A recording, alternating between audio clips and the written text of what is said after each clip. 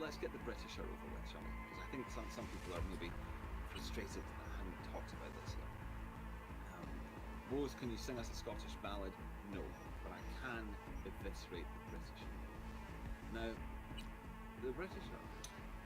Hey, everyone, welcome to Info Flash. He could turn out... Say, did y'all lose power yesterday He too? could turn out to be the Crichton Tea of 2020. Well, And I hope that he does.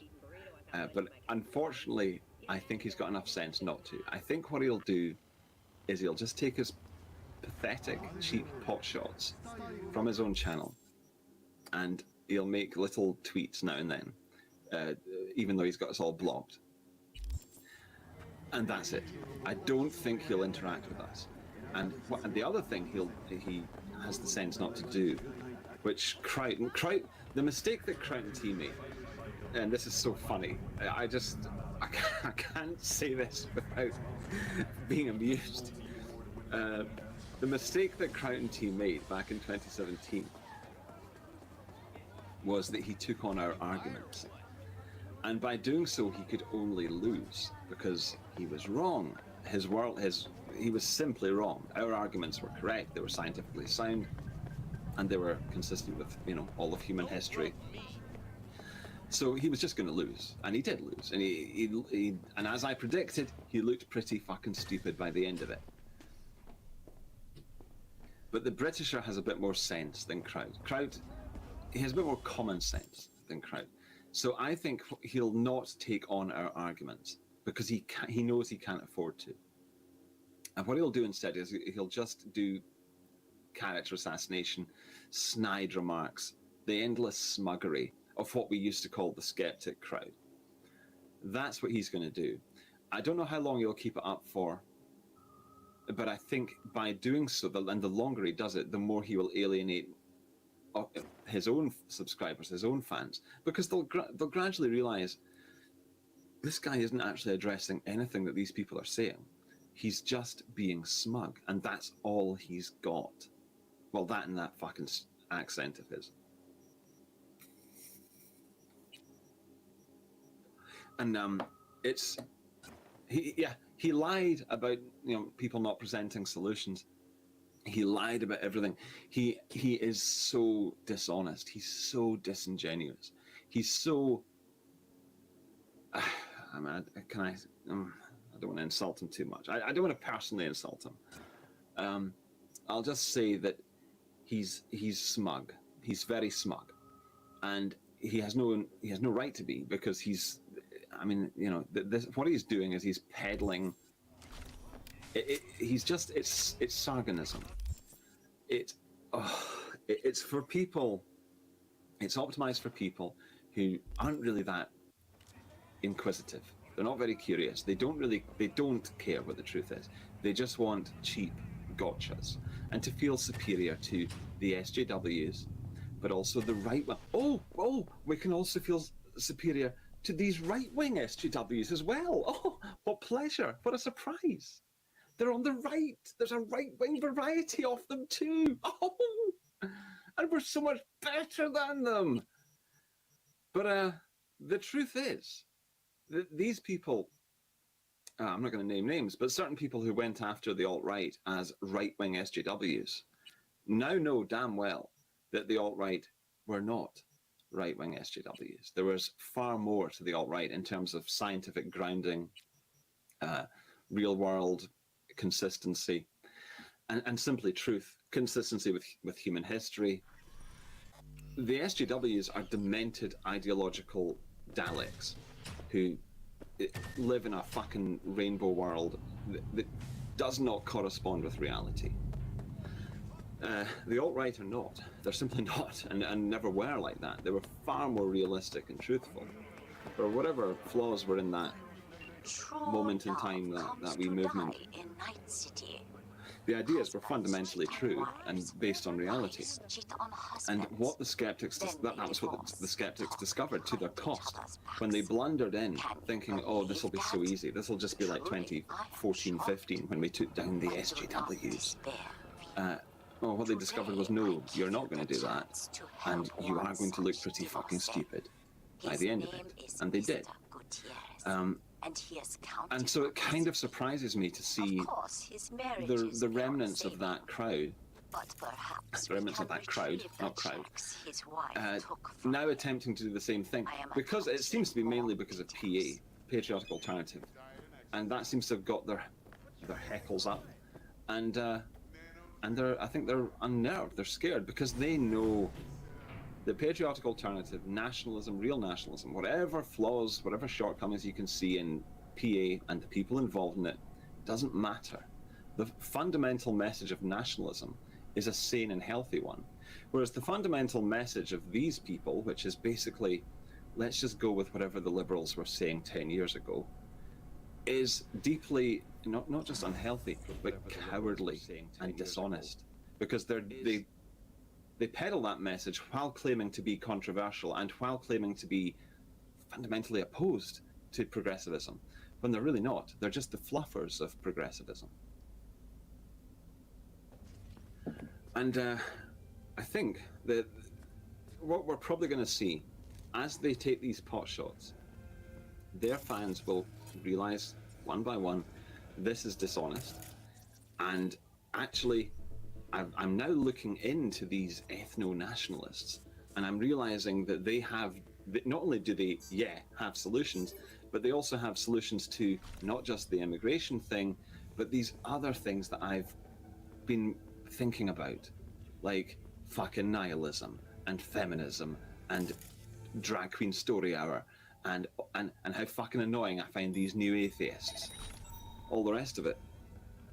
So they'll probably end up inadvertently, as they did in 2017, they'll probably end up driving people towards us in their pathetic, vain attempts at doing the opposite, which is that's the only goal of the Britishers' video, was to prevent people from looking into us. But then again, why do they even want to do that? Because they know damn well that their message is a false, empty one, whereas ours, again, whatever complaints you can think of about us, and it doesn't matter, our message is fundamentally a healthy one. And it's fundamentally a forward-thinking one, whereas theirs is just an endless, blind, wanky, myopic rehash of the 90s. Which, of course, led to the 2020s. And if you were to return to the 90s, you'd be on course back to the 2020s all over again. That's how shallow their treatment of all of these issues actually is. It's much even worse than that. I could go into even how shallow it all is, but we all know, so I'm not going to bother preaching to the converted. The point is, suffice it to say, that they don't actually address any fundamental things, because they don't actually have a fundamental disagreement with the progressives, except for collectivism. But all the recommendations for society, well, the skeptics are in line with it. They're not going to go against anything. But what? I mean, women should be paid the same as men. Oh, God. Big fucking deal. Big fucking deal.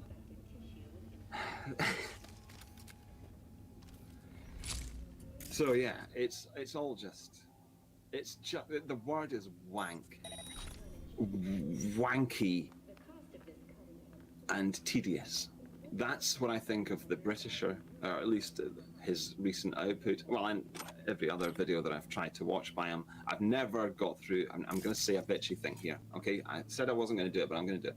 I've never managed to get through a whole one of his videos. I can't do it because his smugness is overpowering. But again, it's... You know, they think that that's an asset. To be smug is an asset. It shows that I'm confident in my ideas. It shows how little I think of these nasty racists. But no, it just ends up coming across, it ends up being tedious and insulting, and it ends up coming across as desperate. And underneath all that smuggery, indeed, there is a fucking lot of desperation. Because they know in the end, their whole thing has a shelf life. Their shtick has a shelf life.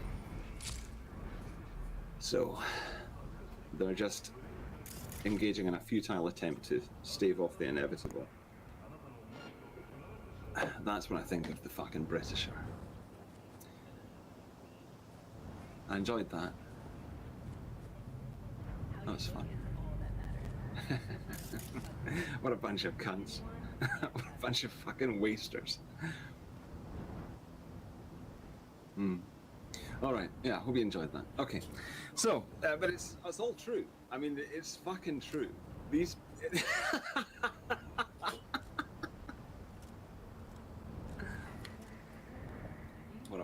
seriously, I mean, I really mean it. I can't watch his stuff. I've had to really force myself to watch that recent one, and even then I had to watch it in bits.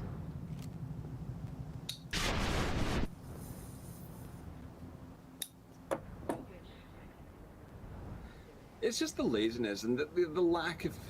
what I can't stand is the lack of curiosity. And I'm not even saying about any particular issue, just any issue. They've got this thing. Okay, no, we've got it all worked out. You know, we've got the manifesto. There it is. It's just people need freedom. People need to be left alone. And so what if that leaves society wide open to subversion and, you know, degradation? So what? People choose things. I'm comfortable letting people choose to destroy themselves. Actually, I remember Sargon saying that. There was some millennial, I think it was 2017, where he was basically saying, because I came up with this thing about the boat. Okay, a bunch of folk are in a boat, you're standing at the shore, the boat's got a hole in it. What are you not gonna tell them to seal the gaping hole in the boat that's causing them to drown? And he said, no, he would let them, if they don't want to, then why is it his business? And in the end, it's a creed of impotence. It's a creed of people who don't have the will to power in any way. They just want to kick back and play video games. And you see this. You see that playing that disengagement, lack of curiosity, lack of concern, and effete disinterest. You see that permeating the entire skeptic crowd. And it's not pleasant. And it's not admirable. It's definitely not honorable. And it's not fucking enlightened or intelligent. Or intellectual, for that matter. So yeah, okay, that's what I'll say about the Britisher and co.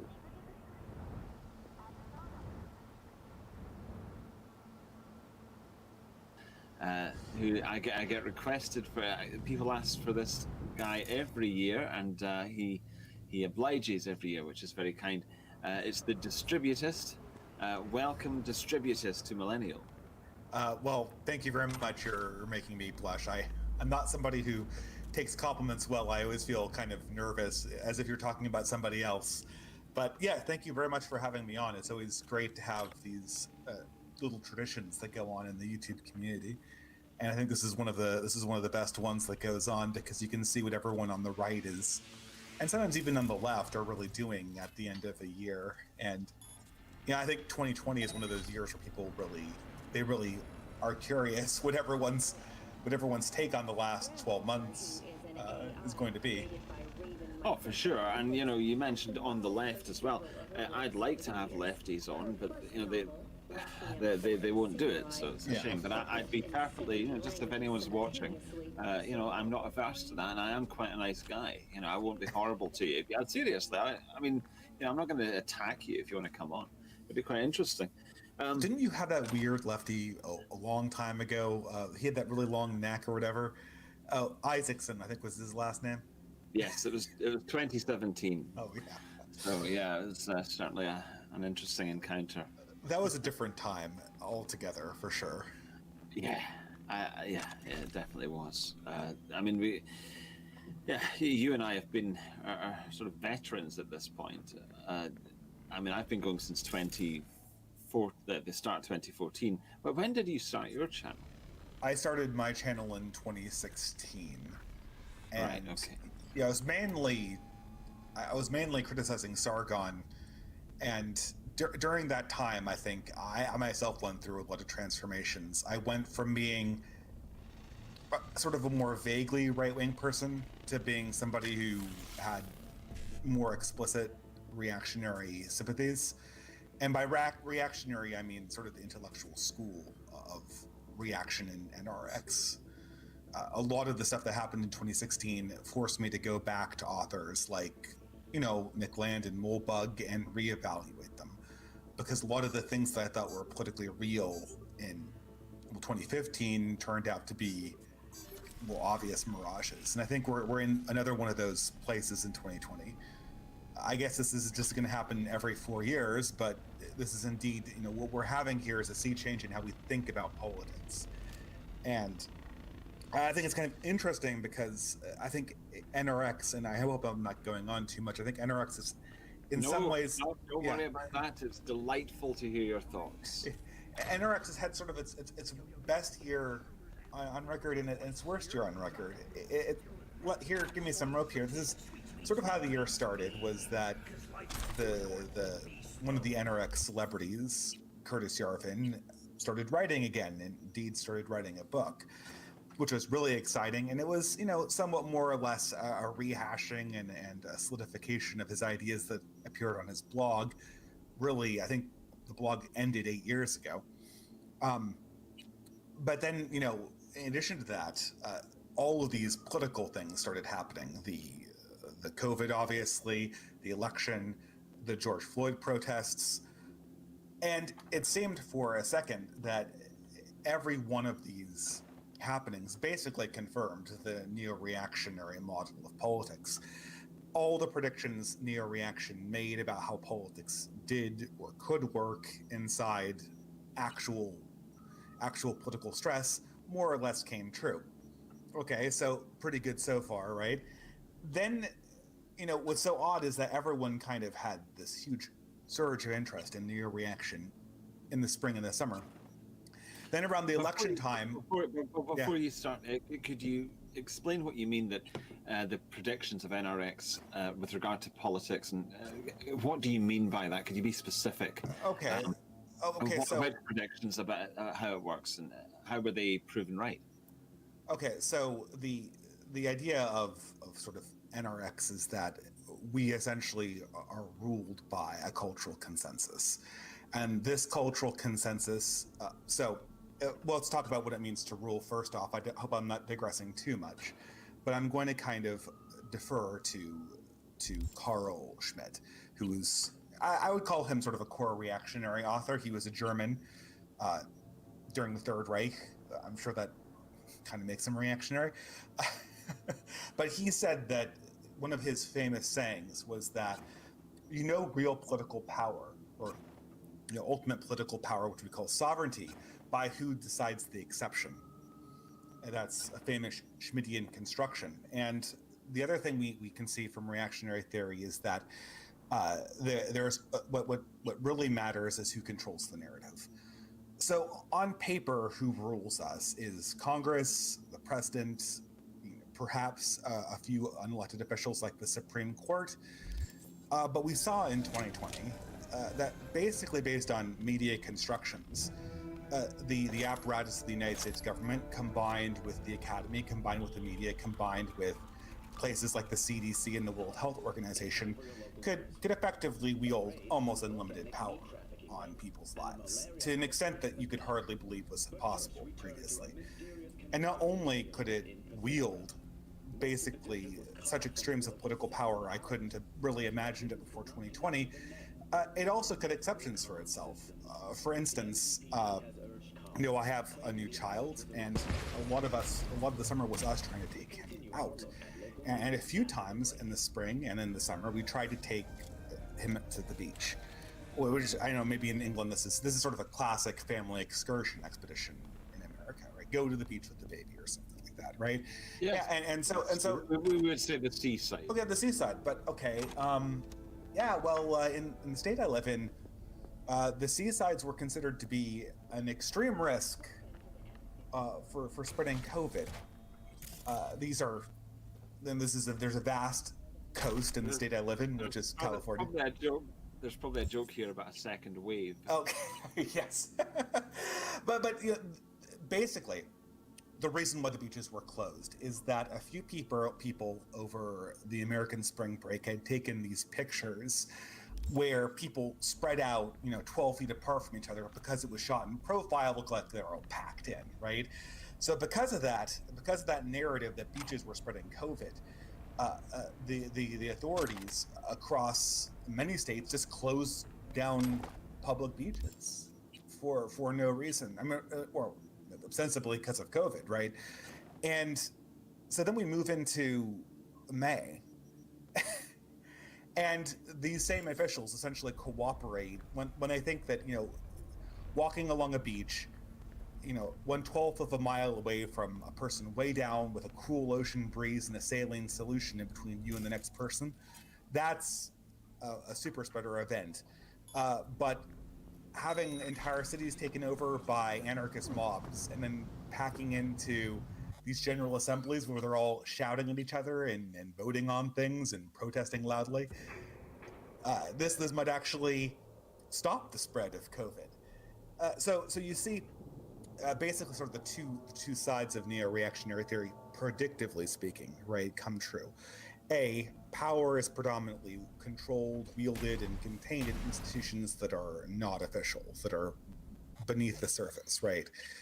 I know other people have different ways of talking about this, and every now and again, conservatives will try to point their finger at this object. For reactionaries, we've always called this the cathedral, which you might as well just say is the informational apparatus of our society, or the information management apparatus of our society, which is unofficial and which controls the narratives that rule our lives. The second thing is that basically, when power is in operation, you can always tell its power by the fact that it cuts exceptions to its own rules. And so you could really see how power was operating, not only necessarily during the COVID times, but also in this election period. Power basically did what it wanted to, and then came up with a narrative explanation after the fact, retroactively. And it worked perfectly fine for the most part. Yes, well, this has been a big deal this year. We've watched power, to use your noun, just create its own narrative, insist on that narrative, and not face any real opposition. I mean, it's been completely unimpeded in spreading a narrative, which, in multiple narratives, which have been obviously flawed, if not fallacious, and power has been able to do that. And even when it's obvious that there must be, just rationally, how can it be okay to do a BLM demo, but an anti-COVID demo is breaching social distancing protocols? That doesn't make sense at all. It makes absolutely no sense, right? Like, why can't you go to the beach when people are locking down 5 neighborhoods of the most densely populated area of the state, holding massive protests? It makes absolutely no sense, but we were asked to play ball with this. I mean, you could go to our governor, Gavin Newsom. He basically canceled Thanksgiving, and then the next day went out to a big fancy dinner with a bunch of his donors in public. Yes. And again, that's another thing, is the shamelessness of the hypocrisy. Because these people are so powerful that they don't even care whether they're found out. It's just a joke, really. And I know most people in Britain probably will be thinking, oh, Thanksgiving, what is that? Just a day off. My wife, who's Canadian, she regards it the same way, as just another, day off or something. But for Americans, canceling Thanksgiving is roughly equivalent to canceling Christmas, right?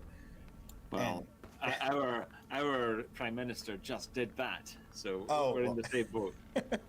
Yeah, him, Gavin Newsom, and the White King from C.S. Lewis's The Lion, the Witch, and the Wardrobe all are infamous Christmas cancelers at this stage. But what's sort of funny about this is that, and I'm not complaining about this at all, but I noticed that just as sort of the predictive realities of the NRX ideas were coming to fruition, people started really souring on it in sort of October, November. And I think what really happened was that sort of the insight that NRX was providing became obvious to a large degree. So there wasn't that much utility out of pointing out the obvious. And furthermore, sort of the weaker areas of neo-reactionary theory, which are the prescriptions of what to do, of which there are basically none that are serious. The absence of that became very, very apparent.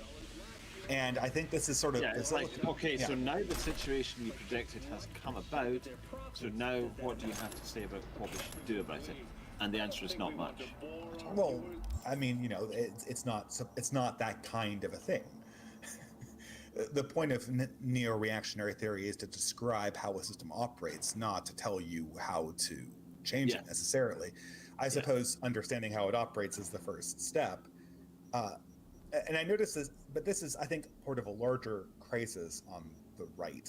And this is that no one really has very many good ideas of what to do. And I don't mean this in like, you know, obviously I and you and anyone listening can go and do something positive, either for our communities or for a counter-progressive position generally.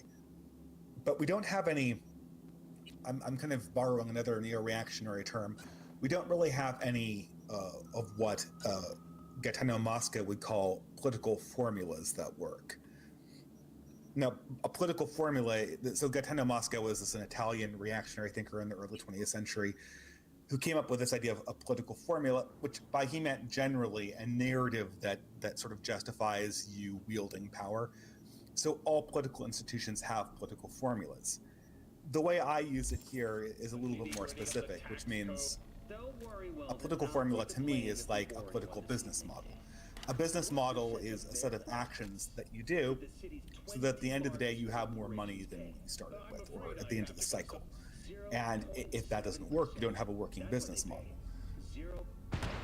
The problem with the right now is that it has actions that it can do that will advance its agenda, but those actions don't actually buttress any kind of power apparatus that supports the right. So the left has tons of political formulas, and maybe we can talk about some of them because it's kind of funny how well they work.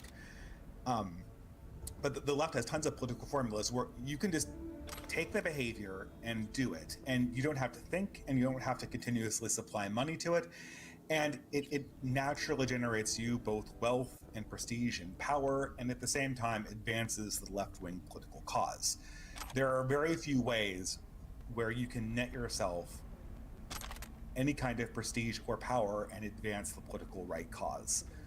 Hence, you know, in the more specific way that I use it, the right doesn't have any political formulas that really work for it. Well, what I would say about this, just off the cuff, is that the left has political formulas today, yes, and they work, yes, of course they do. But I think that that's to a large extent dependent on the environment in which they're operating in, because namely it's a very sympathetic environment because it's been made that way over the last 100 years. So it's sympathetic. It's ready to accept those formulas, those narratives, and to work with absolutely. them. It's acceptant of them. So whereas it's not acceptant of ours because it's not designed to be. It's not supposed to be. I don't know, again, that doesn't get us closer to a solution yet, but it does, I think, isolate the problem and perhaps give us some scope, because...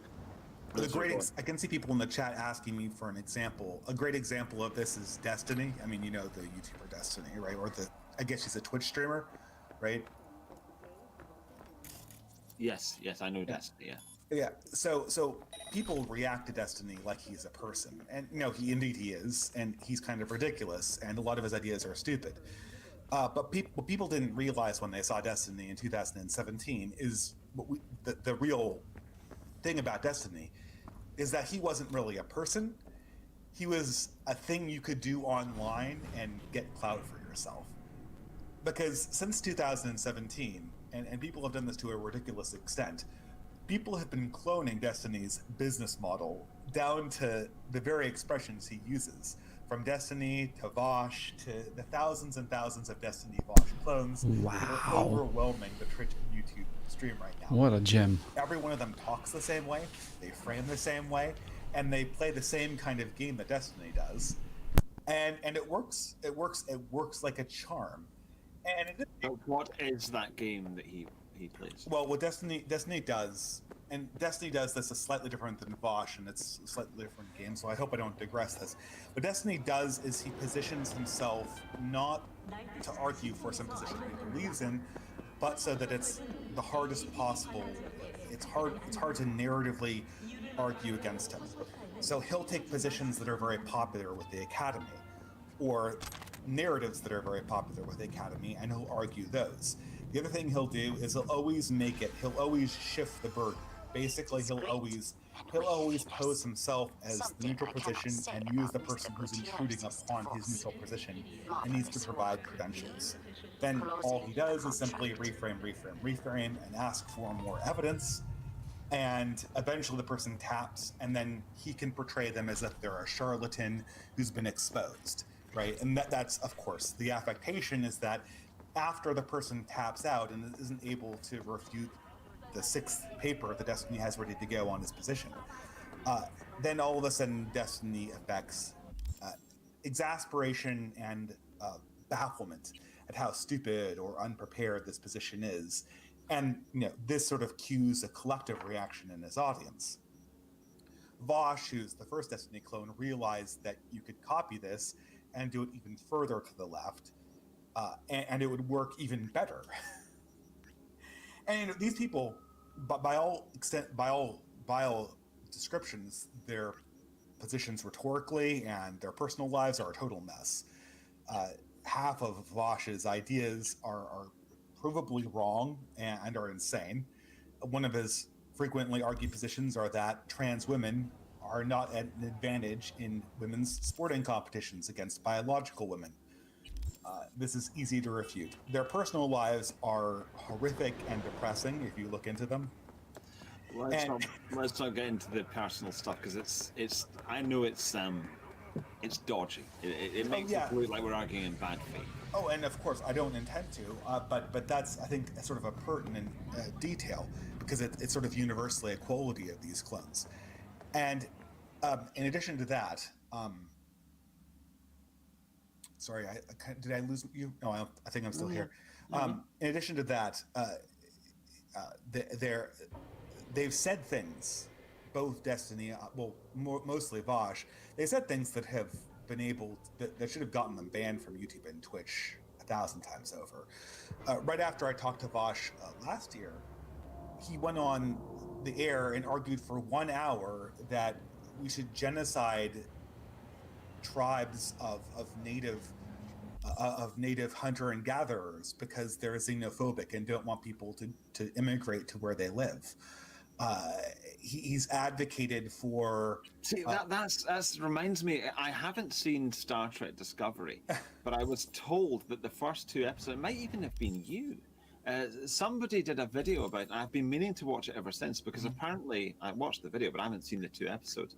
Apparently, the first 2 episodes of Star Trek Discovery are essentially that progressive Starfleet essentially says that a population should be genocided because they're not progressive enough. Oh, really? I haven't seen that, but this will be the same argument, right? Yes, it's the Vosh protocol. That's what you should call it, the Vosh genocide for progress. But this guy has said horrible things that, by any regular standard, should get him banned. He obviously doesn't, right? Because there is this understanding here. So what he does works, and if you duplicate it, it could work for you. So this becomes a successful political formula, a successful way to prop up what these people do in public. And this is sort of the core problem, I think, with the right, is we have a very good set of arguments. Our ability to predict how institutions of power work are very effective. I think they've shown themselves to be very effective this year. But we don't have a set of political formulas that work. We don't have a way of interacting with the mainstream that doesn't cost us a lot and doesn't really give anything back to the communities that interact that way. I think we're still in search of something like that, and it's my opinion that the right is going to have to undertake some radical transformations in 2021 and 2022. And it's going to have to emerge as something much, much more broad and much more broad and also much deeper, in the sense that it cares about things. It cares about ideas that extend beyond just the crude politics at the top level. Yes, that's one thing that I'll go into first before I go into the other bit. Mm-hmm. I think you're absolutely right. The left carries with it this sense of virtue and morality, that the politics, the individual policies that they might advocate are one thing, but they're just tools in the name of a cause, and the cause is social justice, the cause is equality, the cause is articulated in various ways, or progress, fairness, of course, and prosperity as well, because we all love prosperity. So it's, and I don't know, you could go into it more deeply even than that, but that's what underlies all of the stuff about the police needs redevelopment, reformation, and the education system needs to be overhauled, and all the rest of it. But what underlies that is this crusade, a moral crusade to change the world, to transform the world. The right does not want to transform the world, and I think or doesn't profess that it wants to change the world. And I think that might be a mistake, actually. Go on. I think that might be a mistake. I think the right does need to want to transform the world. Oh, we need to want a future. Yes. We need to desperately love a future that we're not getting. Yes. And I'm sort of known as the traditionalist because I subscribe to a traditional morality and religion and social mores, but I've become really sick of this whole. I'm not sick of it. I mean, I understand the motivation is true, but the aesthetic of return to tradition, the sort of casting back to things that are native and comfortable. I kind of want to balance this out with something else that imagines a way moving forward into the future. Yes, absolutely. Yeah, I completely agree, because I think that the thing about the trad wife, trad family, trad morals, it's all very well and good. I think it's jargon-esque, which is one problem with it. It's sort of a semi-ironic thing. The girl in the wheat field, all that stuff. Yeah. But I also think it's a bit unrealistic, because we are all products of modernity, and I think there's a large degree of an unfeasible, an untenable amount of LARPing involved in this. Now, some LARPing is fine because it's fake it till you make it kind of thing, but this is too much of a reach. When we're talking about people, Zoomers, Millennials, even Gen X, who are really fucked up by modernity, and for them to say, well, I'm aspiring to this, a very small number of them will manage it. A much larger number will screw up, and I know, I've seen it. It happens because it's unrealistic. Now that's not to say that's not the end of the matter. And I'm not saying that these aren't worthy goals. I'm saying that we should be more honest about what is possible there. But the other thing is, as you say, it's the trad thing is fine. I'm not against traditionalism, and I do think that traditionalism or traditional ideas, morals, whatever, it's largely the accumulation of wisdom that's been very painfully and painstakingly gathered over the centuries and over the millennia. So I don't think it's something to be sniffed at. I don't think it's just a bunch of dusty old ideas that were largely the products of ignorance or whatever. I have a lot of veneration for them. I think that yes, they are hard won. They're not just stupid things, assumptions. I don't have a problem with them in and of themselves. These traditional morals and so on. But again, it even feels morbid to be that tied to the past, in that sense, a sort of doctrinaire sense. I think it's wrong. I think there's not enough talking about the future. There's not enough imagining futures. There's not enough of a sense of possibility and creation and innovation on the right, and there never has been. I mean, the nearest you'd get to it is the fast wave aesthetic. But That's still nostalgia, right? It's still nostalgia, and it's also quite limited. It's quite, it's not. Yeah, and you're right. It's still nostalgia. Ironically, it's still nostalgia for the '80s, and I like it. I love that aesthetic, but it's not enough. And I really think that, you know, if you look about the left, I always think we should look to what our opponents did, and basically copy their tactics as much as we can, or as much as we can bear to. Well, I might just, I mean, in a sense, yes. Well, what I was going to say was that they imagined the future. They imagined a future, and then they built it, and because they believed in it, and were able to persuade other people to believe in that future. And that's fundamentally, that's one of the ways in which they got the public on board. Now, there's more to it than that, and that gets me to the second thing I was going to say, but you can react to that. Well, yeah, this is the thing. I mean, what the left wants to do is they want to bring us into the dynamic of we're the future, they're the past.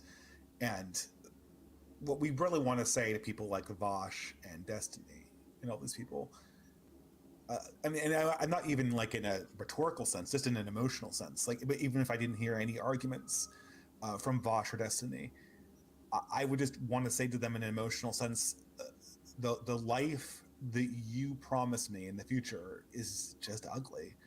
It's really, really ugly. It's the existence of the Bugman. The Bugman has no past. He has no connection to deeper roots. And going forward, he has no purpose to exist beyond. He has no purpose to exist beyond his own pleasure and beyond getting dopamine hits. And this is sort of, and this is never explicitly part of it, but this is more or less what Destiny and Vosh sell. They sell a politics that does not require the people who are listening to them, who are trapped in a Bugman lifestyle. It does not require them to move, and in many ways justifies their existence in what frankly is a depressing existence and an incredibly ugly prospective future, which only promises a doubling down of this existence. Do they want to believe that 2020, like the plan that we're on right now, involves us living more authentic lives attached to a community and a land? Leave aside any of the cultural stuff that we argue about, just those two basic facts. Everyone knows it's not heading in that direction, and Bosch and Destiny, I think their audience understands that this is the politics. This is the politics of living in pods and saying goodbye to anything that might be meaningful outside of simulated pleasure.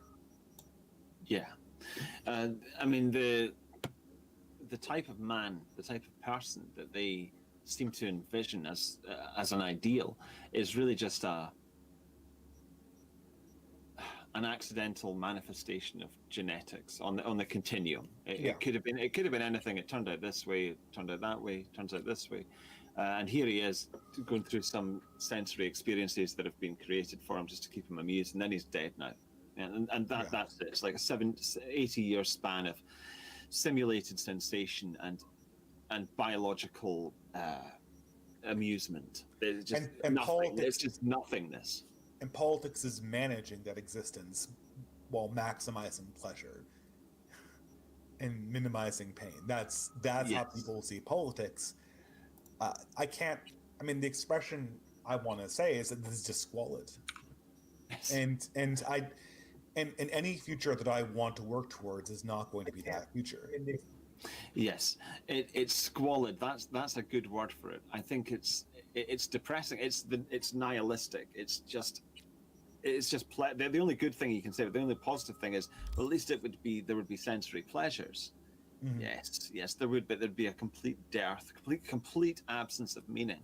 And this is what it always amazes me when you see people like Destiny and Vosh. They seem to be completely happy with that. They seem to be quite content with just an existence that has no meaning.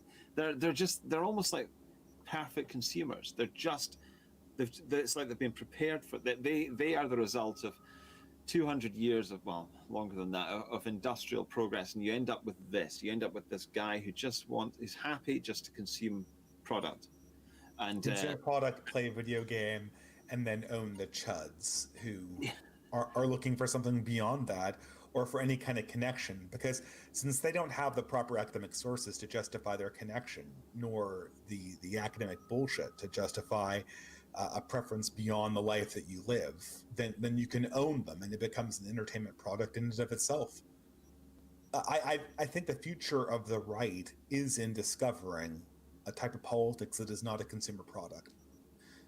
Now, I'm not so sure how to make that some kind of political formula, but there's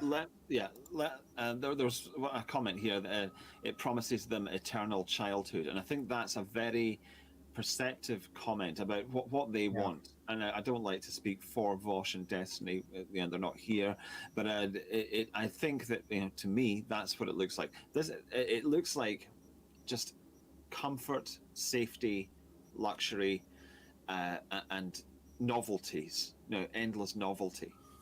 I mean, I was just in a debate a few weeks ago with one of these Vosh clones. And in that debate, they were arguing that children should be fully autonomous members of society and have equal power against their parents, because there's nothing, given our technological advancement, their argument was there's nothing that a parent does that differentiates them from a child, and therefore they should be as equals. And essentially they're commending sort of a reality where we get rid of the nuclear family and consider sort of all people equally dependent on this collective apparatus. They didn't say state because that's a no word for the left, right? But essentially some overarching apparatus of management would essentially take care of adults and children. And so regardless of age, you'd be on an equal ground. And this is how they got around the fact that they're egalitarians even when it comes down to age differentials. Yeah, I mean that does have rather sinister possibilities there. That to pedophilia and so on. It's pretty dark. I'm sure that's eventually where it's going if it's not there already, right? Yeah. The other thing I wanted to say was that it does remind what you've just said about the state protecting everyone, looking after everyone equally, and raising everyone.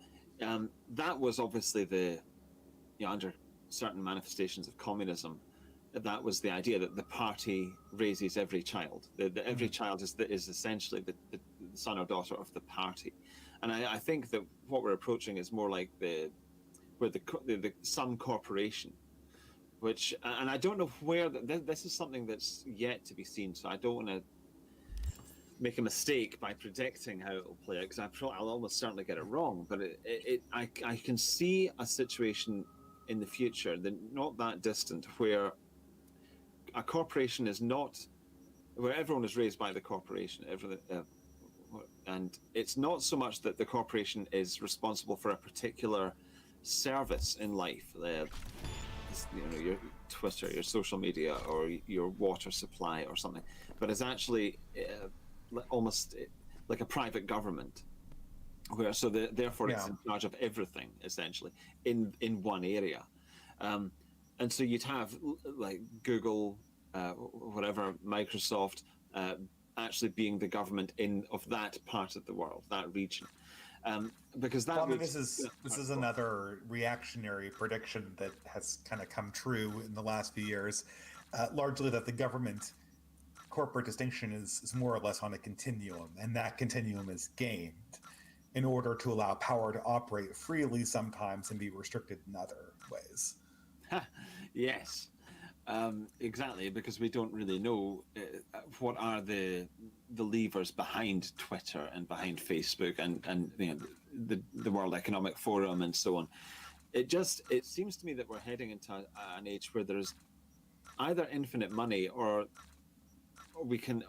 corporations' powers can operate as if they have infinite money. There was a thing. When we were discussing this thing, I think that's not going to happen. I think that's the great lie. If they have infinite money, then it's game over, right? I mean, that's if someone can generate infinite money, they can generate infinite power and infinite will. Well, they could enslave a population into debt, multi-generational debt slavery. Yeah. So that effectively would be an infinite supply of money. just off the cuff. I'm not I haven't looked into this, but there was a thing recently, and I believe it turned out to be a conspiracy theory, possibly one deliberately engineered in order to discredit people who were objecting to the Great Reset. But it was a thing about a government meeting, some fairly low-level government meeting in Canada, where, and it was an account of this meeting, where apparently something called the World Debt Reset Program was going to clear the debt of everyone in Canada, but in return they had to give up their private property, and including their houses and so on. Yeah, I mean this is what really comes down to.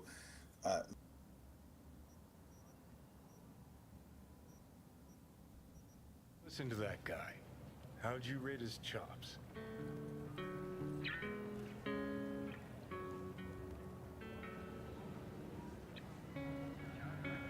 To my untrained ear, sounds all right, I guess. I mean, it's easy listening at least. Know why? Technique's second rate, but the feeling, that's what counts. Guy's hurting, got something he can't take, and it shows. Could stand a little more stage presence. Fingering's all wrong, loses the tempo more than he keeps it, but not bad. You really know how to give a guy a compliment. Is that how you got your start? Street busker with big dreams? Don't make me laugh. No time for playing my way to the top. Was too busy shaking the world awake.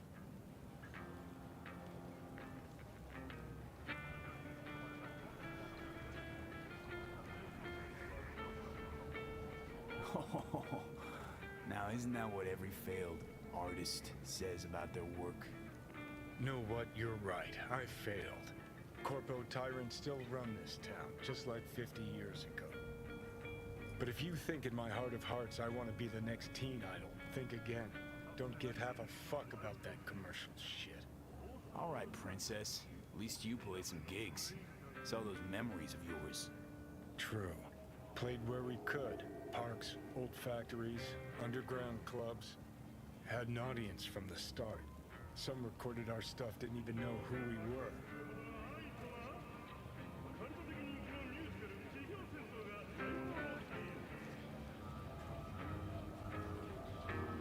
So, you're saying some old samurai bootlegs are still floating around town?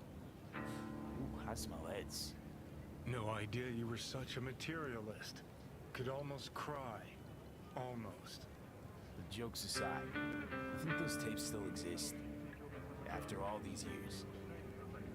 You know, Rainbow Cadenza's not far from here. Club we played till the band fell apart. Great spot. Place for people with their heads on straight. Maybe they'll know something.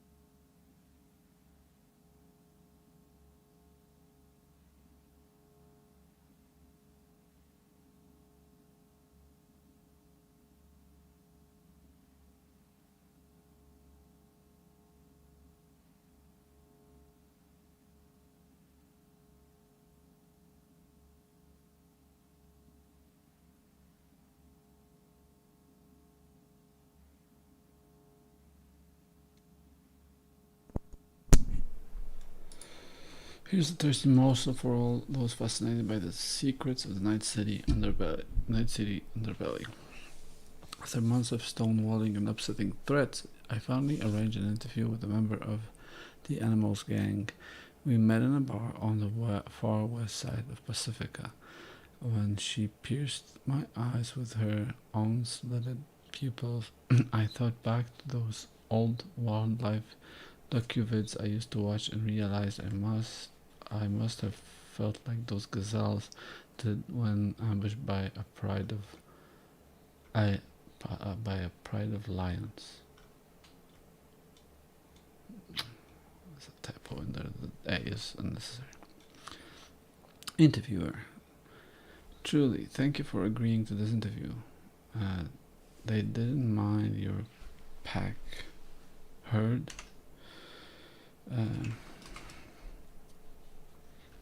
An animal buster of laughter. They don't give two rat shits. Do what I want, when I want. They got a problem, me and them can square up. Thing is, I know they all too scared to try. Are all of the animals guided by the survival of the fittest principle? Bet your ass, if you ain't hard, you're a blood bag waiting to pop. That's why we bulk, roids, modified horse growth hormones, at least half a day in the gym. Interview interrupts. Wait, confused pause. Did you say horse? Animal laughs. What, you think animals is just cute name? Humans are weak by nature. Hippos, though, they can eat a whole croc. And can you? And dude, tigers? 4-inch canines and 700 pounds of pure fucking majesty. And that's who we are, the alpha beasts of Night City, kings and queens of life and death. Interviewer. Sounds like a poet. An animal laughs. Say that again and you'll be wearing your jaw like a hat. Interviewer's nervous laughter. Yes, well, clear throat.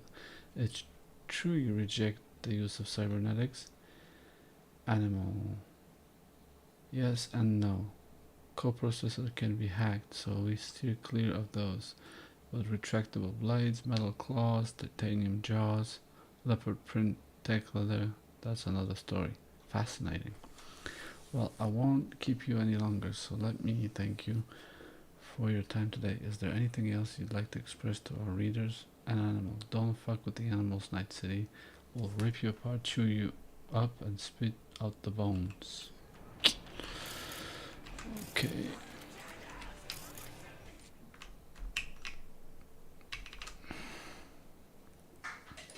The Great Reset thing, and this is kind of where I want to repossess this language.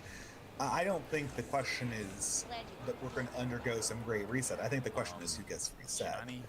Because I would love to reset the World Economic Forum. I would love to reset the IMF. I would love to reset Google and Twitter. But Yes. you notice in all of this Great Reset stuff, there are some people who are going to get reset and some people aren't. And the people who are going to be reset are always the middle, upper middle, and lower middle class, and sometimes lower class. And the thing that's going to preserve its narrative structure and its informational structure indefinitely are the large bank databases and the large managerial databases and large managerial and bank elites that stands above the entire apparatus of debt. Yeah, exactly. And this, I mean, this thing, this account of a government meeting, as I say, I think it's turned out to be a sort of hoax. And I wouldn't be surprised if it was deliberately engineered in order to make anyone who objects to the Great Reset look like a tinfoil hat wearer. So I'm not going to say that it's real, this thing about the World Debt Reset Program. I don't think it is. But it was plausible. And that's the thing. It felt, I could imagine it being real. If not now, if not next year, then 10 years from now, 20 years. They've spitballed these. I mean, that thing might have been a hoax, but they've spitballed those ideas before in the past. I know that the Franklin has commented on this. I've seen these articles where they published something in a journal, usually something like the Atlantic, And the article will run something like, in the future, you'll own nothing and have access to everything. And it's this positive puff piece of a paper that came out of one of these think tanks or an NGO like the World Economic Forum. No one's heard of a single. I don't know. I mean, they're always going to call this a conspiracy theory, even though we know specific people who talk like this and write these articles and commend this and so on and so forth. I think a lot of it we bring on ourselves because we talk about it in stupid ways. But a lot of it's just informational control. They can decide the narrative that's going to go on top of these things, so they do. Yeah, I heard I can get of course, some decent and that's happened for quite a few years now. With well, I don't think I can afford even to mention specific things, but something has obviously been real. But by talking about it, samurai, you get accused of being a conspiracy theorist. It's quite incredible. Never fade away. But anyway, so with my axe, what would you say about this possibility of a future where effectively Silverhand was the one true messiah of well, I mean, rock. something like the World Dead Reset Program wouldn't be a corporation as such. It wouldn't be a private corporation, but it would also have no democratic accountability whatsoever. I mean, it reminded me, because I was thinking about this, that there was one line in that account was we were told that the World Debt Reset Program would handle all of the details. And that reminded me of Twitter. Now, some people think I'm obsessed with the fact that I was once banned from Twitter. I'm honestly not. It's 2 years ago now. I don't really care. In fact, I really don't care at this point. But leaving that aside, one of the things that I noticed was in more recent exchanges with Twitter, if you complain to Twitter, you have got no idea. The email you get back will be completely boilerplate reply, and then it will say, but forget it. Thank you, Twitter. It'll be signed Twitter, the name of the corporation, not an individual within the not someone that you can name and go to and cite as a reference or whatever. It's just the corporation. The entire corporation is talking. Nobody told Carrie the last time they met. Is talking to you, and you have no idea what that actually means. Not your noise. And I thought, when I read the World Debt Reset Program will handle all of the details, I thought, I bet it reminded me of that, where you would be interacting with a massive, completely unaccountable machine. I used to where there would be no human contact. And that seems, again, it seems plausible to me. So I guess I kind of lost track of the question, because the question was my reaction to this possibility, or? Yes. Okay.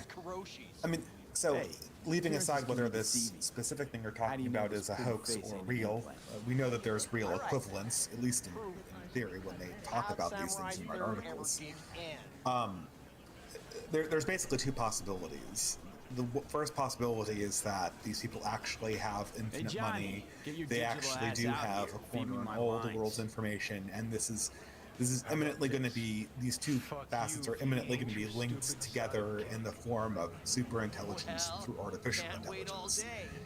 If that's the case, which I consider a very rare possibility, it's pretty much game over, except for people who just want to shrink power structures down to the point where this godlike powerful entity is not going to care, or it's not going to be worth its time to pursue them, right? But I think that's a very, very remote possibility, that they just have everything completely sewn up. This is more or less a victory lap. I think that what's going on, and what's much more likely going on, is that the elites are desperate. They see that what they're planning on is not going to come about, and these concepts of having infinite money and post-scarcity economy are more or less pipe dreams that the only thing they can rely on, because they're more realistic dreams of a common market and an EU that was constantly expanding, liberal social democracy, or liberal progressive social democracy.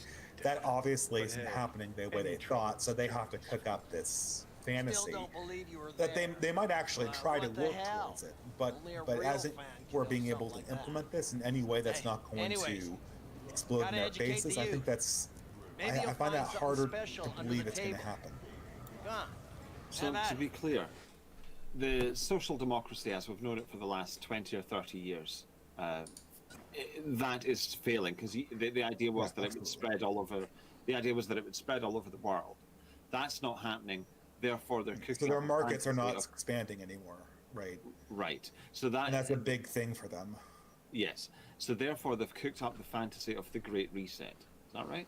Yeah. Well, I'm spitballing here, right? Because I'm trying to get in people's heads that we don't know, right? But the only way that they can make their worldview Take work it. is if you imagine Spread the good them stuff totally around. redesigning society so that they can they sustain say time is economic the best growth, teacher. and so Used that to they can think get that rid was of true. all of their nasty But look political at that guy. problems that they 60 don't at have least, but solutions still for. living in 2020. Right. Guy's the Um, biggest fan. Is it going? Not happy. Yeah, that's all I had to say. I mean, well, I mean, Socket it's not tower to smithereens, all I had to say, but still standing. and this is the problem. Is I think that Don't want people their getting elites are stuck working in a with rut, New Zealand. stuck in the past. So then- This could result real. I mean, I don't want In to the world. overplay this, right? I don't want to make this sound like they're weak. They're very strong, and this wanna force them to change. fantasy world will result just in blow 'em up like a real tower. malice But being music's the answer. enacted Here's against what the people happens. that they think are Grandpa standing in knows the every way damn of their word. fantasy. Doesn't understand But I a don't single think that one. this post-scarcity You'd rather massacre economy, a bunch of people. human race managed by an AI average with James infinite and money, Joes. I don't think that they Maybe they don't actually wanna have that in the change. bag, and I think choice. that political circumstances are take going that to away from disrupt them? that plan.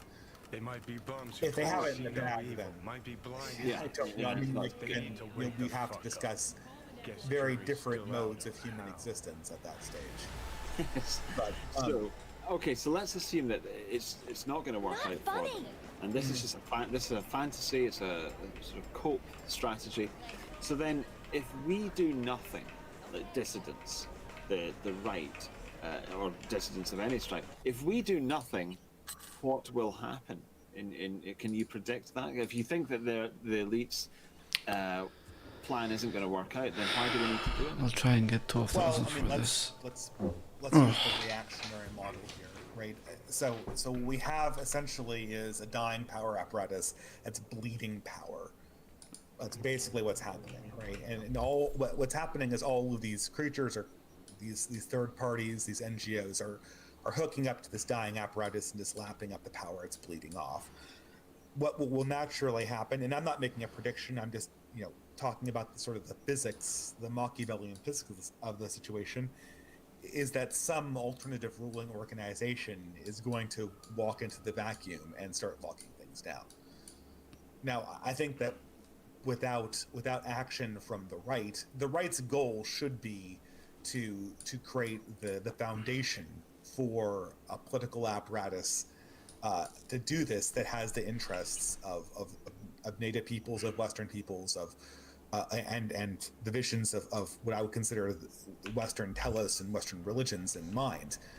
But eventually somebody is going to consolidate power. For instance, in this whole COVID lockdown fiasco, I would say that China, the Beijing faction in China, has taken large strides to consolidating their international power.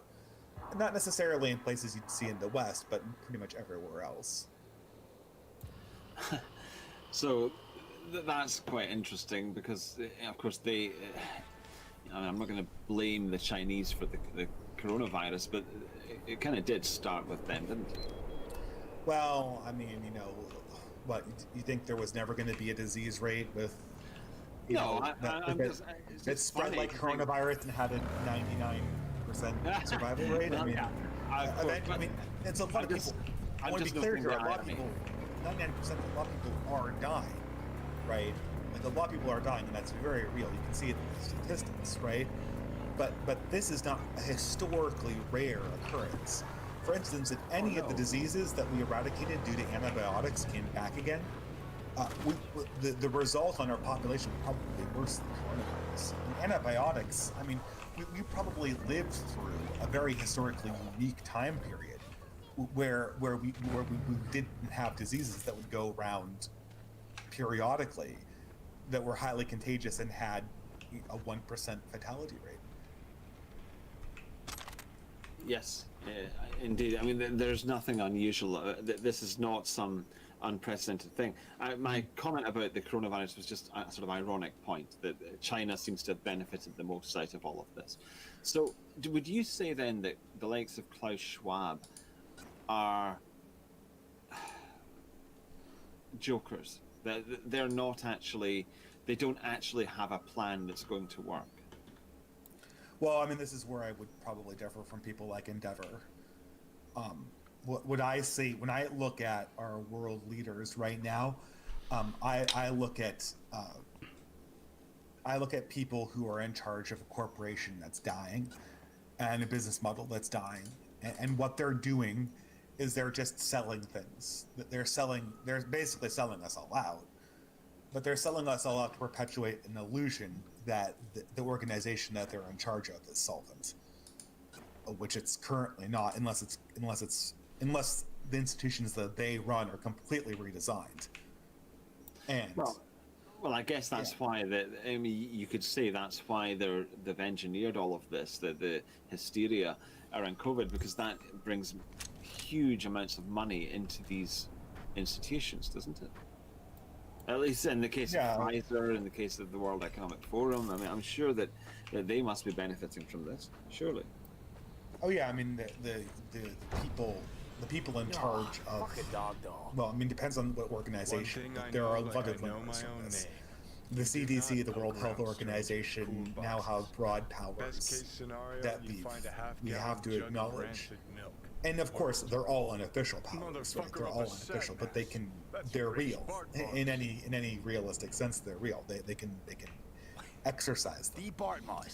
Well, exactly. See, this is a thing that I don't. And I don't think that you're in danger of this. I'm just saying we shouldn't assume that this is about money, because I'd recognize that mug anywhere. These at that level, it's power, and it's the pooling of power. It's not. I don't really think it's. I think money is sort of an afterthought for these people. I don't think they really care, because they can just add it to the debt. But I don't think these people aren't going to get the world that they want. They're going to produce a chaotic world 20 years back, that the only salient feature of the new world they're producing is the necessity to eliminate them and take their place. Gotta be some electronics in here. And I think that if they were successful masterminds, this wouldn't be happening. If the cathedral were working properly, it wouldn't be visible. It's bound to be bunk. The fact that everyone can see it now means that something's gone seriously wrong with their plan. So, okay, I need to think about it. Can you explain to me, how can everyone see the cathedral now? What do you mean by that? How has it made itself? How has it betrayed itself? Because to me, it looks like Klaus Schwab is now a public figure, and it hasn't changed anything. No one cares. No, I think that's. I mean, seeing the cathedral and doing something about it is two different things. The cathedral is just the informational and administrative apparatus of our civilization. The typical understanding of this, right, is that NGOs propose ideas. Those ideas go into the public, and then when the public decides that they're good, they vote on electors that execute those ideas, right? That's what's supposed to happen, right? Did that happen in 2020? No. What happened is that a bunch of NGOs and administrative organizations cooked up a plan. They didn't tell the public. There was no election. And then not only did the plan for confronting COVID go into effect with really no public discussion, the discussion of what to do after COVID was obviously decided and parroted by leaders, basically copying talking points from NGOs. And we all know that these guys won and dined together, right? But we have leaders like Justin Trudeau repeating NGO talking points. Yes. On an issue that was never discussed in public. There was no news program that discussed any of these ideas. It just appeared. None of it. Well, okay, but so when I say that the cathedral is exposed, what I'm saying is that process from cause to effect, where the media, delivers facts to the public, and then the public delivers the election or the narrative and the election, and then the election delivers the administrative power. 2020 has demonstrated that the administrative power and the media and the academy can influence the government without any intermediary contact with the public, or barely any. Yeah. And so that's what I say when I say it's been exposed. Now, I mean, I don't think I think this is one thing that we've learned in 2020, is that, you know, a lot of the right wing or the past, for the past 30 years, the distant right has been kind of talking about this moment where everyone's going to wake up in the West. I mean, I don't want to drop the bomb here, but are we really believing there's going to be this moment where, you know, people are all going to wake up to this stuff? Isn't it all in the public now? Can't we see things? I don't know. Yeah, I mean, I agree with you. That it's like a sort of Nirvana fallacy, perhaps. The promised land thing. It's yeah. One day the public will wake up.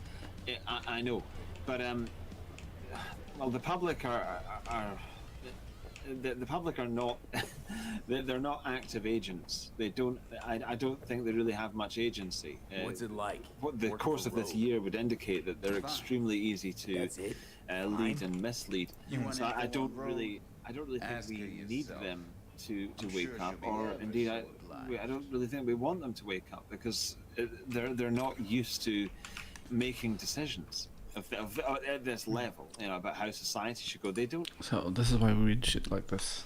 When I imagine what the net was like before Moss, I see thousands of potential threats, 1,000 of opportunities, because the whole system was unstable. Corporate runners pulling one way, post-war rogue AIs pulling the other, financial markets tanked, virus mutations spiraled in uncontrollable ways, and runners got cooked in the living rooms every now and then. Bartmus saw the net as a grenade waiting for the pin to be pulled.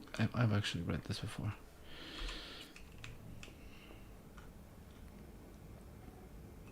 Listen, from one net runner to another, you got any pro tips you could spare? Don't see why not. If you're cool with Rogue, you're cool with me. I can sell you a few tricks of the trade from the Bartmoss era. Rach Bartmoss, D. Bartmoss. Tell me you're fucking with me. Before dropping off the grid, he unleashed a slew of ice-breaking grams and protos in the darkest corners of the net. I heard how paranoid he was. Any idea what happened to him? Who knows? But I was able to dig up a few classic Bartmoss relics. Here, let me show you.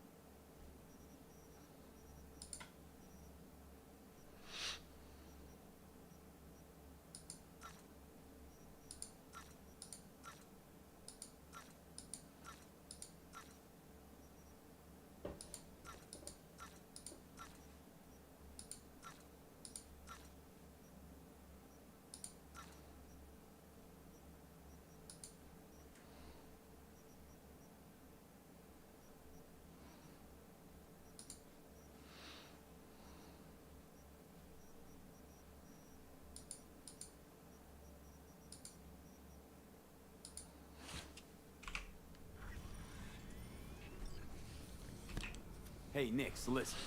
Found something. Bart Moss's deck. Mm-hmm. What else you find? Alan Turing's tapes? Being serious. Have a look-see. Ooh, running shits. Goddamn, V. Where'd you ferret this out?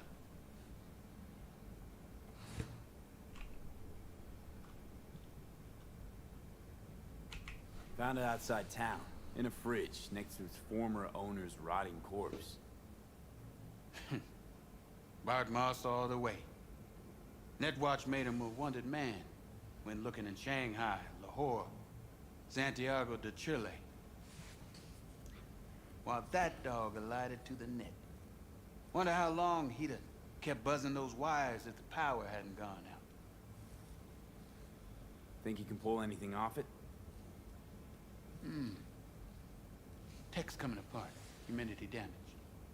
Encryption on the mem cube. Gotta be near divine. Spare me the two-step, yes or no? I can try.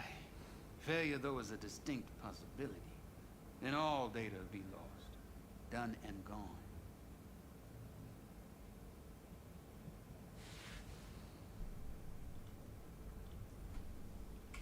No risk, no reward. Get to it. Okay. Put the deck on the counter. Just ginger-like.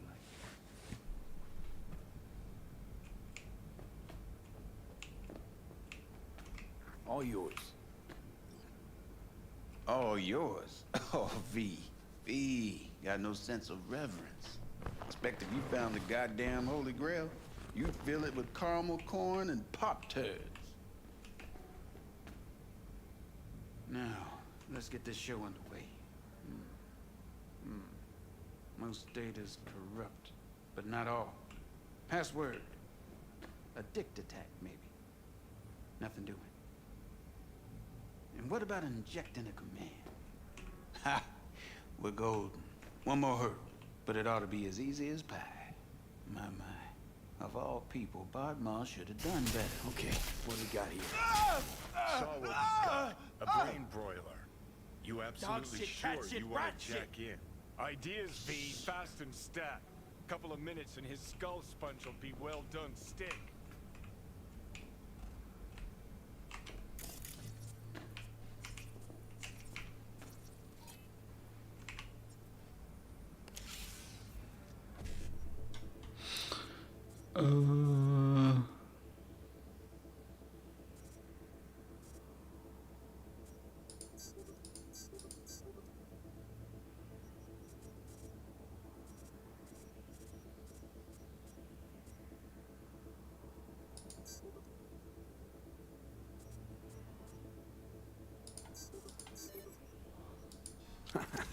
Gotcha. Fucking muffin. You breathing? Apparently. Though it feels like I got a skull full of hot embers. Just... what the hell happened? You started convulsing. Lights went out. Outlets started spitting sparks. So I sat down and finished for you. Hold up. Mean to say, you reached Bodmar's deck? Lowly you? Guess I got a little lucky. Had luck coming out your ears, kid. Alright. Let's see just what you pulled from this artifact. Logs, mail, chat history of sorts. Potentially interesting, but nothing explosive. Shame, kinda. Well, I guess I could delve some more, see if I can't find something interesting in there. Listen, my services usually command a tidy sum, but this time, well, seems you rendered me a service. Take this. Handful of demons live on that shard. Wasn't Bodmar who coded them, but they should be useful nonetheless. Thanks, Nix. You gonna get it together? Be alright? Or, you need help? No. Be just fine. Couple of painkillers washed down with whiskey, and I'll be a new man.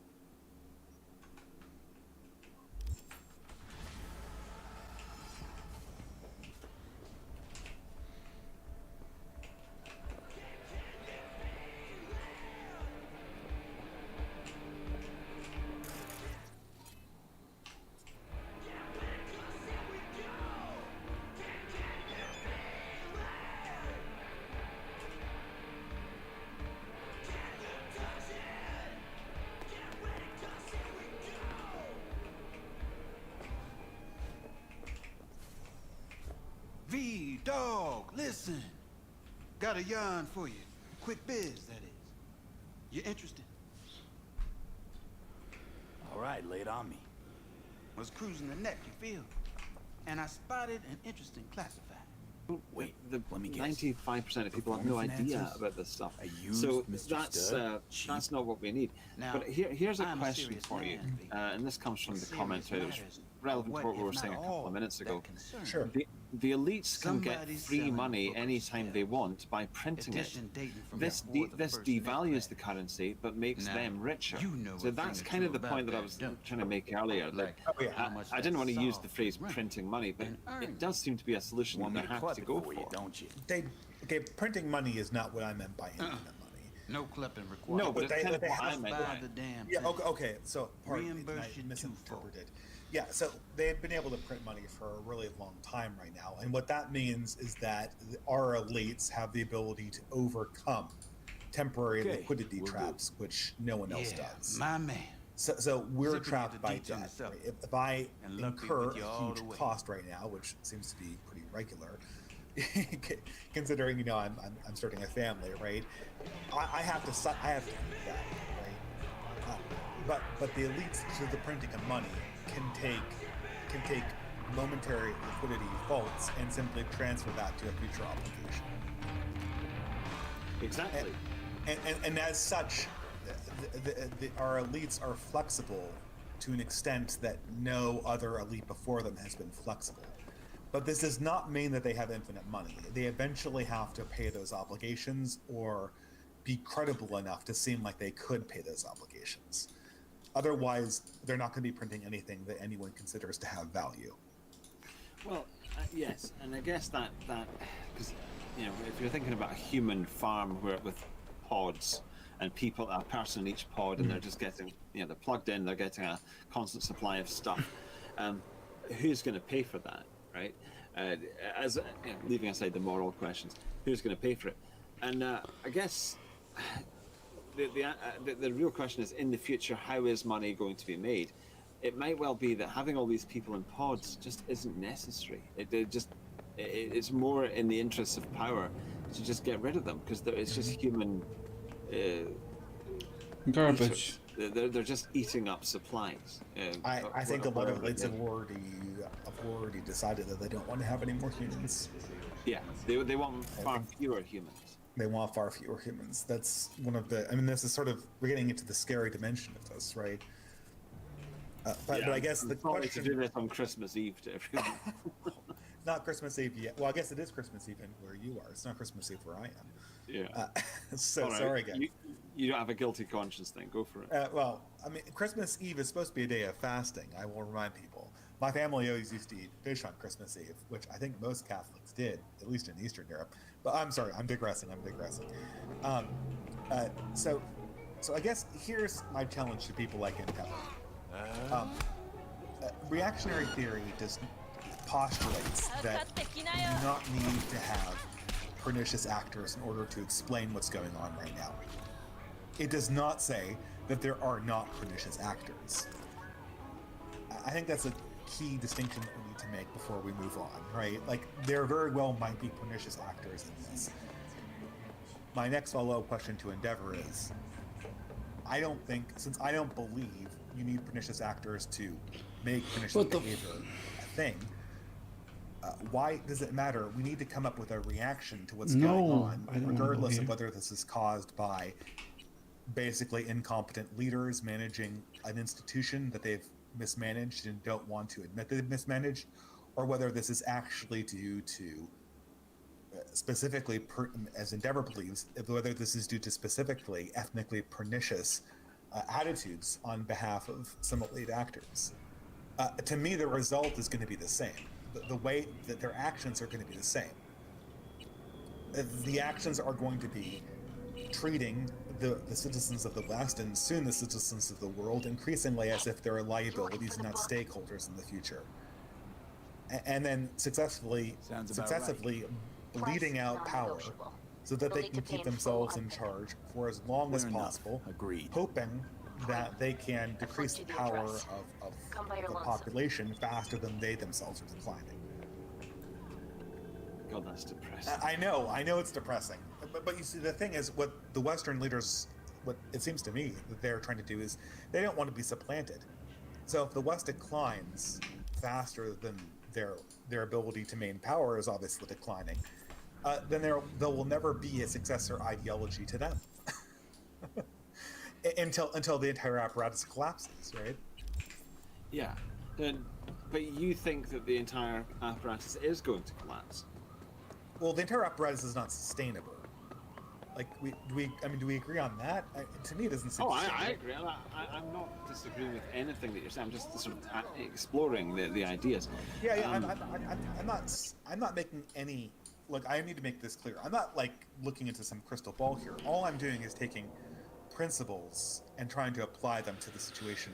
If something's not sustainable, as the economist once said, it wasn't Keynes. I forget who it was. But if something isn't sustainable, then it must at some point stop, right? Yeah, that which can't go on forever won't. Yeah, exactly. So this must at some point crash, and it seems like the collapse is kind of metastasizing. Now that could still be a really long time before we eventually hit the bottom, but what we're essentially seeing with our leaders currently, it's like basically an incompetent CEO trying to make sure that they don't hire any competent managers, because then there would be an option to replace him. Yes, and they would find a bad situation if they did. If he did hire competent managers, they would realize that the screw up that he's made of things. Exactly, and that's. And I know this is different than Endeavor's analysis, but my question is, regardless of whether it's my metastasizing decline that we've seen in many other institutions and societies, or whether it's Endeavor's pernicious actors. No, not the at all. actions of the elite Because I really got and the actions of our pernicious group of actors will be the same. This is what's called Robert Conquest's third law. Are you aware of that? No. You'd be making I'm aware of his a laws, big but I don't know what they I'm are. not after The first con you. one is that everyone's conservative Also, or right-wing about the things I'm not that a they victim. love. I'm The prepared second just one as is that well as you are. institutions persistently go left. And the third one is that over time, any institution's leadership will eventually start acting like a conspiracy against the people who the institution is supposed to serve. Right. Okay. And this is not designed for our current situations. It was designed to describe organizations generally. And it's exactly what we're seeing right now. And I'm saying to Endeavor, or to all people here, right, is people, it will look, regardless of whether it's decline or a conspiracy, it will look like a conspiracy. But the question that puts itself in front of us, though, is how do we deal with this? And I think that what's needed is just a radically different way of thinking about politics and thinking about kind of progressive politics. And for instance, this is an example. I'm not a very big fan of BitChute. It's always how it's every year we do this, and every year it's about to like have a big breakout. It never does. And that's because there's a certain number of limitations with the model that Twitter and YouTube have created. BitChute is essentially trying to do YouTube over again, but with less institutional support, which doesn't seem like me like it will work. The eventual solution is going to be something like PureTube or Mastodon, which is essential, or Urbit, which is a totally distributed social networking system where you basically have common protocols and you have completely independent servers communicating with each other across these common protocols, using crypto technology to essentially keep the data more or less free from hacking, so to speak. Right. Well, I don't want to get into a discussion about Sorry. Yeah. this or that platform. Go on.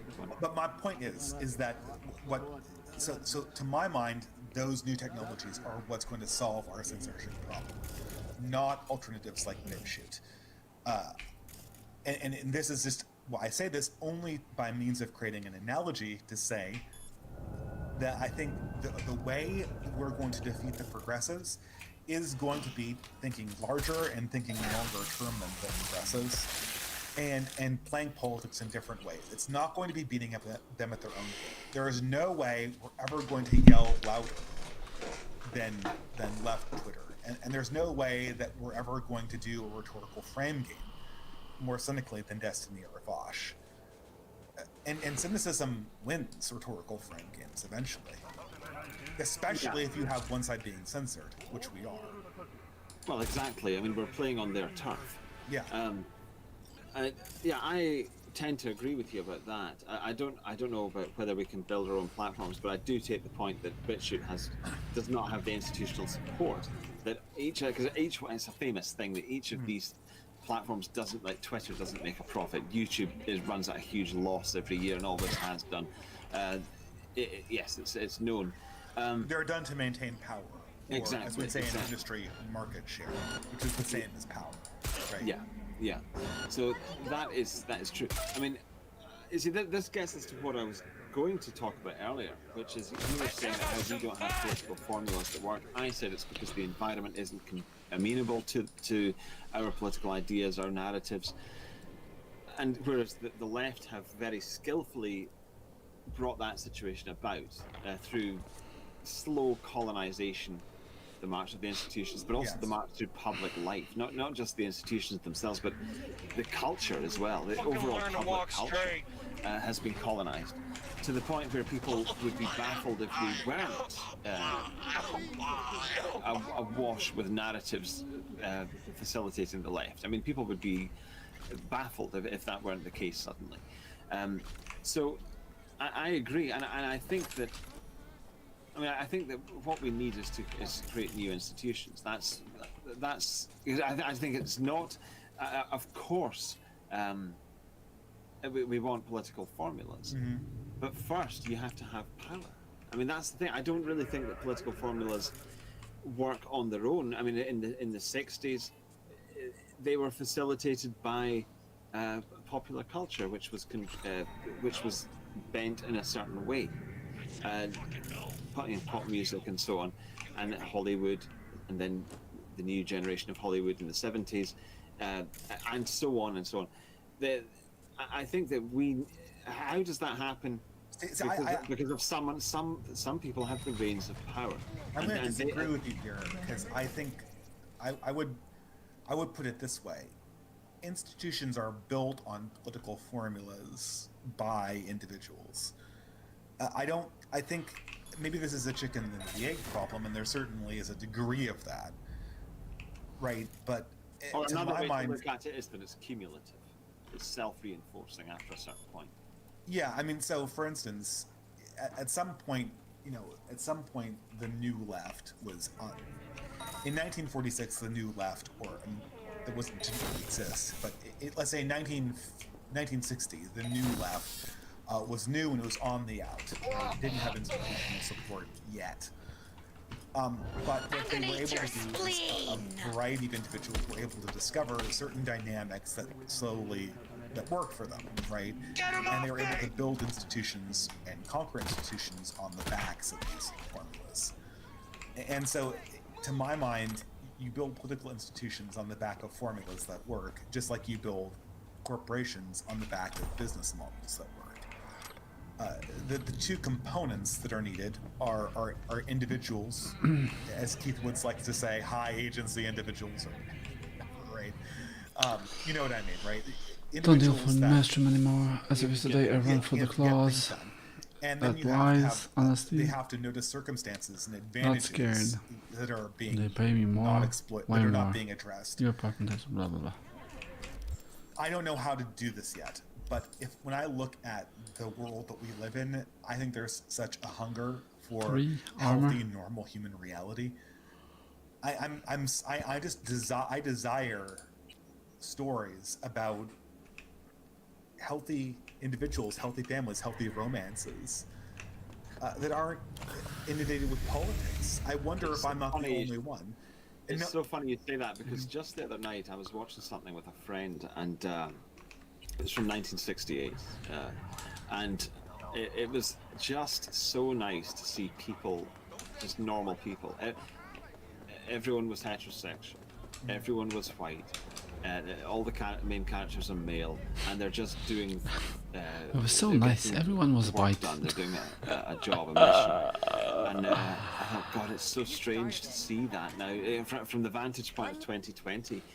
If this thing were made now, that character would be gay, that character would be a black woman, that character would be trans, and it wouldn't be a bunch of men getting on with something and putting their emotions aside in order to get the job done, and putting their petty disagreements with each other aside in order to get the job done. It would be bullshit. It would be emotional, hysterical, It's not even irrational emotional bullshit. It's petty political bullshit and jockeying for I'm just vindictive talking- rank. Yeah, Yeah. No, I get what you're saying, though, right? In the context of drama, this was a TV drama.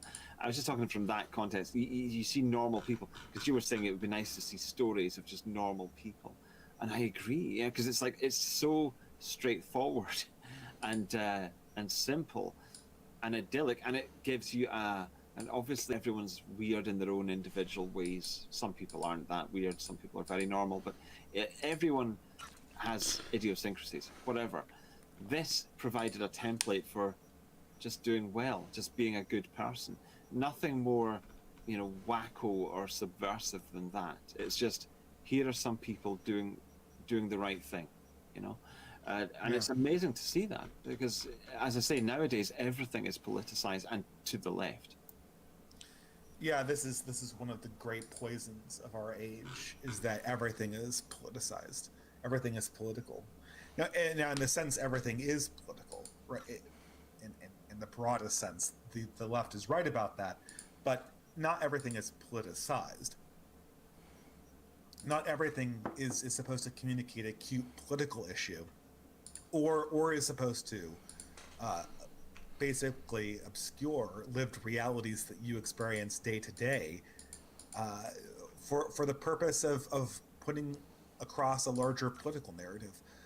Personally, I don't see my life reflected in Hollywood at all anymore, and I live a pretty normal life, all things considered.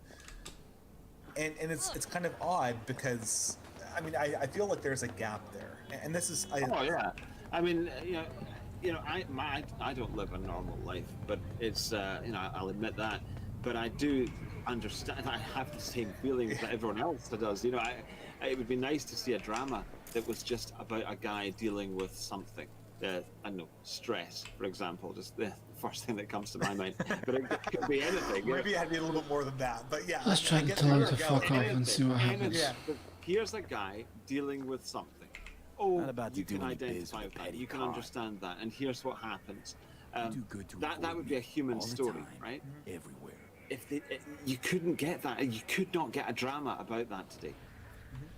Or dealing with his ex-wife, or dealing with his kids, or whatever it is.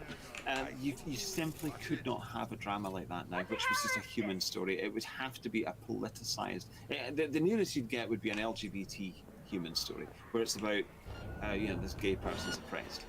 No, I don't even remember. That's the thing. What's so funny is that the LGBT characters have become less human, just like everyone else. They've become stand-ins for their own political side, more and more experiencers of a life, less and less. I think that what we're seeing is a dehumanization of the we've gone from the man to the bug man. Obviously, my religion's against homosexuality, and I'm an adherent to my religion, right? But it's almost like that is a detail. That's just a stop on the way to the total removal of human emotion and lived human experiences that can stand apart from the express narrative that our ruling institutions want to deliver to us. Yes, absolutely. Everything has become political indoctrination. This is why I'm very curious to see that Star Trek Discovery two-parter. I'm also very curious to see the Doctor Who, the new thing with the woman, because I haven't watched any. Still haven't got around to watching that. I am curious. I know it's going to be an exercise in agony, but I'm morbidly, and I usually avoid it. That's why I don't watch Destiny or watch the streams. I'm amazed that you can withstand it. I can't do it, but I do want to watch those things just to see how. Apparently, I'm very fond of using the word doctrinaire. Apparently, I use that a lot. Someone said that in the comments earlier. But I am curious to see these things just to see how doctrinaire modern entertainment has become. Because it's either that or it's just utter bilge, like the DC Comics movies, which are just good Lord. Absolute nonsense. All of the comics movies have just, they've been complete not train wrecks. They're very they show a craft, but absolutely no soul. And this is just, I don't know. I guess the question is, will people get bored of the Pokemon? And I think they will. And that's kind of where I want to be. That's where I'm interested in. And it's very hard to get specifics because to get to specific outputs and tactics, you'd have to know what the inputs are going to be. And I'm afraid no one really knows what 2021 is going to look like. We certainly didn't know what 2020 was going to look like in advance. I mean, this was completely unpredictable, totally unpredictable. I was planning on making 2020 my big in real life networking year, right? And it totally fell through. Yeah, it totally fell through. You know, Yeah, and that's in retrospect, that wasn't the best goal to have for this year, was it? well, yeah, but at the same time, man, I think that's a necessary thing. I think, in my experience, there's been some limitations on the online thing, right? But in real life, got canceled in 2020. And what real life is going to be reinstated in 2021 is still, I think, up for debate. We'd have to know the minds of people like Joe. Well, I think we all know the mind of Joe Biden, and that's somewhere in the ashtray. But we need to know the mind of Vice President Harris to get a good idea of what that's actually going to mean. And possibly also certain unofficial powers in the mind of Klaus Schwab, for example. Well, in a sense, right? His mind will filter down to the minds of our leaders at some stage, right? Through some mechanism. Maybe via a tube. Hopefully not yet. I don't. I honestly don't know. To me, 2021. I felt for a while, and I haven't. My video making has slowed down in the last few months because I felt like I've really struggled with what the actual political circumstances are that we're living in. The dynamic is shifting so quickly. I'm not so sure really what to say in the immediate term. The only thing I can say is I just can't believe that anybody looks at the kind of thing that the left produces, either in terms of community or just the people that they produce. I can't think anyone is happy with that. They seem to produce broken individuals who are set on living as adult children for the rest of their life. Not only good adult children, living adult children who have radical dopamine addictions and who never go outside. A weird thing that's just occurred to me is that exactly the kind of people that the left produces today are just awful to. I mean, even to behold, they're physically disgusting. It's some fat feminist covered in crap tattoos and horrible problem glasses and the stupid haircut and all that. And if you think just back to, and I'm sorry to keep invoking the 90s, I've done that quite a lot recently on Millennial, but if you look back to the left in the 90s, it was actually quite sexy. I mean, it wasn't. It was still, quite skinny, cool, casual. Or manly, like Kurt Cobain was manly, right? Perhaps. Yes. This is relatively speaking, right? Relatively to today, and it's weird how quickly it's fallen from that to just these monsters, these reprobates that represent the left today. It's awful, and I wonder why that is. Why is that the left? Because you would think that it would look good, but instead this thing that we're supposed to admire and aspire to, and be impressed by, and be indeed led by in some cultural sense, is patently ugly and unpleasant. I mean, that's sort of an indication that it's not winning at a deep level. It's winning at an exterior level. It's winning at a macro political level. And indeed, the right has taken huge setbacks this year. I don't think we've fully taken stock of the amount of large setbacks we've seen. But the type of people that are produced by the left, at least publicly, is this an indication that something is fundamentally unhealthy about what they are and what they're doing? And I don't think unhealthy things can really thrive in any meaningful way. In the long run, it's not a workable model. Yeah, I mean, the word degenerate exists and is perhaps overused, but it does mean to degenerate. It means something that has degenerated. It means something that has gone bad. It's gone wrong. BBS rumor mills actually chilling out some given truth. into its worst That drives Zetatech Fort and is a has fucking been, Alcatraz. Modified pit bulls disintegrated and by each them entry or pose speed traps. downgraded by them. And see at there's access only so points. much As of soon that as I that step in there, net, any organism they can stand. set flat even line a on my cultural, ass. Nice social try, organism. Zeta, but a little aardvark Yeah, I think that this, and to killer my mind, a and combo this, I mule think I'm did sort of on the same away with page that. But for as- real, it as wasn't Frank easy. on My this trusty one. Elysia was The smoking like a results of flare new gun by the political end of it. formula on the right But I got the have job to done. Don't believe me? Check it come from this dynamic. yourself. I left a little.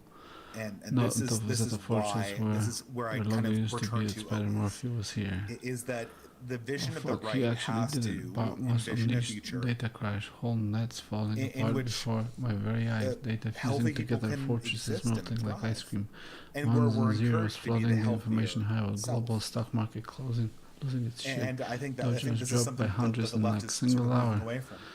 And Kangtao I CEO don't committed suicide. I can't Watches you imagine running that around like we're headless going to chicken. get Holy fuck, into say goodbye to the 2022 old order. and Left the not corpse. have a Whoop. lot of people on the left currently. But Maybe was disagree with wrong. me this. I think that we're Everyone going to was see wrong. The net was a we're mirror. going to see a lot of Held up defection to of our leftist thoughts elites and dreams, our lives. Bart was took it and shattered I it think a into lot of pieces, them were thinking kept that it on would board because of Trump, be enough. and they're going to start As it asking more happens, uncomfortable you can questions. see still you can I know that the right can't still do this see your because reflection it's in essentially every shattered. shattered piece of glass. But Now instead of one mirror, whatever we is have going to be thousands called of the them. right in the future Every is going corp to government consist gang of common narratives now has their own net, and common but they political rule formulas with that an can iron unify these fist people with no regulation, no and lead accountability. them towards Surveillance the production and hasn't creation of some disappeared in future. the hands of those who govern us. It's only Where getting it's worse. easier They're to like have a modern day family fates with and to optic care cables and and lives to care wrapped about a community around and to care their about a chrome culture fingers, and an ethnicity, ready to whether be that's cut a new at a moment's ethnicity or notice. an older They ethnicity, hear our because both are frustration, being they look destroyed. upon our feudal rebellion, and they laugh. They laugh so hard It's the going to make it whole world easier to live in a trembles country at and not its a very staging core. area for global capital. And maybe in the process, it's going to make it harder for people to have careers on OnlyFans and to be Twitch political streamers who play video games and yell at the screen all day long. It's going to have to, at some point, That's point, actually, I think it's the going to get family is going easier. to have to win over the e-thought and the bugman. Nope. Or the human race is extinct. Because But everyone no. knows that the e-thought and the bugman are How about someone who can do specimens of the human race that are going to all of those? self-exterminate themselves.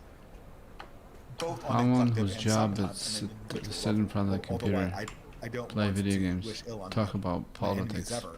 but in a right-wing way. But we know that's a And statistical reality. only a couple hours And- a day.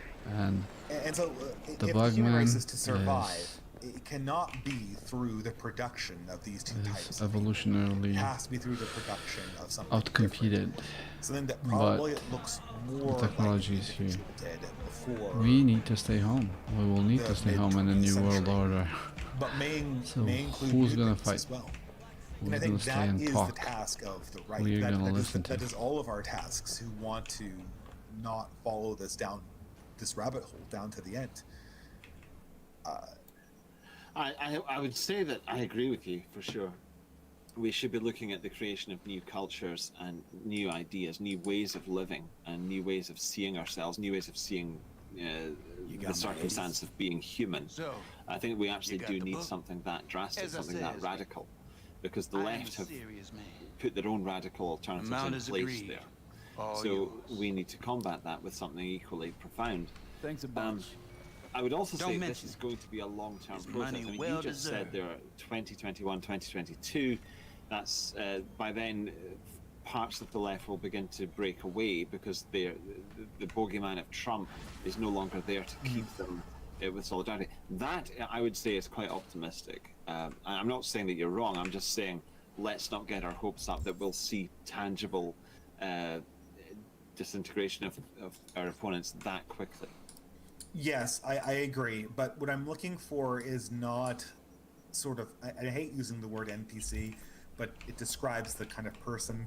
And it was really very apparent in 2020, the NPC personality. I think some previous individual on one of your streams mentioned this, that the NPC seemed to be alive and well in 2020, even though he's a meme from 2018. Yes, that Right. was Martin Lichtmas. Yeah. Oh, okay, yeah, but the contest of the type of politics we're discussing now is a contest that's played among a very small set of people. Yep. This is a contest of visions and of aesthetics, and But you're it's not. No, it it's isn't not because that you're I not think that, producing you anything. know, a lot You're of just people are talking on the about left producing because something. You're the not left doing are the anything. people You're just who are in talking power, about doing and they're the shit. people The who have left is narrative doing control. shit.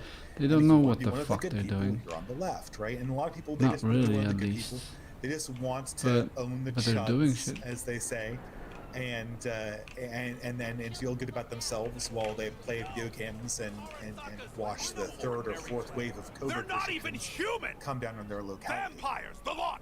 But those people are not the people Their who are bodies, actually they never playing the age. game But notice of their what eyes, might cold actually and dead. replace an organizing vision Their corporation of the exists West and indeed only the as entire human cover race. for their after, wicked after means our to current live, visionaries, or rather, to like, remain well, undead. you know, the World Economic Forum and I the tell you NGO now, and the Davos the said, burrow once is their not vision gone is from shown our to be a world. fraud, He rests and I do believe it undisturbed is in the showing itself family to be a crypt. fraud on a daily basis. He feasts on the that blood game of is his played by Burrow is definitely elites, dead. basically. Like, And I don't mean like you have to go to some kind of Such Ivy League or something, conviction. but I'm saying You that witnessed his death you with you your have to own have eyes.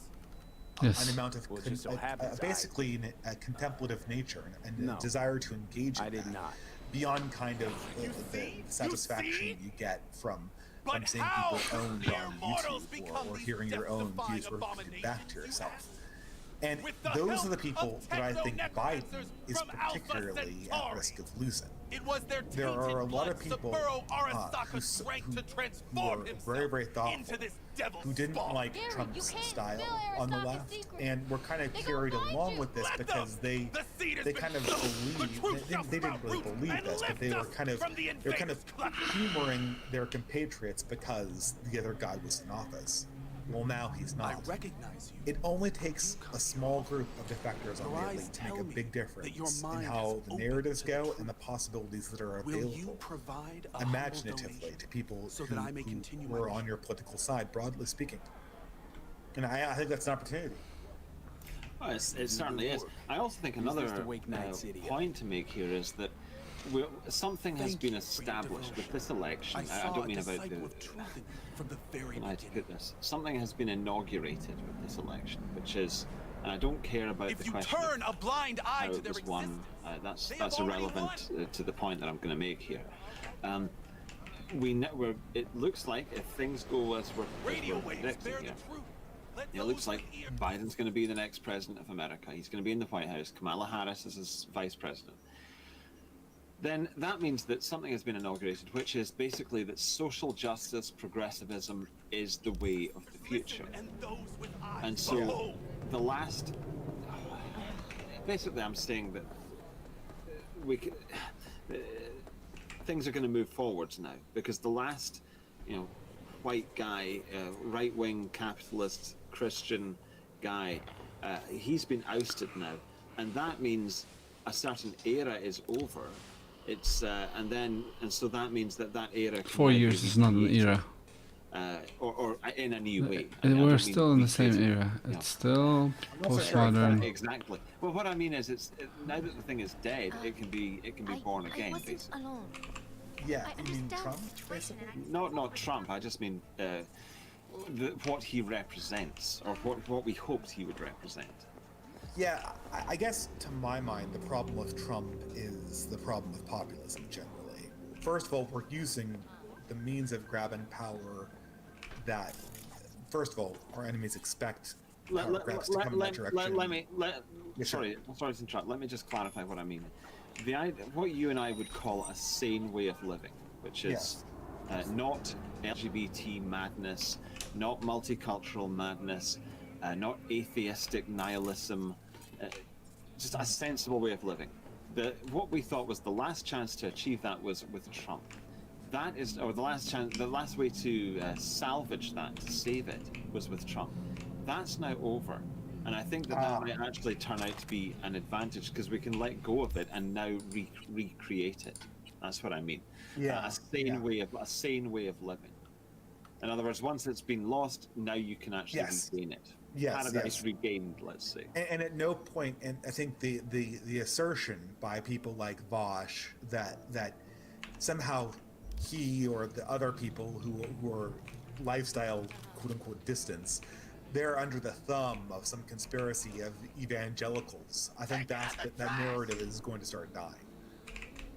I think Trump is really the last breath of that. It's their last attempt to pretend that the right wing culturally has some kind of power over them. Yes, exactly.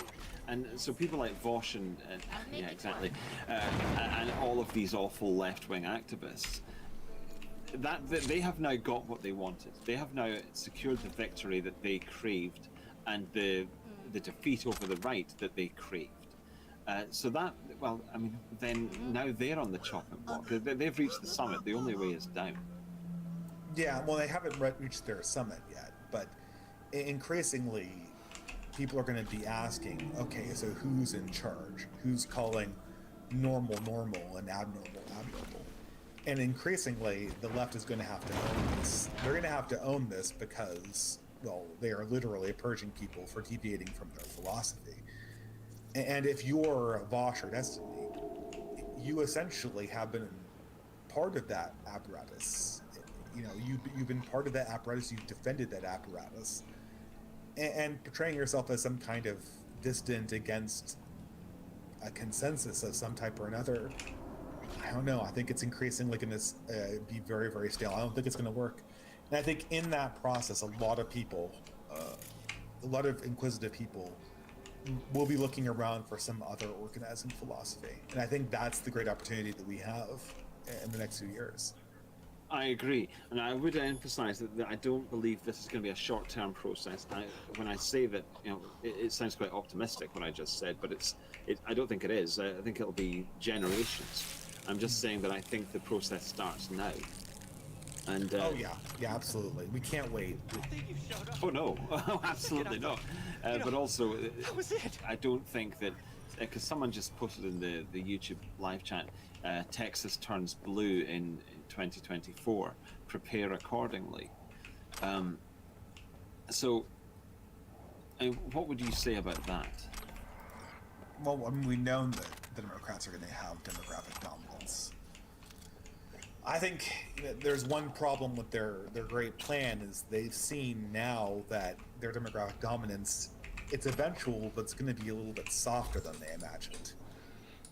They're basically by importing people from Mexico or South America, they're not importing SJWs. They're importing people that kind of support them, but are entirely unenthusiastic. And what really lies ahead of them, you know, I guess I just ask this. I mean, I think that it's very well that the Republican Party is dead. The question is, if you're a right-winger, your question is, how does some political apparatus come into being that sees me more as a stakeholder than the Republican Party did?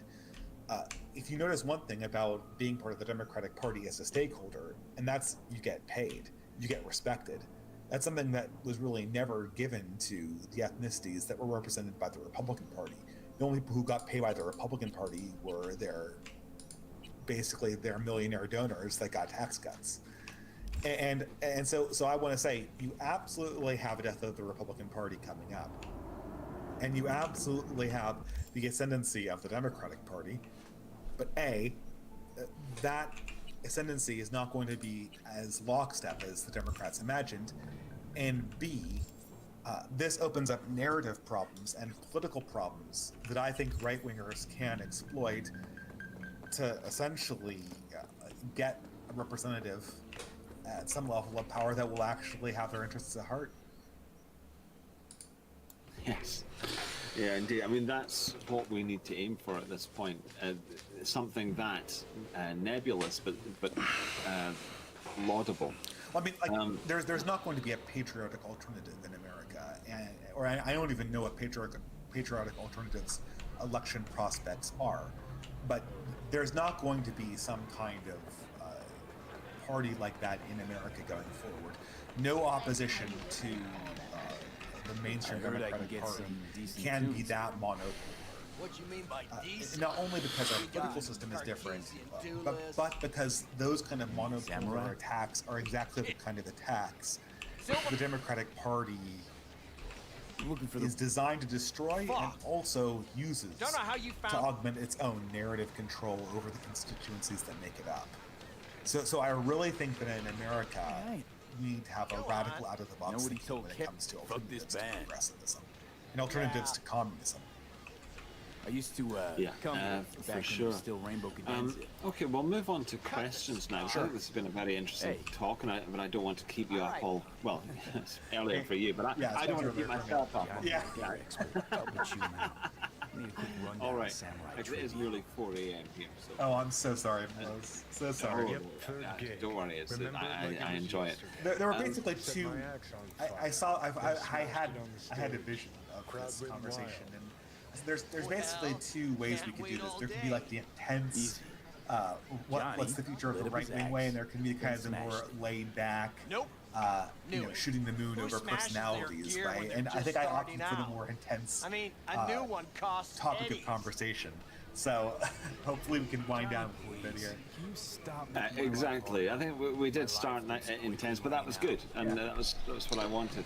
And I think it's How am I what the supposed viewers to give a wanted as witty well. response But to yeah, we'll have some. So if people can It's post like kicking their the puck. questions on Entropy now, always that'd be free. great. Played I our don't third think gig there have been any on D Live. Denny's Road got So I've got somebody looking out for Hang them on, on D Live, Now and none have been posted. But It was fire. Entropy is preferable. Poor But Denny. anyway, Poor go for it. Denny's.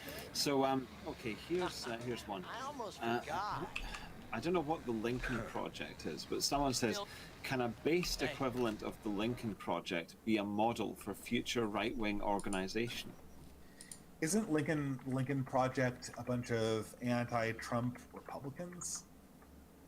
I don't know. Lincoln Project is an American political action committee by a number of Republicans and former Republicans. It aimed to prevent the re-election of Donald Trump and defeat all Republicans in close races. I guess what he's saying is he sees the Lincoln Project as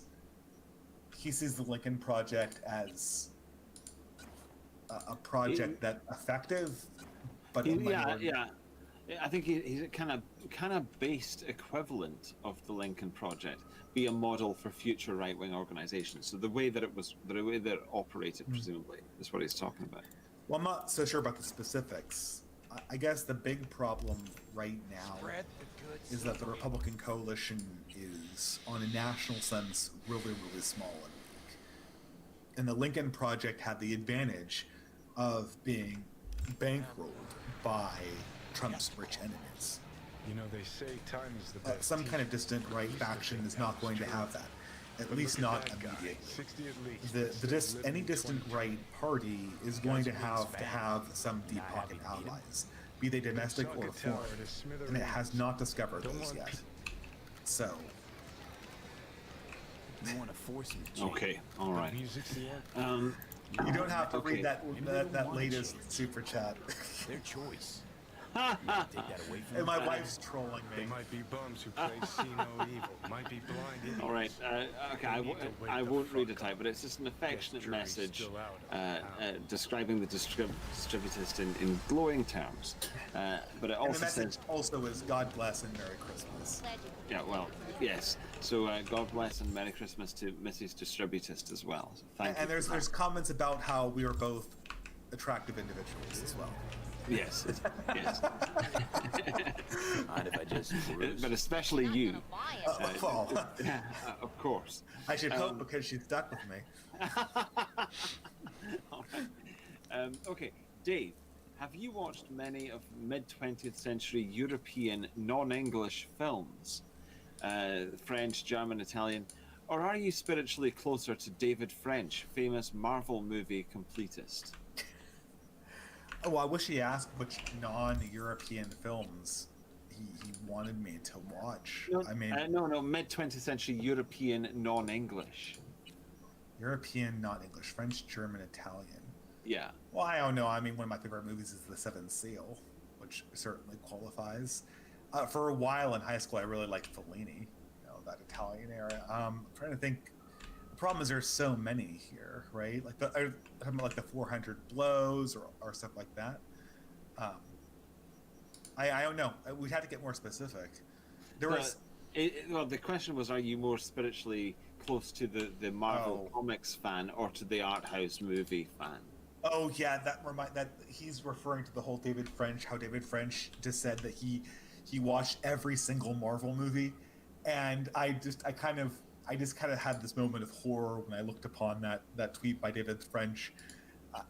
It was sort of hard to imagine a kind of a more hollow individual, because you always think of these National Review types as if they're going to be really, really cultured, and apparently David French has kind of got like this inner bugman soul in the body of a boomer. Which is, but I'm much more close. I mean, if you want to give me the option between 8.5 and Infinity War, give me 8.5. I would take a surrealist Italian movie any day. And you know, I'm not necessarily the biggest Fellini fan. That's just the one that's coming to mind right now. But yeah, yes, please, the European stuff. Thank you. All right, good. I'm relieved. Okay. How do you go about trying to explain that COVID isn't as serious as the media says it is to family and normies? Also, loving Millennial this year. It's made my Christmas. Well, thank you very much. I'm glad to hear that. So how do you go about explaining to people that COVID isn't as serious as the media say it is? Well, I feel kind of conflicted by this, because I only got to look at the numbers about a few months ago, and indeed, like, you can see this huge uptick of deaths in the raw data. Now, I'm not so sure what that means yet, right? It is established that the survival rate's fairly high, but the even with a 99% survival rate, that's going to be a hell of a lot of people, right? Especially since our population is so old. I think a lot of times I would avoid the question about whether COVID is in itself deadly. What I would just ask people, what I've asked my parents' generation, and I never heard a good answer to this, is so what happens if the period between 1955 and 2020 are historically unique? What if our antibiotics start failing and we have a disease like this pretty much every year? Does that mean that we essentially extend these insane, extraordinary powers to the government and to non-governmental institutions indefinitely? Does that mean that my child never gets to go outside in a meaningful way, or have a cohort of other children that he plays with? You know, what happens if these antibiotic resistant diseases start coming back? They'll have as high a fatality rate as COVID. I suppose that's how I would approach it. A lot of times I'm very suspicious of factually contesting leftist claims when I'm not sure that they've got some problem in their thinking, which happens fairly frequently, even for ideas that ostensibly come out of the university. But a lot of times what leftists do is they take a moral transgression and they try to hide it behind a factual claim that they know they can win. So they won't argue over, they'll argue over some question about, like, you know, whether immigration improves GDP or something like that. That's the bullshit question that the Cato Institute and the Brookings Institute and every liberal think tank or every progressive think tank is going to want to argue with you, right? Because even if it's not true, like even if the minority opinion is true, which I think there's a good case for, that's not the relevant question with mass immigration. The relevant question for mass immigration is, so you're throwing away all of these other qualities about our culture for GDP. Furthermore, you're taking GDP as a representation of consumption, not of well-being. And while GDP consumption is going up, all these measures of well-being having to do with how affordable it is to start a family, how easy it is to get a wage that can sustain a family, and all these other metrics that we used to think were more valuable are being hurt at the same time that total consumption is elevating. So really, most of the time, your objections to the left are values based, not fact based. But the left will always try to tempt the right wing to digress into a factual contention that they can drop 50 studies on, because the amount of studies that support the left, even when they're wrong, is going to be much higher than the amount of studies that that they go against it. This is why Bosch and Destiny's model works. Yeah, and perhaps the right is going to need to learn to be that devious. Is it devious though? What we're saying is that there's a bigger question involved here, right? Oh yeah, but what I mean is that they are prepared to fund studies that will then back up the arguments that they want backed up. Yeah, I mean, I don't know. I mean, you've ever seen Bosch? I mean, I know you don't watch Bosch, but you know he's argued for a bunch of bullshit positions. Like I said, he's argued that trans women have no advantage over biological women in sporting competitions, and he's argued that you could illegalize private businesses and have co-ops replace them. This is not the mainstream view of the academy. But what he does is the left. What the left does is the left cultivates bullshit. I'm using an engineering term, but have you ever heard of CYA or cover your ass? CYA or cover your ass is essentially a way you shield yourself from blame when it turns out that you're wrong about a prediction or a fact. So this could be a fudge factor, this could be a narrative that explains why it was okay to be wrong or whatever, right? So the left in the universities has built in cover your ass papers for radical activists, even when they go against the consensus of the already progressive university. And so Vaush uses those to deceptively imply in debates that he is speaking from some kind of consensus perspective, when it's obvious he's not, and he's bullshitting. I just don't think that the right ever benefits from courting lies and deceptions.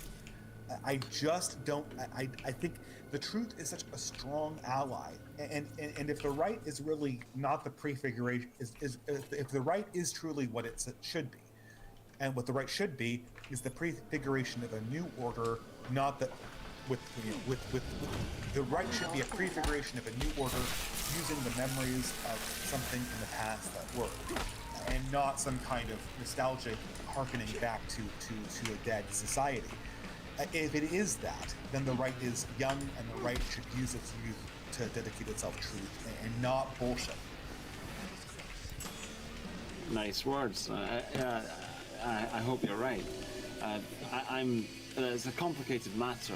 You're talking about is truth in itself that's shiny and resplendent and seductive and persuasive. It's not. Well, it's not. That's the trouble. Yeah, that's what I was going to say. It is if you're rational and concerned with the truth. Well, no, truth is not a political formula, but political formulas die and truth is eternal, right? So if you're a young political entity that has a bright future ahead of itself, you want to build as much as possible the basis of your worldview on truth, because stuff that's not truth is going to go away after a while. And so if you're an old political order, go bullshit it up, right? I mean, because tomorrow isn't going to exist for you, right? So when people finally figure it out, and I don't know why people haven't figured this out, the trans women, who've gone through puberty as men, have an advantage over biological women in contests of strength and endurance. If you're around then, that's going to cost you. Obviously, certain people don't think that they're ever going to have to answer that, because the future. If we win, we should put Vosh into a contact sport with a trans man and just see who wins. That should be his punishment. That's comedy, not punishment. It would be both. Are we trying to punish the trans man or Vosh, or are we trying to punish both of them? All right, let's move on, because we could be in violation. Okay, yeah, sorry. My bad. No, it's me. I started it. All right.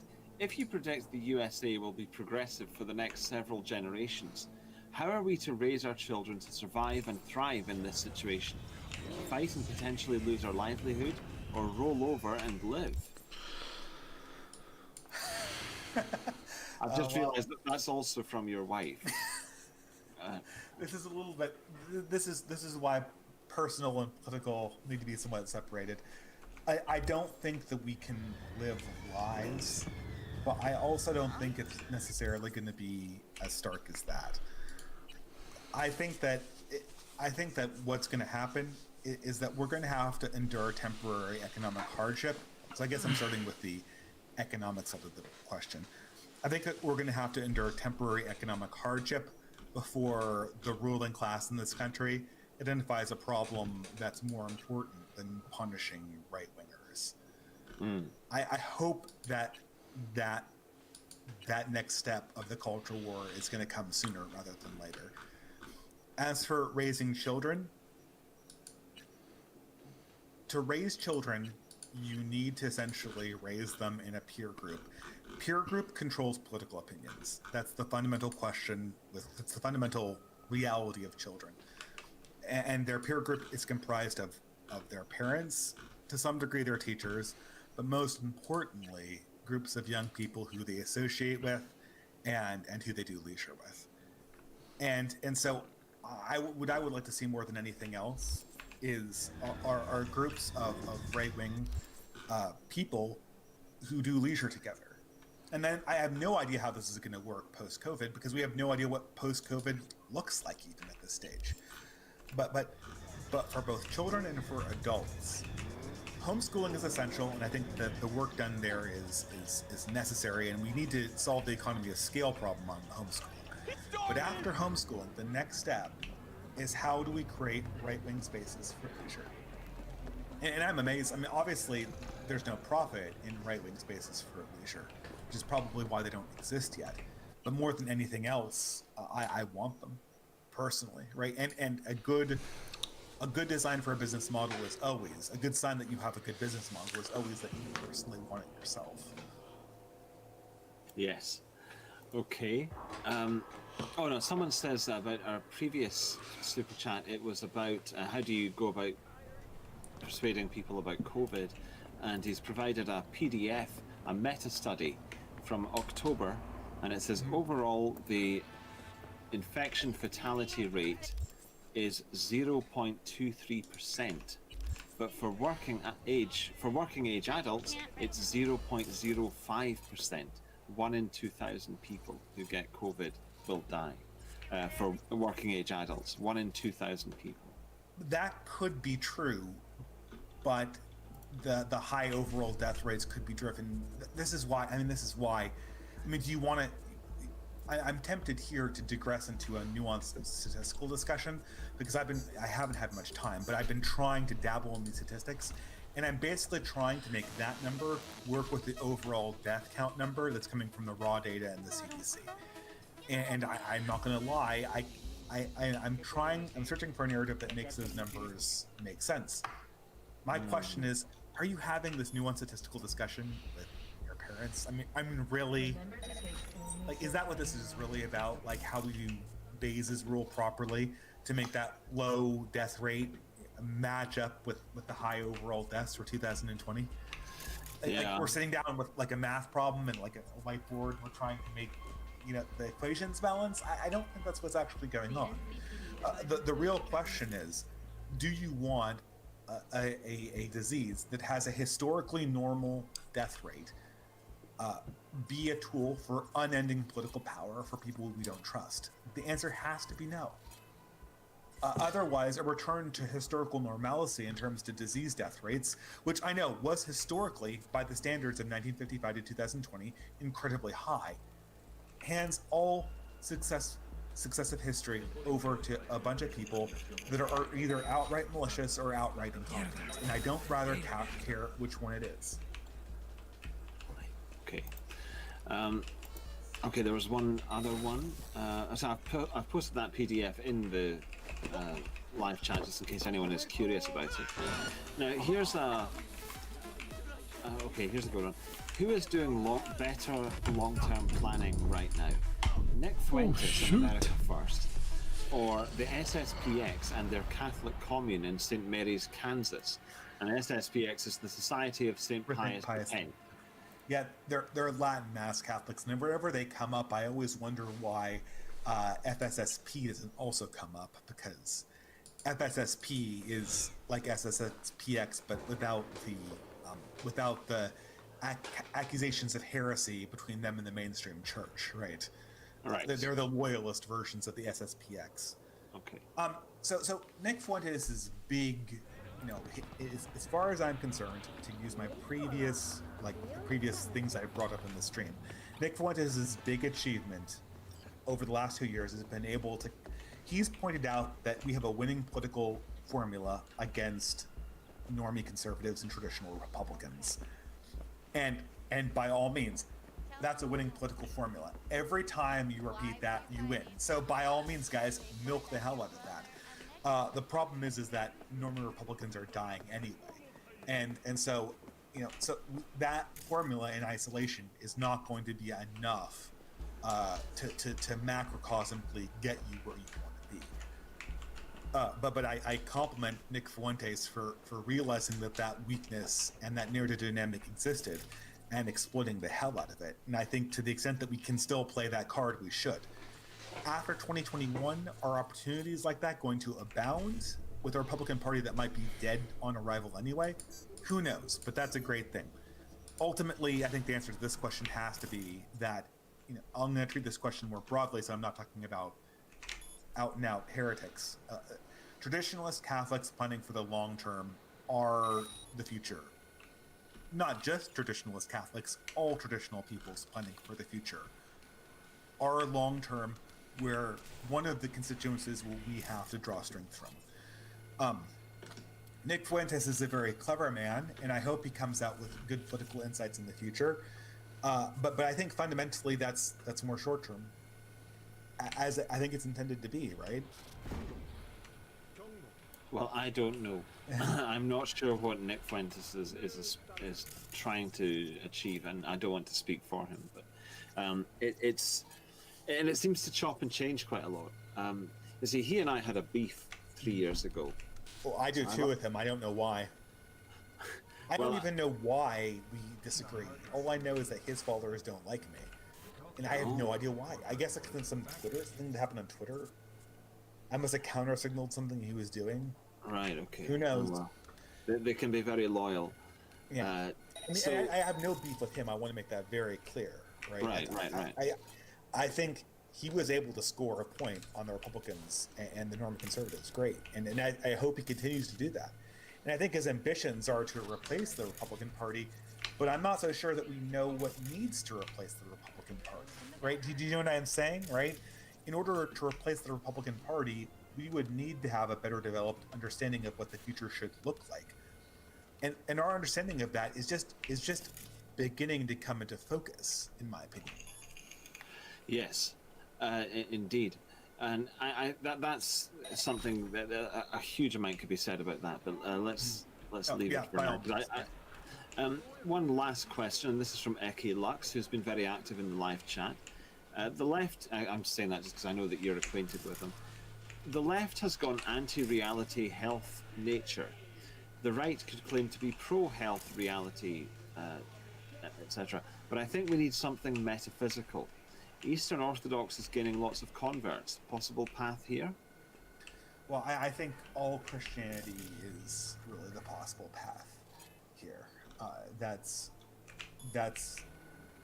We definitely. Okay, so we definitely need something metaphysical, because I don't think, going pro-reality, right, it's going to expose the leftist hypocrites. It's going to disrupt their narrative.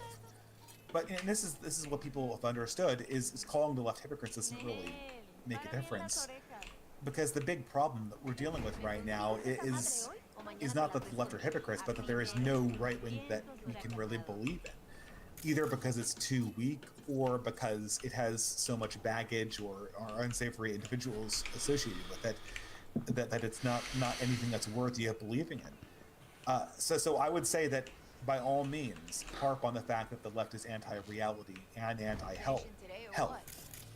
But in order for you to gain any kind of benefit from pointing this out, you're going to need to have a vision of the future, and that's going to need to have a metaphysics associated with it.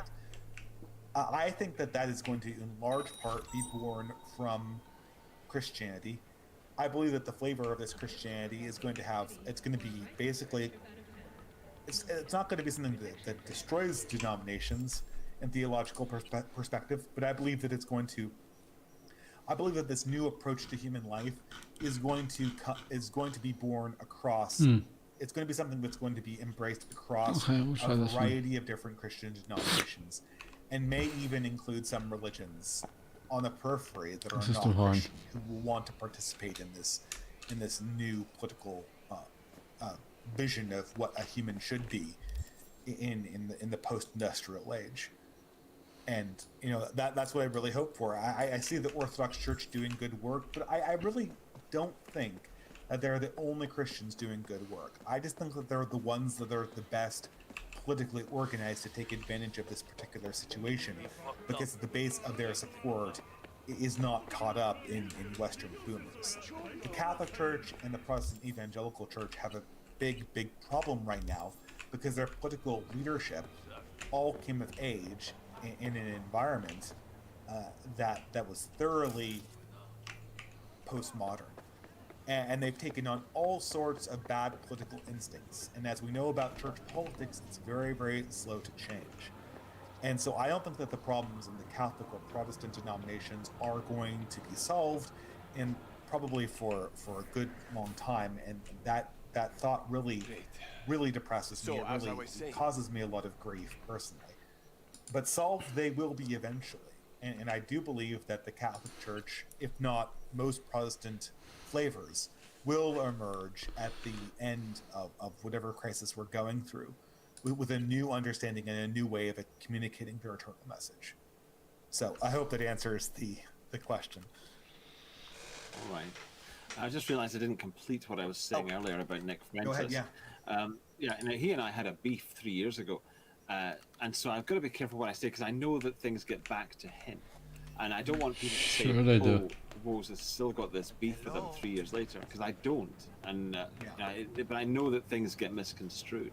So I've got nothing against the guy. I just find it difficult to follow what's going on with that, because it's such a fast-moving train, the America First thing. Because they're young. There's no animosity from You're old. You should be making a family. He's before making a family. That's all I wanted to say. Oh yeah. I make a point of never holding grudges unless someone has totally personally betrayed me, which has happened a few times actually on the internet, weirdly enough. Oh yeah, it's not weird to me. I can imagine. I don't want to comment on personal things, but from what you've told me, I certainly believe that. Yeah. Well, on that note, I want to end this one because I'm exhausted at this point. I'm struggling to keep up with the questions, or rather with your answers to the questions.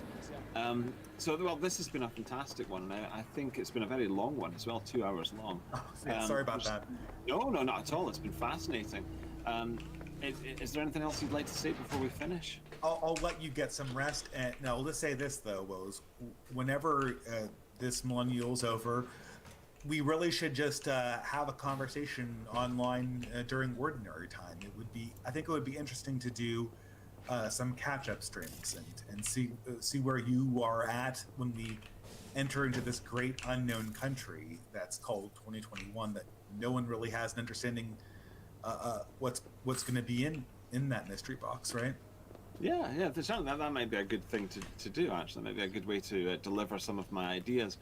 Yeah, I am, very open to that, certainly. All right, excellent. Well, this was the 9th night of Millennial 2020, and this was the distributist. As I said, he's always one that people ask for, and I always enjoy speaking to him. So I think this has been a good one. So thank you very much for appearing on Millennial 2020. Thank you very much for having me, Millennial Buzz. Excellent. All right. I'll be back tomorrow night. I should just say who's going to be on tomorrow. Now we're starting with Thomas Baden Rees.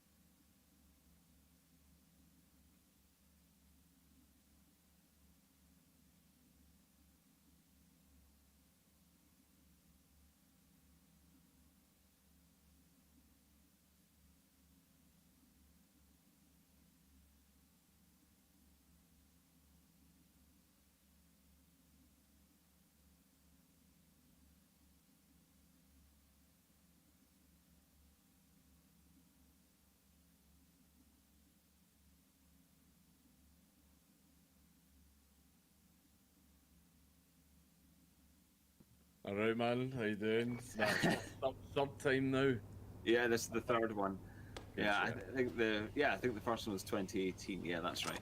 So yeah, I think this. I mean, we haven't talked at all about what we're going to discuss, but I mean, what the fuck would you say about 2020? It's amazing. Like, this is so different from my previous stream. I just had the TBG on, and now now you. It's an amazing change of tone. But anyway, go for it. Like that's the thing. Is usually I've been down to like London a couple of times, and then we've had a few beers, and then we've got stuff to talk about. But like nothing, at least nothing. Like, everything that's happened has been online and news and everything. But as for like real world stuff, absolutely jack shit has happened. And it's just been a shit year, like with lockdowns and viruses, and yeah, it's just been absolutely terrible. You think like, oh, I'll be fine. I just sit inside the house and I'm on the computer all the time. But then when you're told you can't go outside at all, you actually start to go a little bit crazy. Like you think, yeah.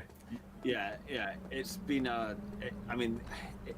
it's been a write-off of a year for most people, really. It's just been, and I don't know how much longer it's going to go on for. That it does. They've just cancelled.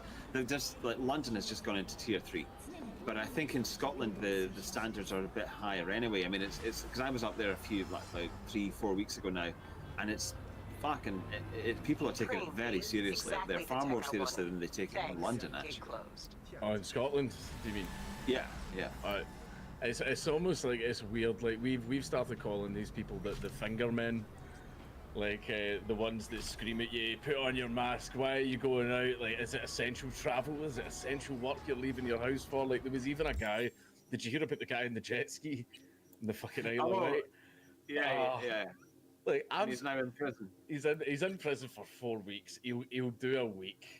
I think like they'll get him out of there as soon as they can. But like a man was so depressed. Maybe he'll die of COVID before then.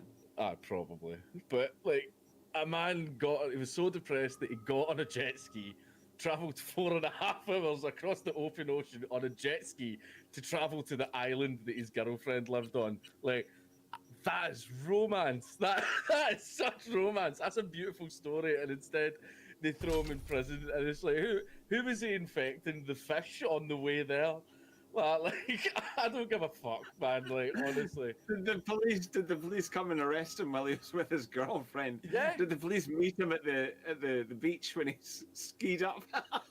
Apparently, mental images. Apparently, people like seen him like arrive on the shore and just like start walking through the streets to like his girlfriend's house, and everyone was just like, "What the fuck? Did that man just arrive from the ocean like by jet ski?" And then like someone snitched, and the cops came to the house and arrested him. But apparently, it was like this thing where the island apparently has no COVID, and they're trying their hardest to like keep it that way. And then like an uncontacted tribe. Yeah, it's like the North Sentinelese from that island just off of India. You know, although the people of the Isle of Wight will probably murder Christian missionaries too. But you know. Well, that is a ridiculous story, but I mean, there have been quite a few things like that, and especially when it started. I mean, I think at this point people are kind of burnt out with it to some extent, normal or the public. But when it started, there was a big thing about self-righteousness among the public about this, and I think it's amazing. If you get people scared about their health, then that's kind of it. You've got them, and I think it's only now that people are starting to relax and realise that they don't know anyone who's died from it, and they haven't even heard of any. I mean, what about you? Do you know anyone? I know of 2 people, like not people I've met, but it's sort of a friend of a friend type of thing. There was a woman that my mum and dad knew, but the problem was she was asthmatic, and while she had COVID, she took an asthma attack, and that got her. And the other one was, I won't say names, but it was a friend of my wife's uncle. And the one thing that really, really got the whole family is the uncle was an older guy, but he was in hospital. He was dying. He was all alone, and they were not allowed to go in and see him. They weren't allowed to say their goodbyes. He died alone in a bed. which is an absolutely tragic. It's an absolutely fucking tragic story. But one of the ones that I was most concerned with as well is basically my wife's pregnant, and it was like, am I going to be allowed in the hospital to see the scans? I want to be able to see my baby. So I ended up, we just went to one of those little private clinics where you just pay 50 quid and they let you in. Like 50 quid a scan, which is fine. But the one thing that I'm worried about is they keep doing, oh, just one more lockdown, just one more, and it'll fix the problem. But like my kid's due in March, and it's like, what? Like I swear to God, I better be allowed to be in there for the birth of my child. I'm not having this wait in the car park. Like while your child's being born. Like if I'm not allowed in, I'm gonna get arrested that day. Oh, that'll be your next controversy. Yeah, except this will probably be the one where the whole public go, yeah, okay, fair enough. This will be the one where I actually have a lot of the public like on my side instead of going, he said what? 17 times? Yeah, hold on. Yeah, you might end up with like Ephraim Borowski campaigning on your behalf this time. That might be quite a turn up for the books. Oh, quite possibly. In fact, interesting story in regards to that. There was another. Is this YouTube friendly? Please, yes, it's YouTube friendly. It wasn't like him in particular. There was another Jewish gentleman. I'm not going to say his name. But after all the Nazi pug stuff happened, this Jewish gentleman was campaigning against YouTube to get the video taken down. Like he was saying, the fact that YouTube have kept it up there and blah, blah, blah. And he was harassing YouTube until eventually YouTube went, right, okay, fuck it, whatever. We're taking the video down. And then it ended up that this particular individual, he faked a hate crime on his own place of business. It was basically he spray painted some like pro-Palestinian stuff apparently on his business, and the media like went after him, like came after him because he got caught, and he was like, oh, he hired this guy to do it and blah blah blah and all these other things. But then like he emails me like friendly as anything and all that, going, look, what happened to you also happened to me. You should be against this. I now understand that what the mainstream media can do to an individual. And I was like, fuck you. What do you mean? It's like, you don't just get to do what you've been doing to me for like 2 years and then email me like, hello, friend. It's like, fuck off. Man. What the hell? I can't even fathom this. So he was looking to you for sympathy and support because he had faked a hate crime against himself and been discovered doing that. That's bizarre. That's just a strange story. I just said to him, Pure Man, I've compiled all these documents of how the media lies. I would like you to look through them. And I was like, no, I don't want to talk to you. Like, you campaigned to get my YouTube channel shut down. Go away. I think I sent him like one or two like very rude emails, and that was the last I ever heard from him. But I was just like, the fucking gall. The fucking gall of that, man. Like, I realised I tried to ruin your livelihood and your income and get your channel shut down, but the papers lied about me too. So, you know, we're like blood brothers now. It's like, fuck off. That is, the gall. Let's just use that word, because that's amazing. But yeah, how did we get onto that? How the fuck did we get onto that? Oh, Ephraim Borowski get mentioned. I've not heard anything from him or about him in ages. I just know that he still apparently gets the occasional like angry email and all that. But I take One nothing I'd rather not have. Okay. Well, let's return to talking about Scotland, because just before we went on air, you were saying that it's very depressing up there and everyone's unemployed. Obviously not in general, just now because of COVID. It was kind of like that before, but you know, now it's worse. You know, Scotland going to Scotland. Fuck. Look, we're Scottish. We're allowed to do it. You know, it's like being allowed to say the N-word. We're allowed to shit all over our own people. It's fine. Yeah, it is. I mean, again, I was up there a few weeks ago, and you know, there is a sense of dereliction. It is a thing. It is a thing about Scotland. I think you and I, we were born at the end of the last quarter of the 20th century, and there's just so much. There used to be industry, and now there isn't. And it's a sort of prevalent thing in Scotland. I don't know what to say. I don't even know where. Call centers, like you've got like 50% of your youth like working in call centers and working in the service industry. It's like, I mean, you've got things like free university and free college and stuff like that here if you meet the requirements. But I mean, it's very easy to go. Like, I'm not saying that getting a degree is easy, but it's easy to go to a university where you can then get your degree. But it's once you get out and you have that degree, what you're going to apply it in. All there is the service industry. There's McDonald's, Burger King, H&M, TK Maxx and everything, or the other 50% of jobs, a call centre. Jesus. Like, yeah. Well, this is the thing about, this is why people moan about globalism, because everything ends up being these huge corporations that just create an outlet in anywhere. It could be Scotland, it could be Sweden, it could be Finland, it could be India. And the local people just get jobs there. But it is very dispiriting. I mean, another thing that I find dispiriting, and I couldn't believe this, because the Scots are supposedly a people who have a heritage of engineering. That when they built the fucking Edinburgh tram system, they got a German company to do it. And yes. I thought, I was talking about this with some people when I was up there. I was thinking, why? That could have been a nice thing for the Scottish people to do for themselves, but instead it went to a German firm, and then it ended up costing like twice what they'd originally projected. It was more.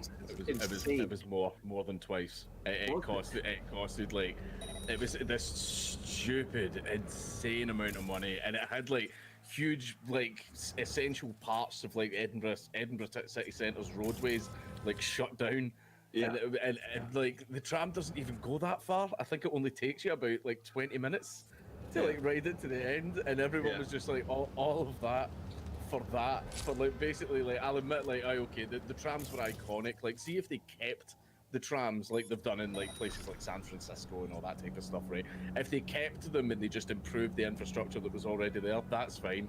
Don't take them away, then 50 years later just go, do you know what would actually be nice? I miss the trams. Let's bring them back. So let's spend like $1 billion and completely fuck up the city centre for about what was it, 8 years or something? It's been going on for a long time. And when I was there, they're now digging up Leith Walk, and like at Elm Row and all that, where the various things are, and so that road, that's a huge long road going towards Leith from the city centre, and it's just all like fucked. And I think that's permanent. I think it's now going to be a tram line, so there won't. I don't know if there are actually going to be cars on there anymore. I'm not sure. I don't know how you can do that. So, but catch the trolley, stick on your top hat and grab your cane and catch the trolley. Yeah, it's a very, I don't know. You hear these decisions being made by councils, and it's definitely something that happens a lot in Scotland, where councils make decisions that no one else understands, but it happens anyway, and they just seem to sort of exist in their own universe. How angry would you be though, whether like, we're going to do something major, we're going to invest like hundreds of millions of pounds, we're going to get like for our culture, for a part of our history, and we're like, oh hell yeah, what are you going to do? Like, you're going to reintroduce Gaelic to the school system again? Like, what are you going to do? Trams. Fuck off. Yeah, it's just bizarre. I mean, actually, on the topic of Gaelic being introduced to Scale, what do you think about that? Because I'm actually for that. I'm in favour of it. I would still like it to like be a choice, right? Because this is the thing, is like everyone's like, oh, you want to learn a language though that you can actually get some use out of. Like, yeah, well, I learned French. I haven't used it once. I've forgotten it all, right? So it's a case of I have no interest. I had no interest in being any kind of translator or whatever. So if someone went, but you need to take a language, they don't give you the option to not take a language. So I would rather have chose Gaelic. So even though I'm not going to be speaking French or German, I've no interest in it, I would at least you know, speak some of the language, you know, the ancient language of the country that I grew up in. Yeah. Exactly. Sorry, I'm just trying to get entropy set up right now while we're talking. That's cool. Well, absolutely. I think this is because people are asking about questions. I think it's a good idea because I think it would help to, you know, stem globalism apart from anything else if people had more of a sense of their own national, regional identity. I can see it there with the Cornish and the Yorkshire and all that, and I think it's just a good idea. Of course, I can understand why someone would say it's a bit ridiculous because it is effectively exhuming a dead language. But, well, kind of like, why not? It doesn't have to be a dead language. That's a decision for us to make. And there are still, you know, it's not completely dead anyway. I think it'd be a case of, like, see if in school, though, they make you choose a language. At least, I don't know if it's changed. They did when I was there. It was okay, I don't want to learn French or German. Oh, well, sorry, you have to pick one. Like, it's a case of, like, either introduce Gaelic so that we can learn more about our culture and history, or just completely remove the language part entirely and let me pick another science subject, you know, something actually useful. Yeah. So the entropy link is in there if anyone wants to ask questions. You can go ahead for Dankula. But yeah, I think that would be a good idea because I remember in the 90s, there just wasn't really any sense of Scottish culture. Certainly at my school, it just wasn't there, and I think why not? It does seem to be something that we're choosing not to do. Yeah, we don't even learn about it in schools. Like that's the thing is, you would think, like, whenever you're in America, like what do you learn about? You learn about George Washington crossing the river. You learn about the Civil War. You learn American history. You learn American history. Over here, when I was in history, we learned about the mining industry and then the rise of communism in Russia. That's what we learned about. And believe it or not, it was those history classes and my history teacher that actually got me into communism in the first place. Because the way he taught communism was not the truth. He was basically going, oh yeah, everyone was great, it was brilliant, everyone had bread and bread and more bread. That is actually an interesting question. How did you get into? Have you talked about this? How did you get into communism? History teacher. It was my history teacher that basically painted it as this. Oh, it will solve all of our problems. It's this magic wand, and the reason that they don't want you to have it is the evil capitalists and blah blah and everything. I'm like what? I'm like 15, 16. At the time, so I'm just lapping all of this fucking shit up, and then for the longest time I was like hardcore communist when I was like 18, 19. I was like in the Young Communist League and all these other institutions, and then like the real reason, the awakening that I had was actually before Nazi Pug. Nazi Pug was just sort of like the final nail in the coffin. But what ended up happening was, see how the way Antifa have become. I was still sort of involved in the movement when like all of that was starting. Because basically when I first joined, it was all these men in like their 40s and 50s with their little workers' bonnets on, and they remembered Thatcher. That's why. Yeah, they were all miners and shipbuilders and basically people that had their livelihoods, pensions, everything absolutely destroyed by Thatcher. And so back then the communist movement was 100% like worker orientated. It was the working class, the working, you know, Scottish people and stuff, and that's what they were focused on. But then as time went on, you had these younger generation joining, the ones where half their blue head of hair shaved and the ambiguous gender started like jumping on board and everything. And the thing that I thought funny is I can remember arguments where there was a guy who was like in his 50s, he'd been a communist for about like 30 years, and some little 18-year-old bisexual with a tattoo on her forehead was shouting at him going, "You have no idea what you're talking about." and the guy sitting there like, what the fuck? Who are all these brats that have like appeared into the movement and ended up they completely took over the whole thing? And it's the thing that actually made me leave. It was this was ages ago. There was a demonstration that happened where it was when, see how the SDL, the Scottish offshoot of the EDL, like, yes, they were doing a demonstration in St Enoch Square in Glasgow, and we all turned up, and we've got like, you know, like our little signs and everything, and protesting against them and all that type of stuff. But then all the younger ones turned up, and when was this? This was 2012 or something like that, I think. And basically, they were all masked up. They were all like Antifa look now, and one of them came up to me and went, "Oh, look what I've got." And he lifts his sleeve up and shows me, and he's got a police spring baton hidden up his sleeve, and I immediately start panicking, and I'm going like, what the fuck? Like, I'm here to protest. I'm not here to riot. Oh my god! And we were all talking about it, going, we're going to get put in a list. We're going to get fucking arrested. We're going to get branded a terrorist group. Little did I know, if I'd have just stuck it out, I would have totally gotten away with it. Yeah, that's the thing. When I interviewed Mike Isaacson 3 years ago, and he's the Antifa guy with the long neck from America, and I had him on Millennial 2017, and he was just quite unashamedly, quite proudly talking about political just violence. He didn't care. I mean, it's like it's amazing to me, because I remember when it all, like, at the start of that year, 2017. You started getting violence from Antifa, and I remember thinking then they're actually very comfortable with violence. They sort of take it for granted. That's going to happen, and we're happy with it. We're fine with that. And then I heard it from him, like from the horse's mouth, as it were. You must have known that there was going to be violence. Well, you know, he was saying that to me. And I'm like, well, to be honest, no, I didn't. I was quite naive. I didn't get into this thinking in those terms, but he obviously had. And this is a skinny guy as well. That's the other thing that's quite weird. It's quite strange about these people. You know, these are guys who. Yeah, sorry, you go. And I was just saying, he looks like he's never even thrown a punch in his life. Well, I don't know. I don't know about a punch. Maybe a Molotov cocktail. I don't know. I'm not. I don't mean to besmirch him. I'm just joking, really.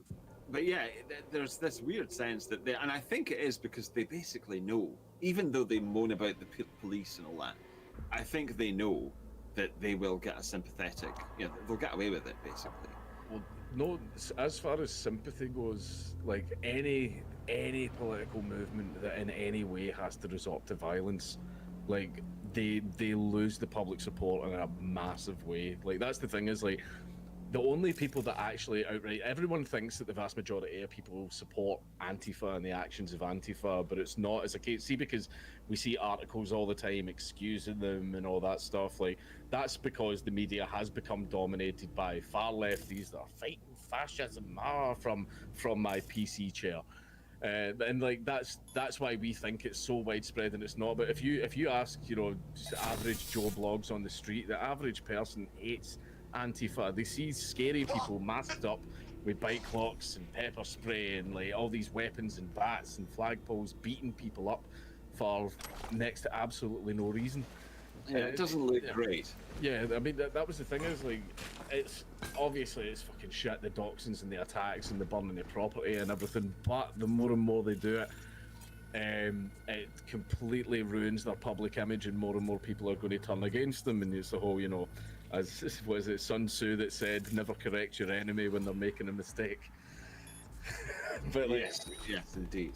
But they don't help us in that way. No, they don't, and that's what happened with the IRA. Believe it or not, for the longest time, the IRA were widely supported by a lot of reasonable people. They were like, "Oh, these people have been trampled upon and bullied and stuff like that," and everyone was on support with them.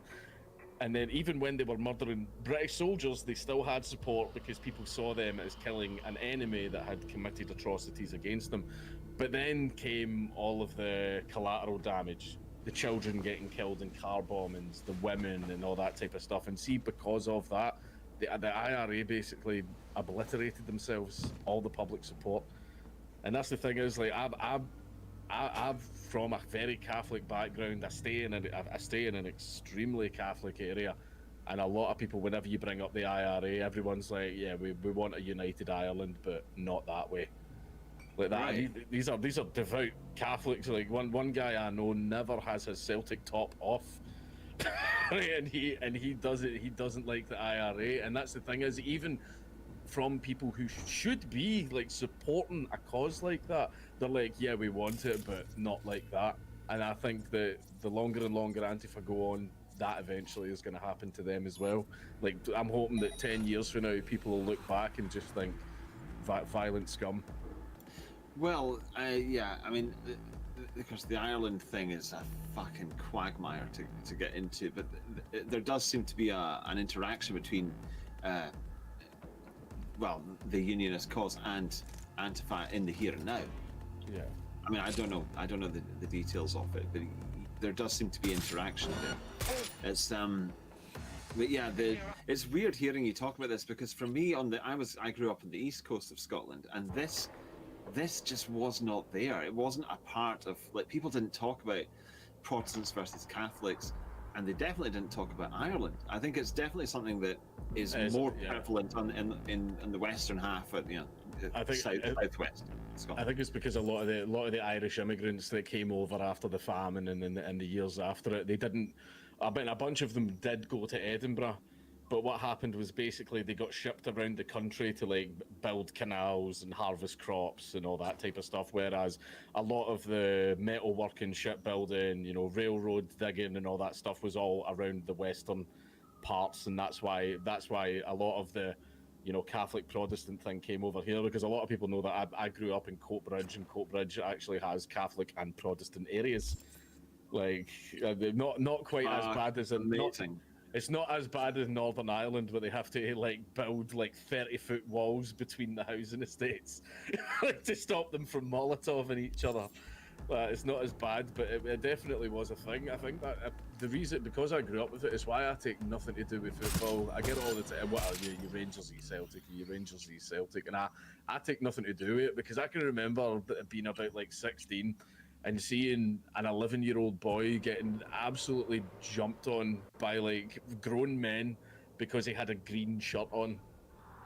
This is amazing. Yeah. You know, and this now it looks very strange as well, because you know there are all sorts of other peoples now in Britain.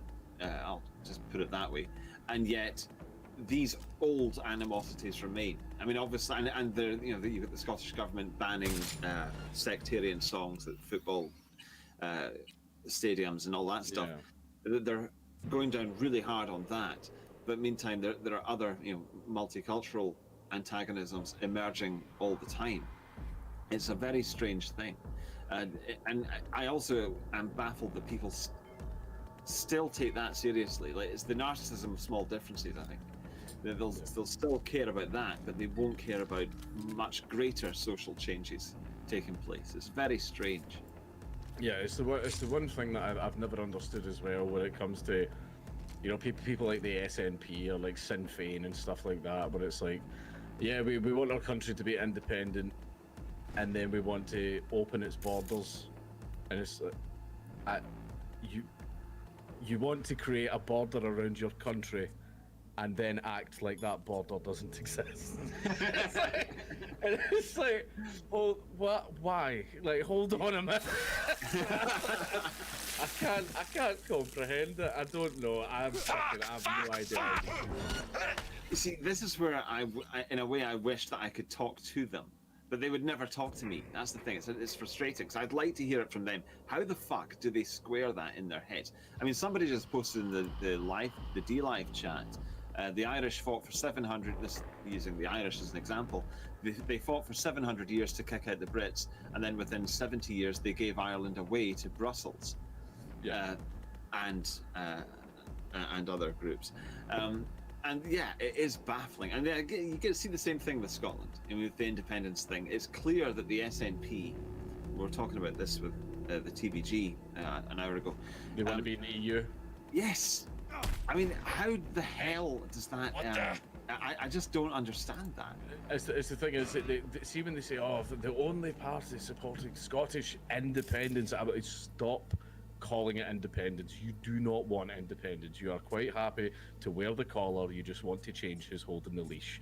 That's it. Call yourself the Scottish Secessionist Party, right? You want to secede from England, right? Whatever. At least that's honest.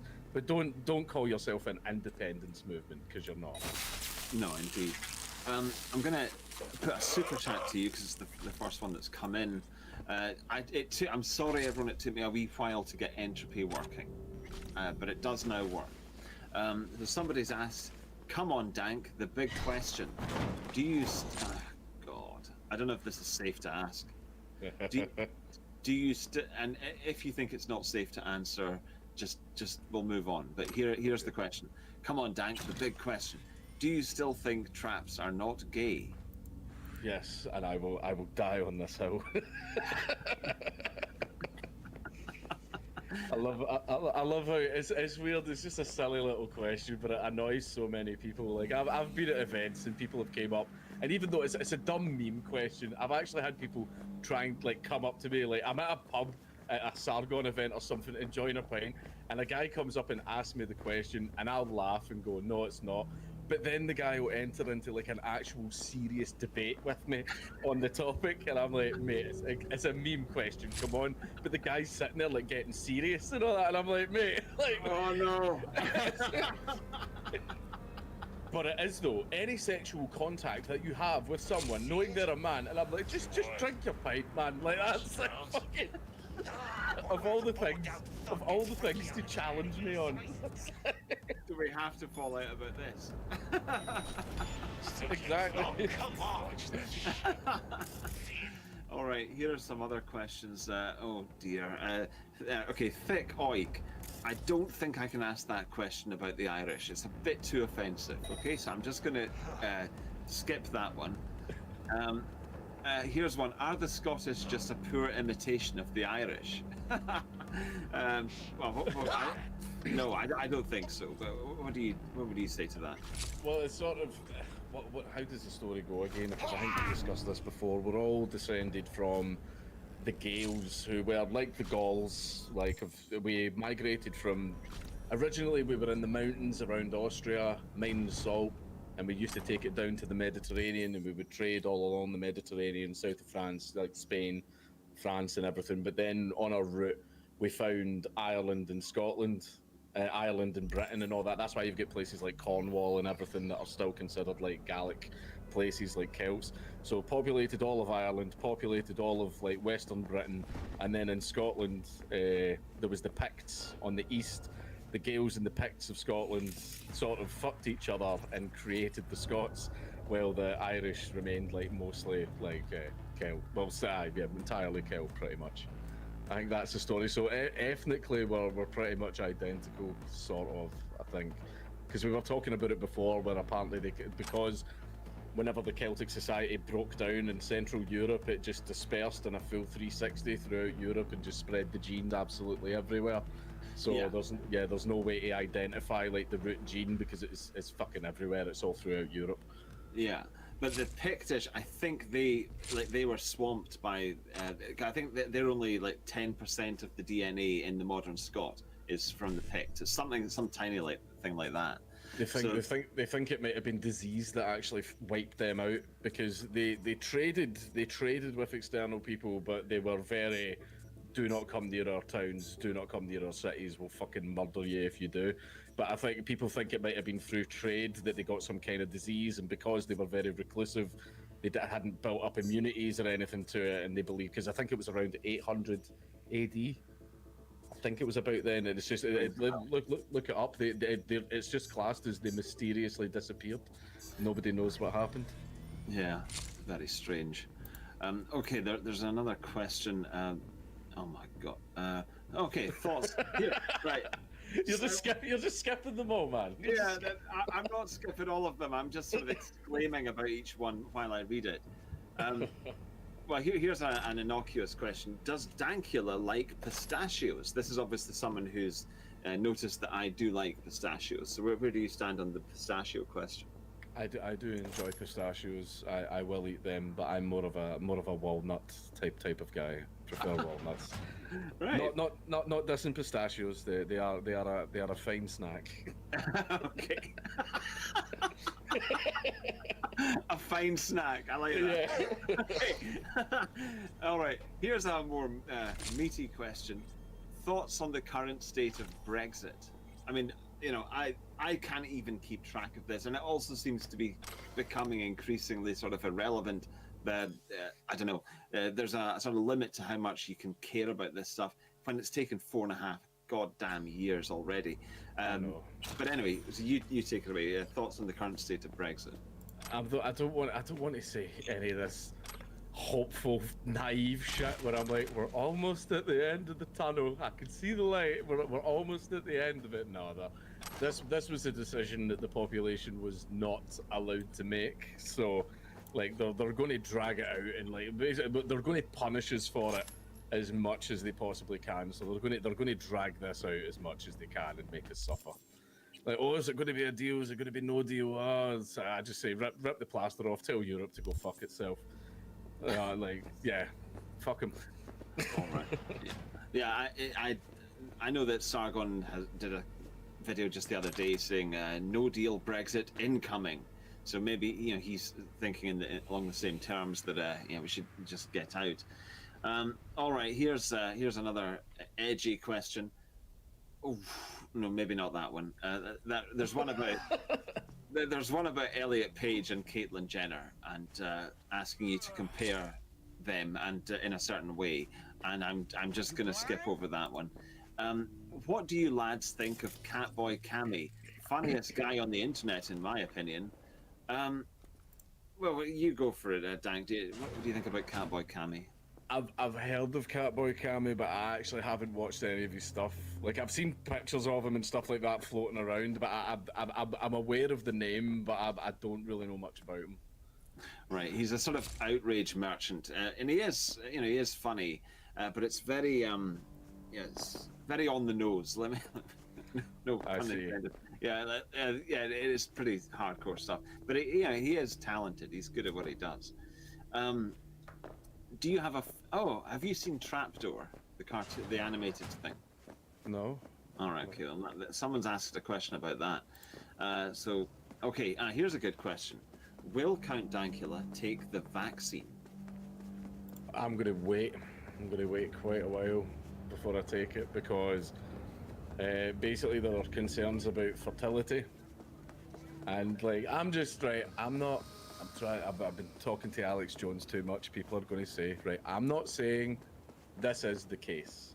I'm just saying I'm going to wait and see, right? Because when you've got people like Bill Gates and all of these other rich people who are backing the vaccine and promoting the vaccine, and these people have also been seen to be talking about population control and how there's too many people on Earth, and then a vaccine comes out that says, oh, we've got absolutely no idea what this does to fertility. That just kind of makes me go, okay, I'm gonna sit back and I'm gonna wait and I'm gonna see what happens, because because that's one thing as well, is like, my wife's pregnant, so she's like, she can't have it. She can't get the vaccine at all, and I'm definitely not taking her to get it like while she's pregnant. But I'm gonna wait. I'll wait a good while and see what the effects are on people. Right. Okay. All right. I mean, I think that is safe, what you just said, because I mean they have said we don't yet know what the effects are on fertility. That is simply truthful. I've seen the text myself. All right. Have you heard of a game called Days, DAYZ, and what do you think of it? Oh, DayZ. Yeah, DayZ. Yeah. I used to play it back when it was a big fad, but then the game just kind of died because the devs just kind of stopped giving a shit, and the guy just sort of took off with the money. Oh, right. Yeah. Okay. He promised everybody the world, but delivered a little shitty shed in someone's back garden and kept the money. Fuck. Yeah. Okay. One of those things.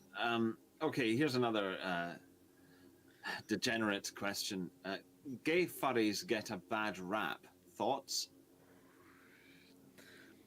They deserve it though, don't they? Like, I'm joking. I'm joking, but I mean, it's like, it's like walking past a bunch of Neds with a big red mohawk. You know you're going to get a few things said to you. If you walk by them in a rainbow fursuit, you're going to get the same thing. I mean, like, you absolutely have the freedom to do it, but people are going to say something, aren't they? Are they going to be furry phobic? Is that a thing? Is that? Is that a thing? Do furries? I mean, I honestly know nothing about furries. I think I know what they do. Yeah. Is it regarded as an actual sexual orientation and then afforded, the protections of, like furry phobia? Well, that's one part of it. There's actually like furrydom is like one big all-encompassing hobby, and then inside furrydom there is it's the factionalism. There's a lot of factionalism. You actually get right-wing furries and you get left-wing furries, basically, and then there's also other groups where basically you get the right-wing just plain old furries, then you get the right-wing sexual furries, and vice versa, and you get all these different kinds. And yes, I thought it was a meme, but it turns out that it is in fact true. There are even alt-right furries. Oh my god. Yes, and apparently one guy got kicked out of an event because I don't know. I'm trying to remember this. Like, apparently a sign get put up on one of the furry conventions that says anyone wearing any racist attire or racist furry suits will be asked to leave. And it was later found out that a guy apparently have turned up to one of these events dressed as a grey wolf, wearing an Obergruppenführer hat and had an armband on. and people at first thought it was ironic, but the guy was like, "No, I mean it. I'm a Nazi wolf named Hans." What was it? What was his name? Hans Razor Paws or some shit like it was. And the thing is, in the modern day, I'm like, I don't know if that's a po. Yeah. I don't know if it's real, but the thing is, I can imagine that him then going to like an alt-right convention and being thrown out of that for being a furry. Yeah. He's just sitting in the gutter crying with his fursuit on because he doesn't belong anywhere. He's a lone wolf. Yeah.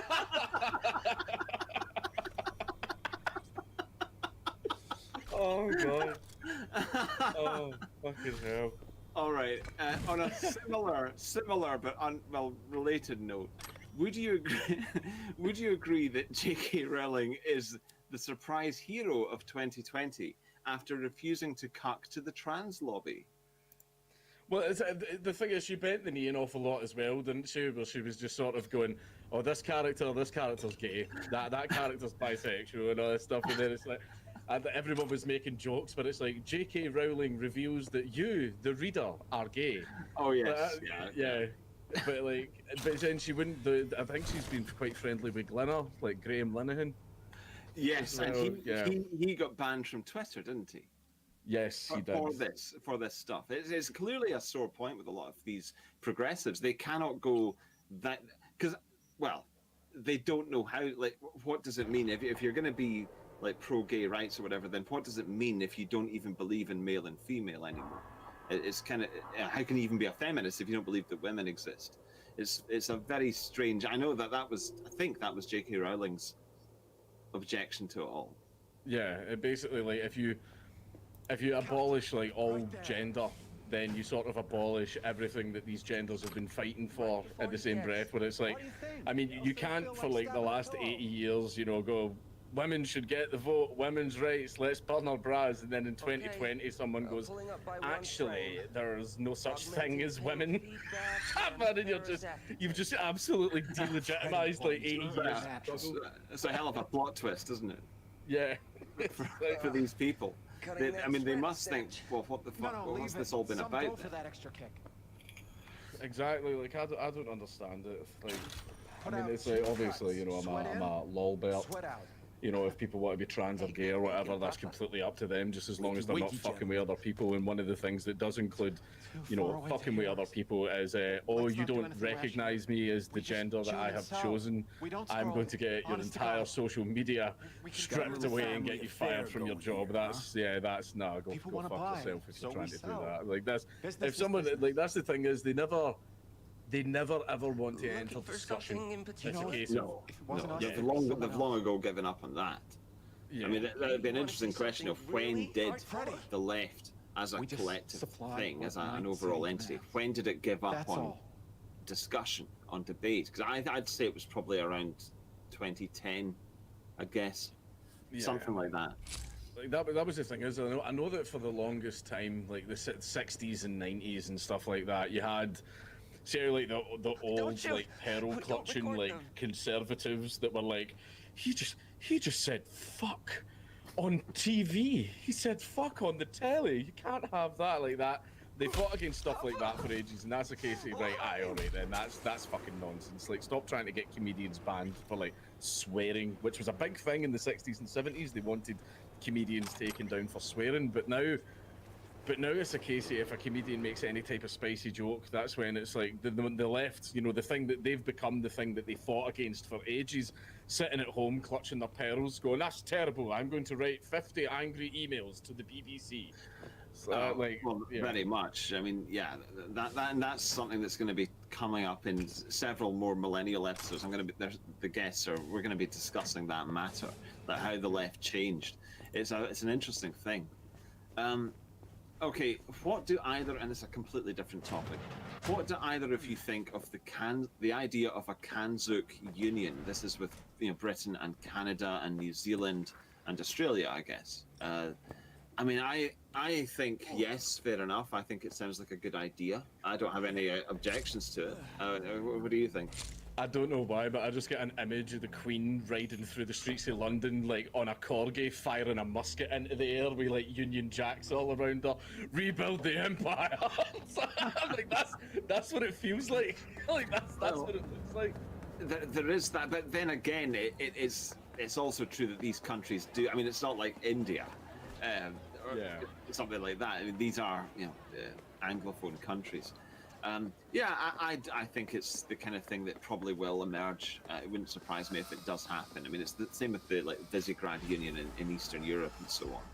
That wouldn't surprise me at all. I think there are these natural alliances that I think will emerge. Let's hope it helps trace the motherfucker who scrolled. All right. It's like a step towards globalism, though, doesn't it? Well, yeah. There's always that danger.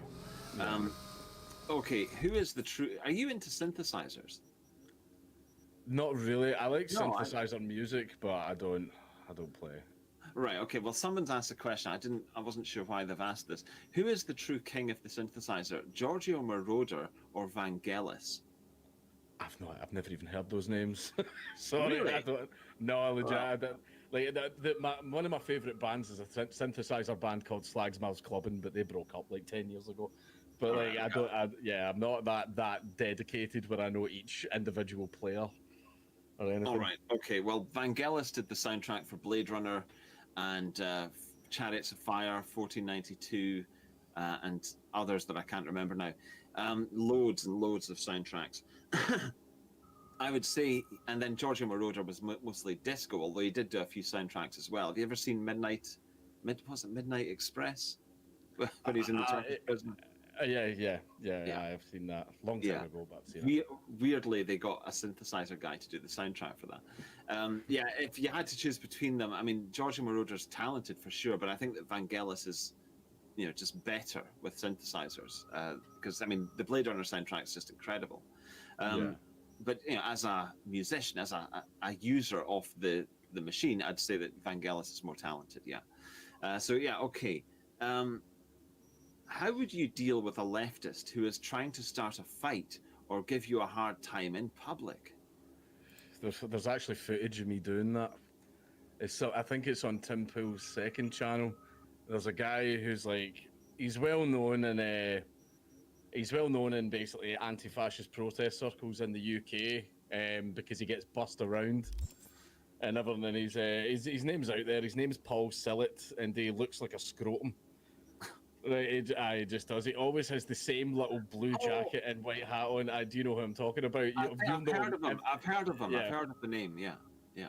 He's in United Against Fascism, but he gets bussed around the country. But he can afford all this travel, but he can't afford a different set of clothes. That's how we fought him every single time. And he came up to me and Tim Pool and everybody, and then he just started going, fuck off, you fucking fascists. And I just start laughing at him, and I go, you fuck off. And I'm just smiling at him and laughing. And that's the thing is, I've had it as well. Like, I had it in George Square, of all places as well. See if they go, see if you don't get out of here. Like this happened in George Square. I was actually with a tailed feature, and one guy, was a little fat guy. A bunch of them surrounded me, and the fat guy pure went, "See if you're still here in 5 minutes." And I went, "I'm here now." Man, and he sort of went like, "See, as soon as they realise that you're ready to fight them, they shit themselves." Right. Like, that's the thing is like just don't back down for them, and if you're outnumbered, well, you know, a little bit of eye gouging, self-defense, especially if there's more than 5 of them. So I've heard, not encouraging that behaviour in any way whatsoever, of course, absolutely not. Of course, in Minecraft. Nah, I would say if you're in a situation like that, though, get the fuck out right away. Just get out instantly. All right, okay.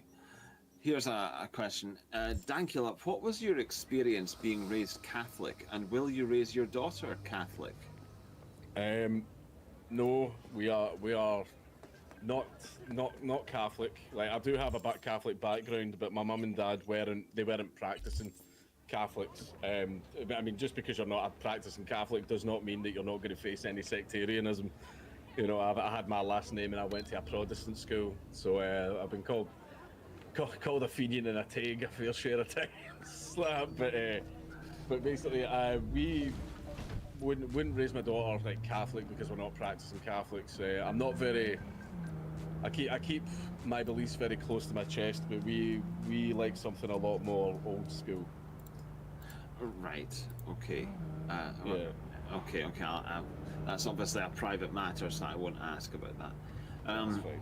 Okay. Thoughts on the Govan Hill controversy? Someone else mentioned this. But yeah. I think you know what he's referring to. I've heard the gist of it. I don't know. I know that there's a guy who's been like, this is the gist that I know. There's a guy that's been going to Govan Hill, and he's been live streaming on his phone, and he's basically just showing. I've been to Govan Hill. It's a shithole. It is an absolute shithole. And he's showing, here's rubbish in the streets, and he said a few things about, here's where you can get your child prostitutes from and stuff like that. And like, that's the gist that I know. And like, I know that Govan Hill is a shithole. It is a really bad, dodgy, like, dangerous place. I used to actually date a girl from Govan Hill, and I remember getting into a fight because I was coming out of shop. I just bought myself a bottle of bucky, and a guy like tried to steal my bottle of bucky from me, and I was just like, what the fuck? And I ended up in a fight over a bottle of bucky, probably the most Scottish fight I've ever been in. But like, I got my bottle of bucky. Don't worry. Where? Like, you know, I never got it. Glenn. You know, I think I'm unhanding my bottle of bucky. You know, I would just say the bottle of bucky came in handy in that skirmish. Till then.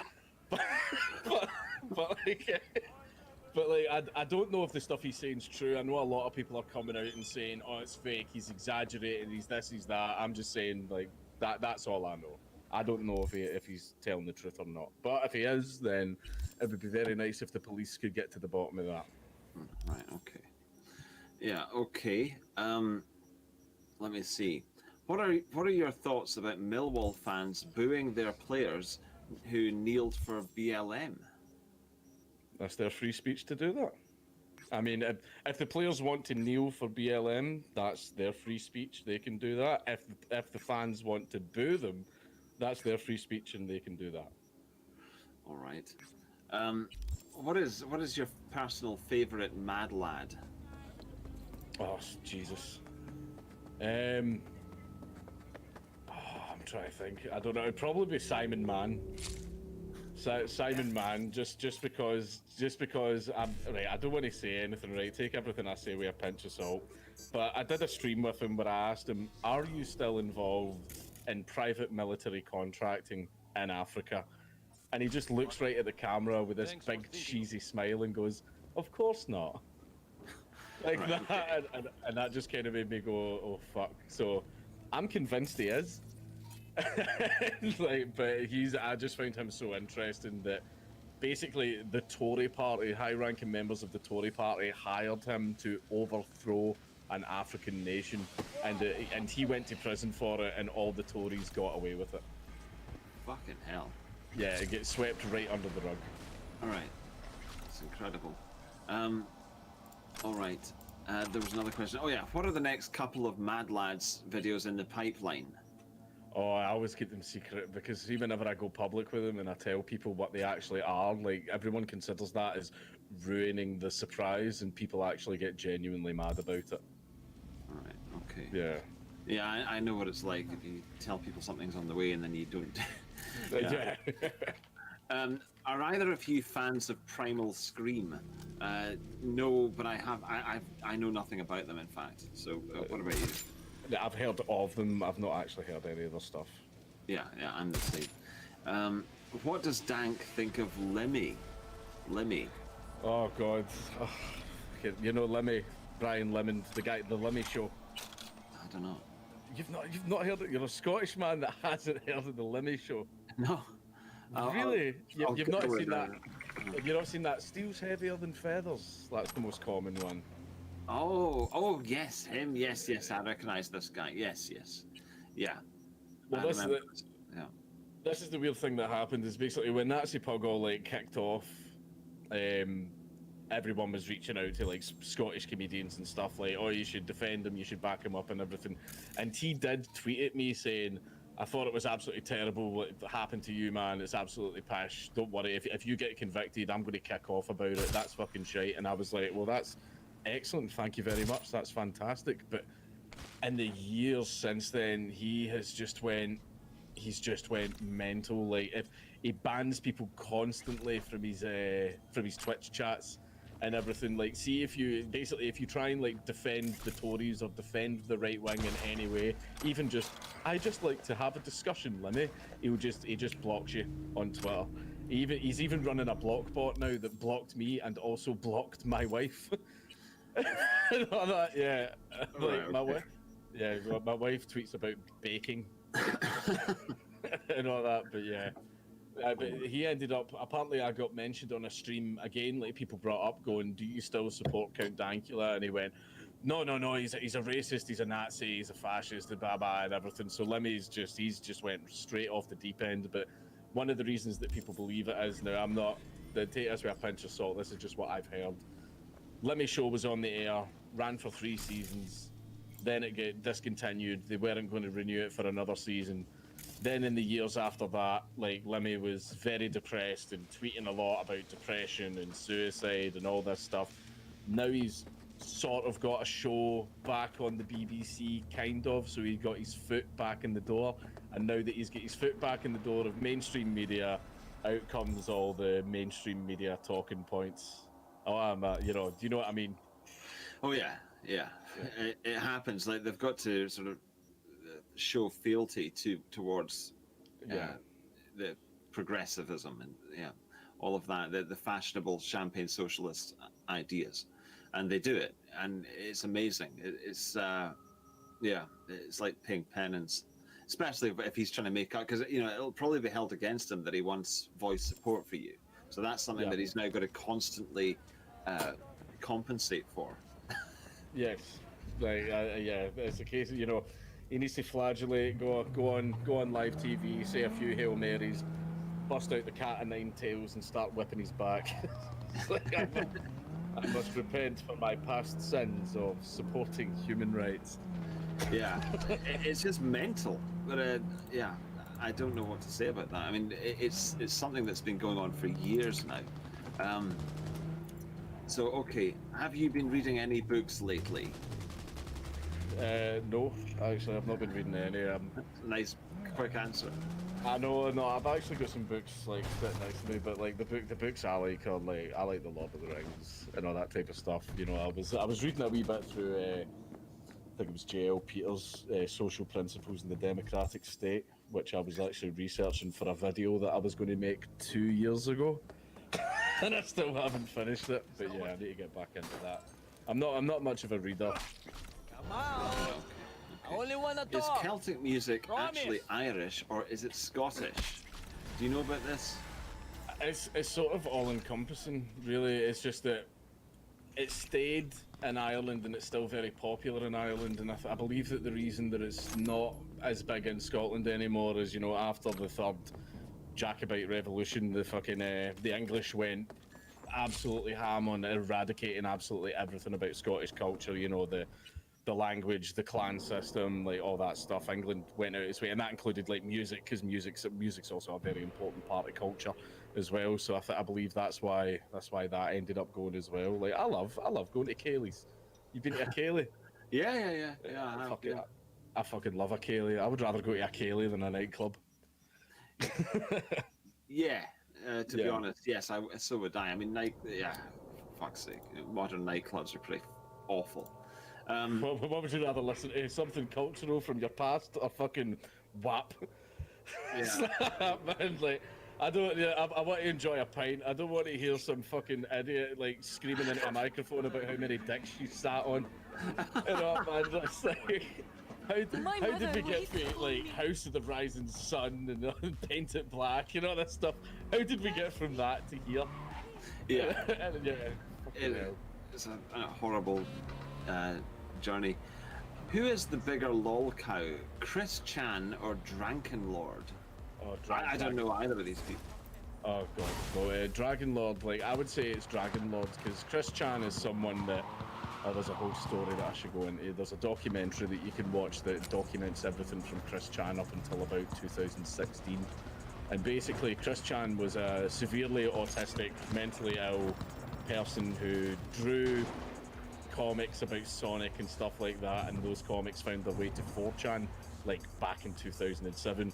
4chan made fun of the drawings, and that's when Chris Chan started uploading videos of himself to talk to 4chan. This is the place. And it all just went from there. And like the entire story's amazing, by the way.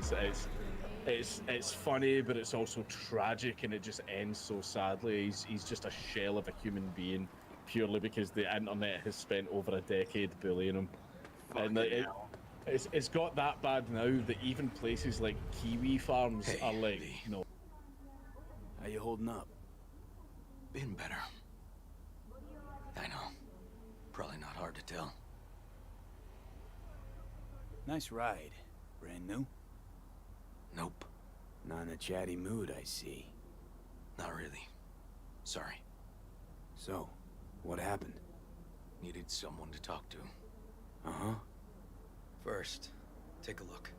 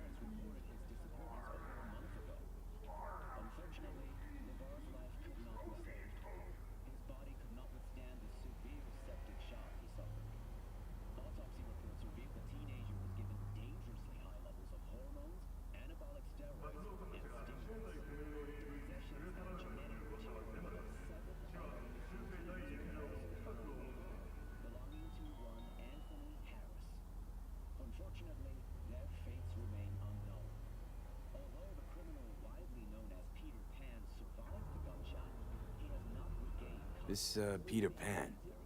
He an old case? You were looking for him? Never heard of him. Didn't cross my desk. What's the problem if they caught the guy? My nephew, Randy. Disappeared not long past. And what you just saw. The kid was wearing Randy's shoes. Oh, Jesus. Randy's disappearance. You know anything else? My sister and I don't get along that well. I don't know much. Just wish I could have been there for her when she needed it most. And what, they figured you'd get emotional and kept you off the case? More like a restraining order. Won't let me anywhere near it. McGonagall took the lead on it. Lazy-ass gonk. And so far, he ain't accomplished shit.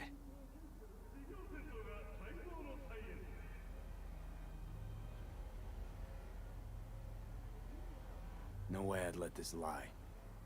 I know. And that's why I'm asking for your help. So what do we need to do? Can't interrogate the guy because he's a veg, but we can view his dreams.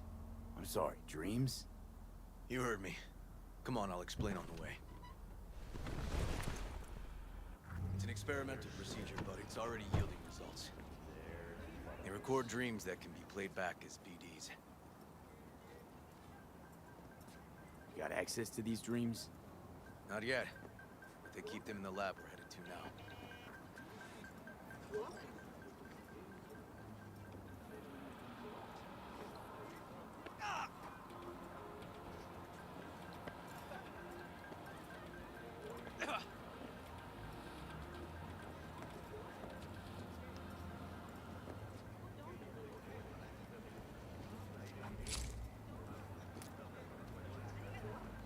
Okay.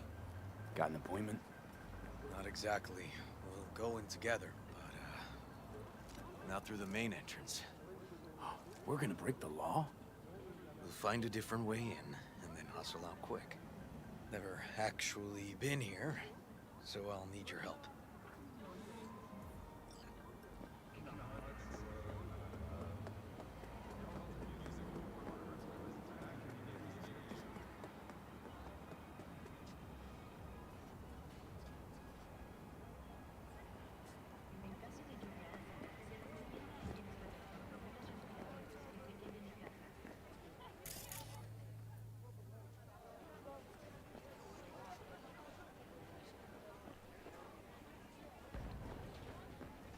What's your problem?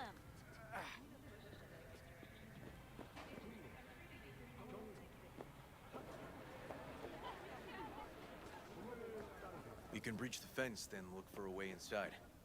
Knowing their funding, I wouldn't expect much pushback from security.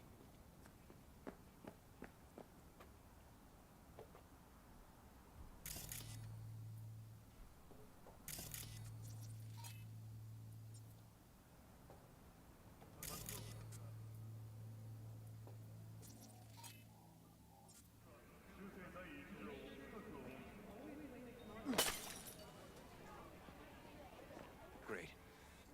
What now? We find our entrance. They have an audit today. Should be a ghost town. No need to be quiet. How'd you know about the audit? I did my homework.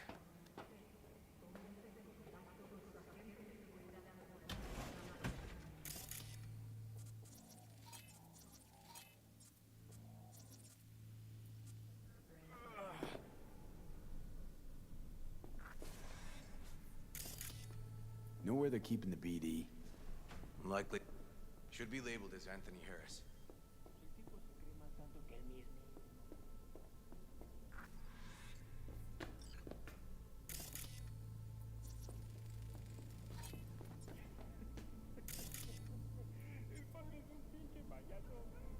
A few of these rooms we probably don't have to bother with.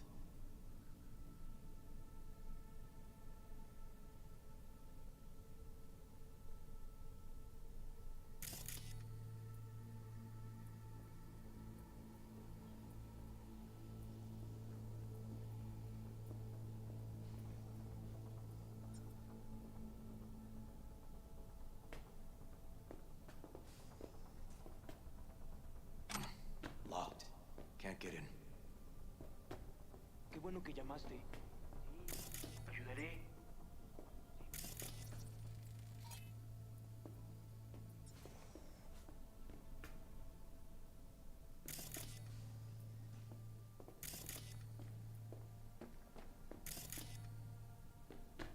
Nothing here. No sign of it.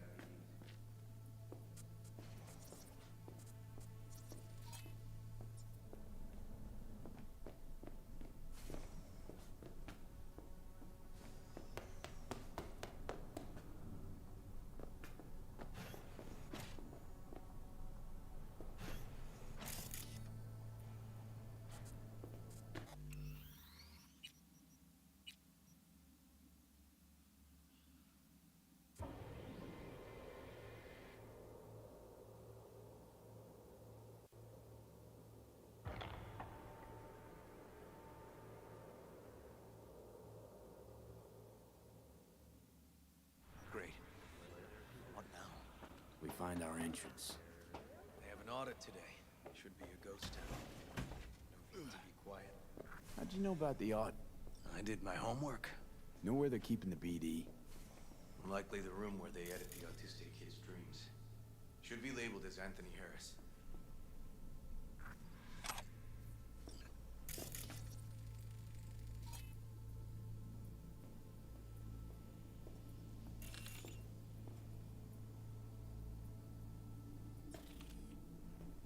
A few of these rooms we probably don't have to bother with.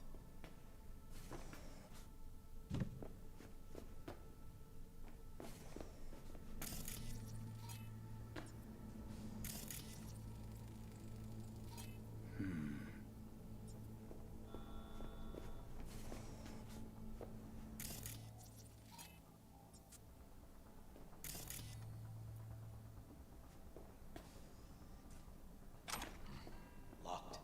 Can't get in.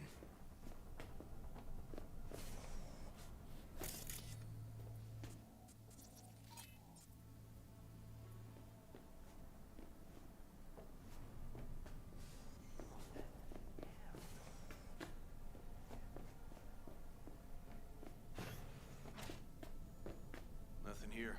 No sign of any BDs.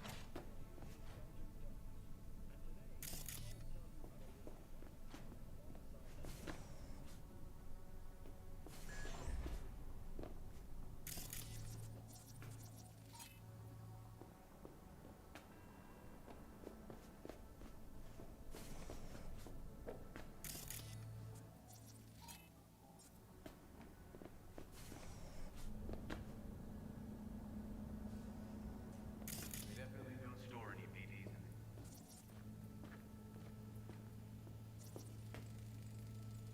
it. No.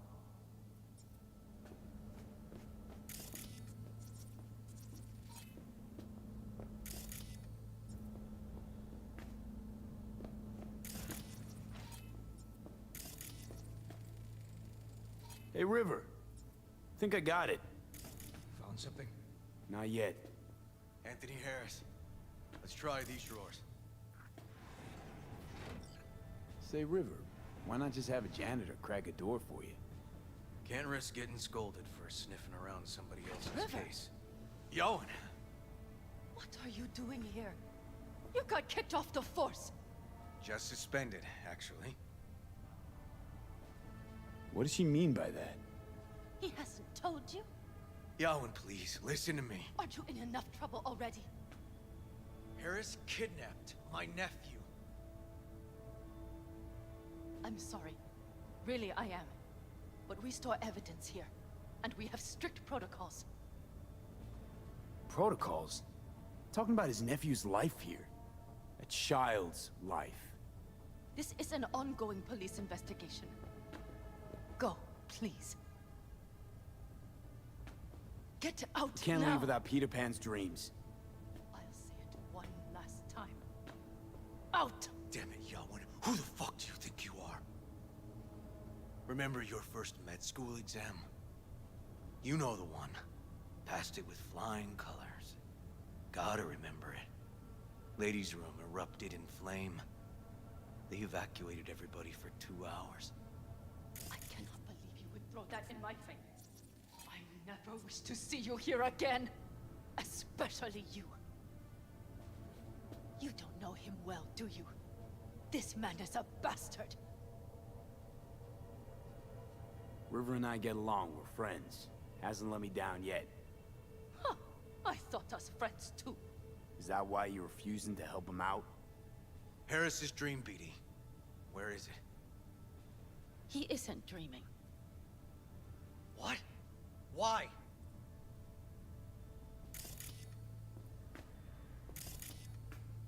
A bullet damaged his cerebral cortex. We get only dissonant urges. Peace.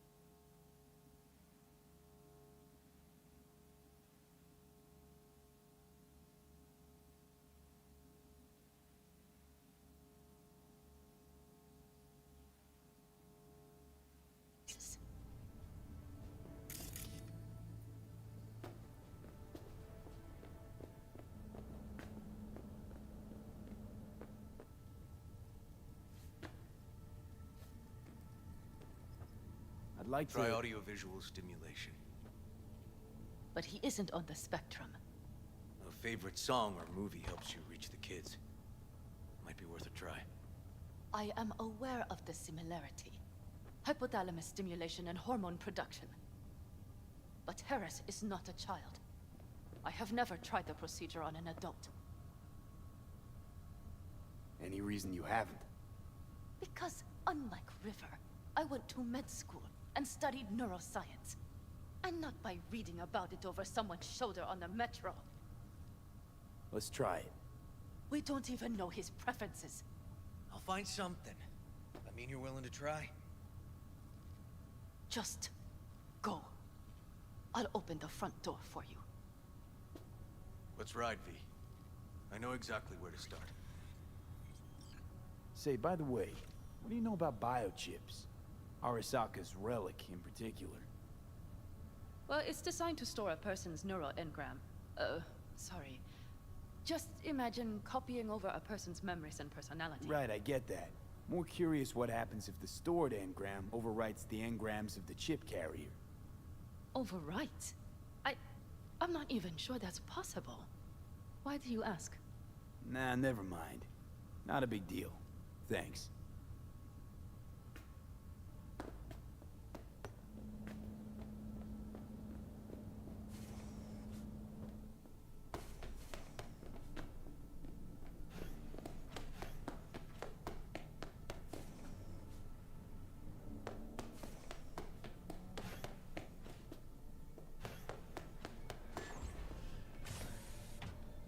Cops seem to like you. Careful this one doesn't start sending you out for donuts. What? No, River's all right. For a cop, you mean? Not every cop's a bastard. Just like not every rocker boy's a narcissistic dickhead. Dunno, V, you ever actually met a rocker boy who didn't fit that description? All in all, no.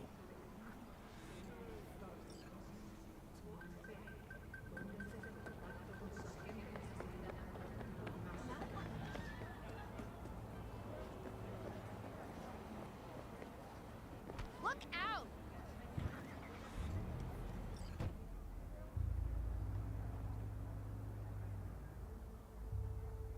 Okay. Let me hear it.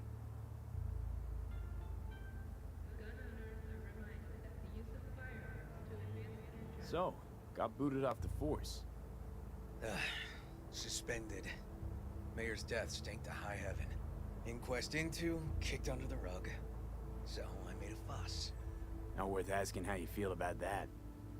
Nope. It's just, it's not easy for me to talk about what's biting at my ass. Fair enough. Could tell me where we're headed, though. To Joss's. Randy's mom. She thinks he just ran away from home. For now, keep the kidnapping between us.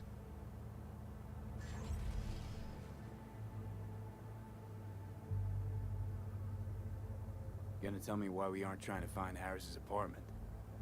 It's a house. And I doubt he's keeping his victims in his basement. And besides, we are trying.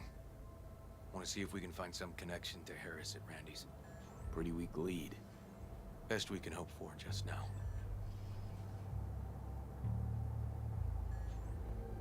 Not worried Yawen's gonna toe the line? Rat you out to her superiors?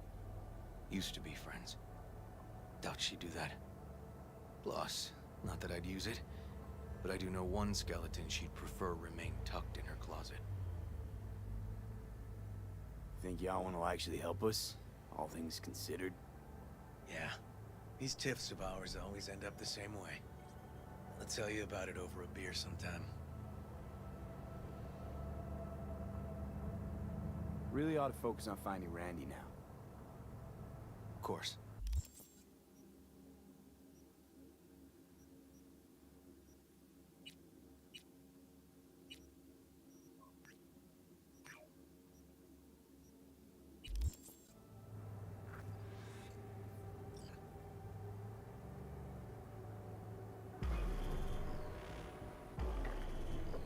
All right, this is it. Sure been a while. Used to come over every weekend. A long time ago. And? Changed it all since? Places like this never change.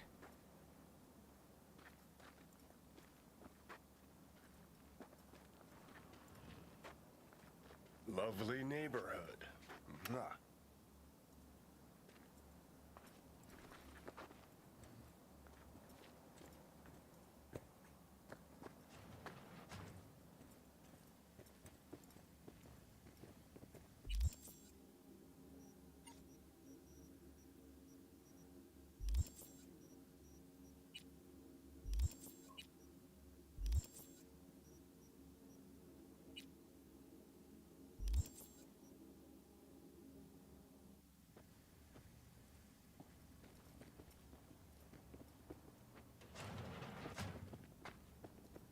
River. You either got business with me or news about my Randy. Wouldn't drag your butt out here if you didn't. Joss, meet V. So V, is this about my Randy? Randy's been taken. Why didn't you call? Joss, Throw a blanket over the truth, like always. We hope Randy's okay, but, you ought to prepare for the worst. V, please. Where's my Randy? We don't know that, but we're trying to find out. Then why are you here instead of searching for him? Arguing's not gonna help anyone.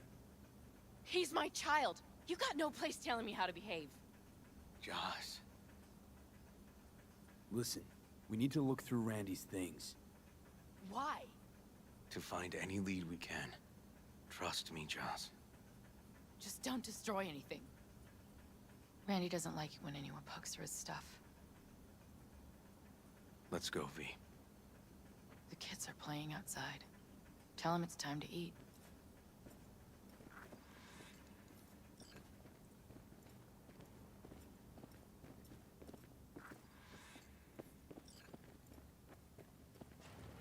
What's on your mind? I think it's good she learned the truth. That's the trailer. Eyes peeled for details, eh? Uncle River! Monique, Dorian. Hey, guys. Is this your partner? Just a friend.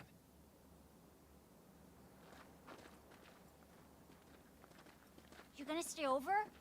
We'll see. Your mom's waiting for you at dinner.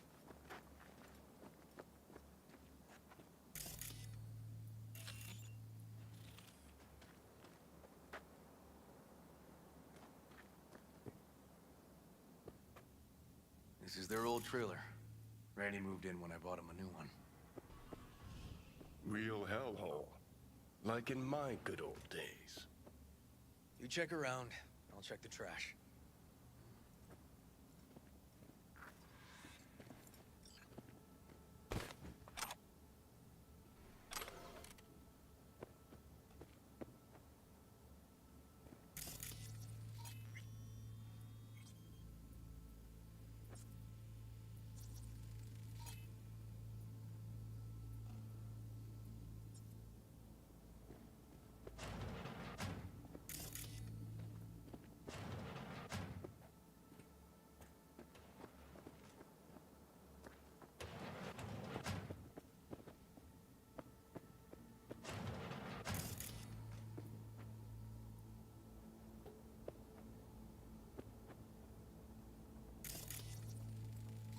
Expensive tech. Randy had the scratch for this? You're joking.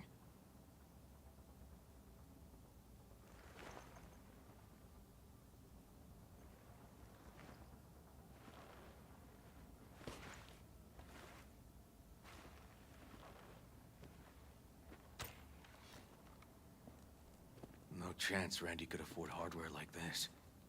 Way too pricey. We gotta get in. But I doubt anyone knows the password. Can you crack it? Don't know how, River. Damn. Need to try to guess it then. What could he have?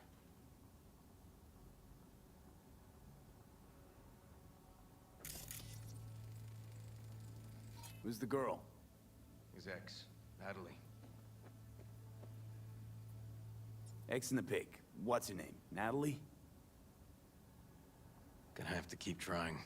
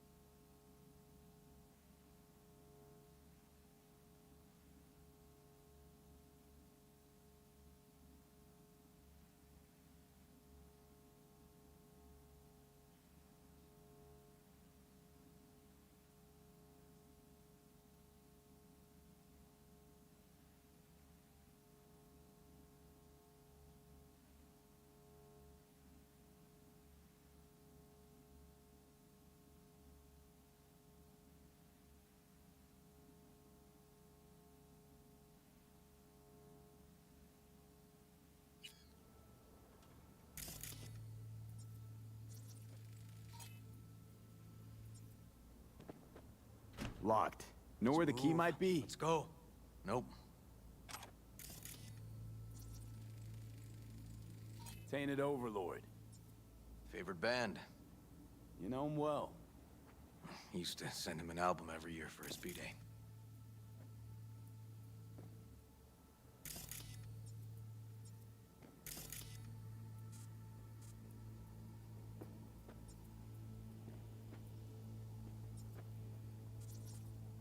Come on, V.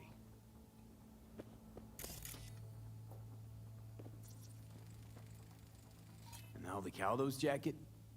Keepsake. Used to be his dad's.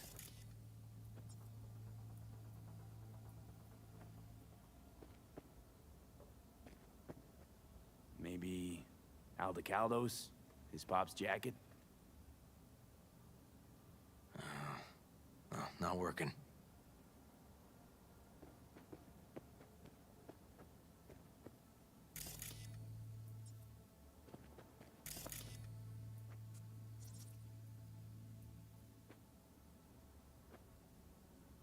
Let's move. Let's go.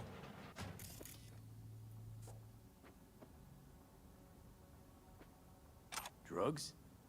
Let's not go there. Society's fault.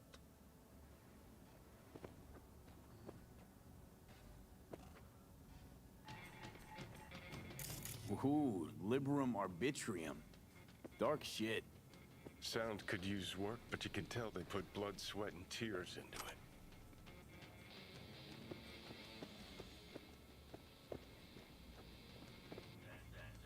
Punch this track title. Liberum Arbitrium. That did it. Help me have a look around.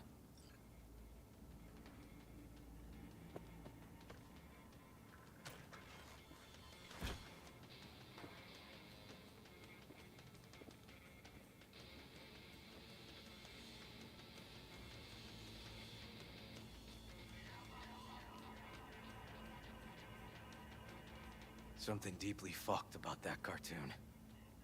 My skin's crawling.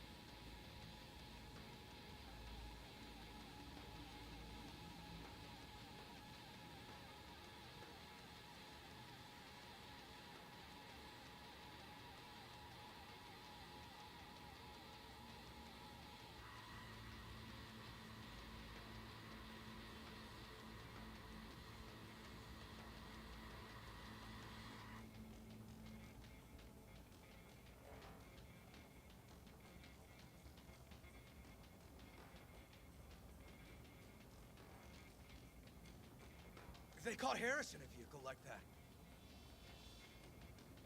Blockaded street. Shit, River. I remember that day. He lives close to an old school.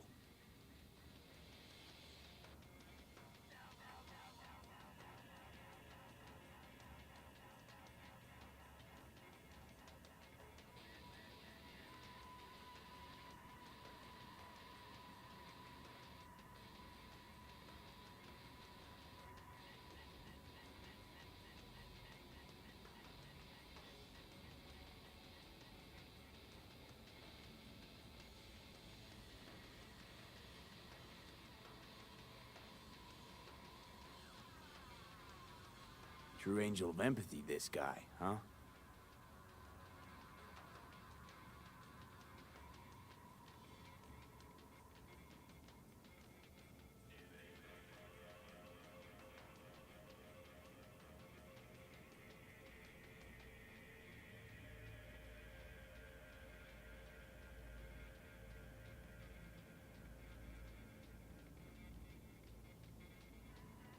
Figured out Randy's identity. Sent him the game as a present.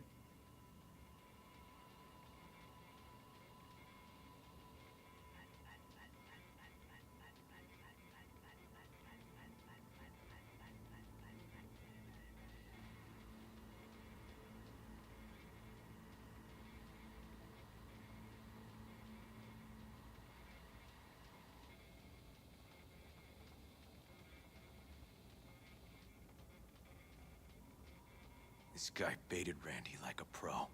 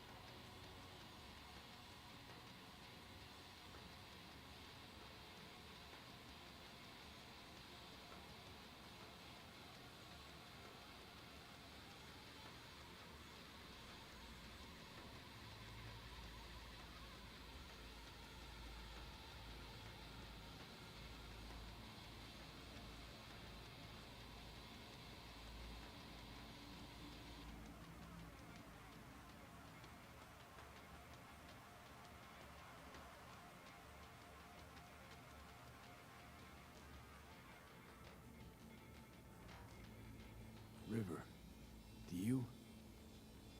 are you seeing what I'm seeing? No. There's no way. Why would he do that?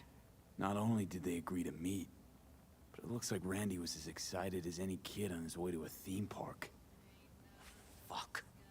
This creep definitely scrambled Randy's head.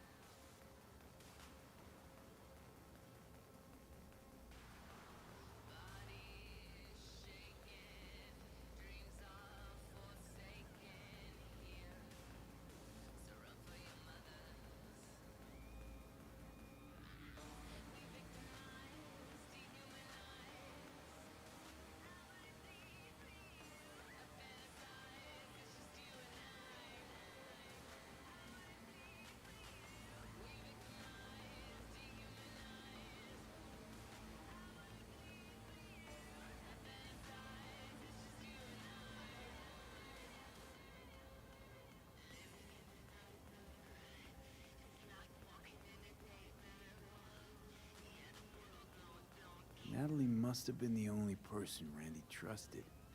Can we view this page with a link?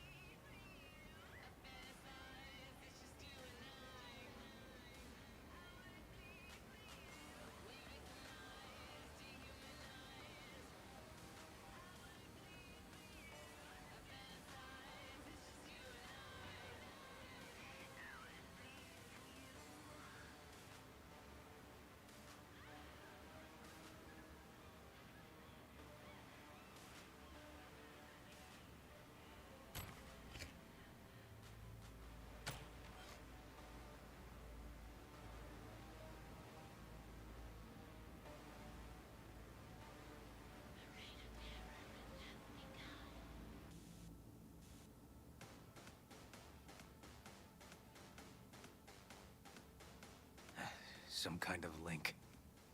The one Randy wrote about? Let's find out.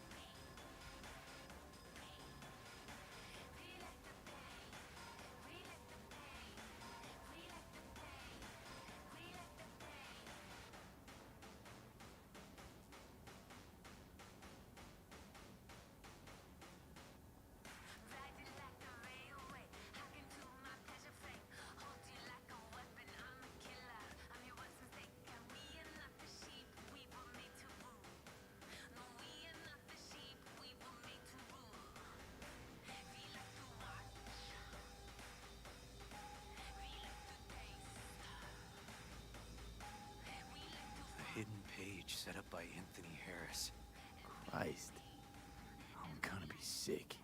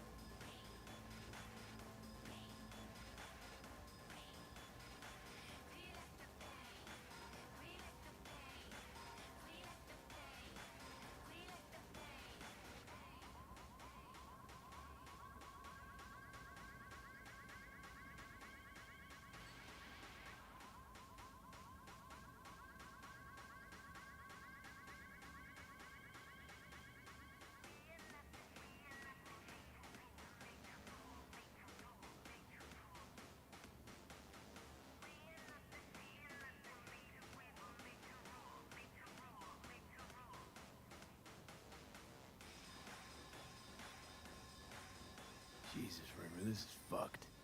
Guy preyed on troubled kids. Made habit to target boys like Randy. This is my fault. If I just paid more attention. Just talked with him more. Hey, come on. You're not the one to blame here.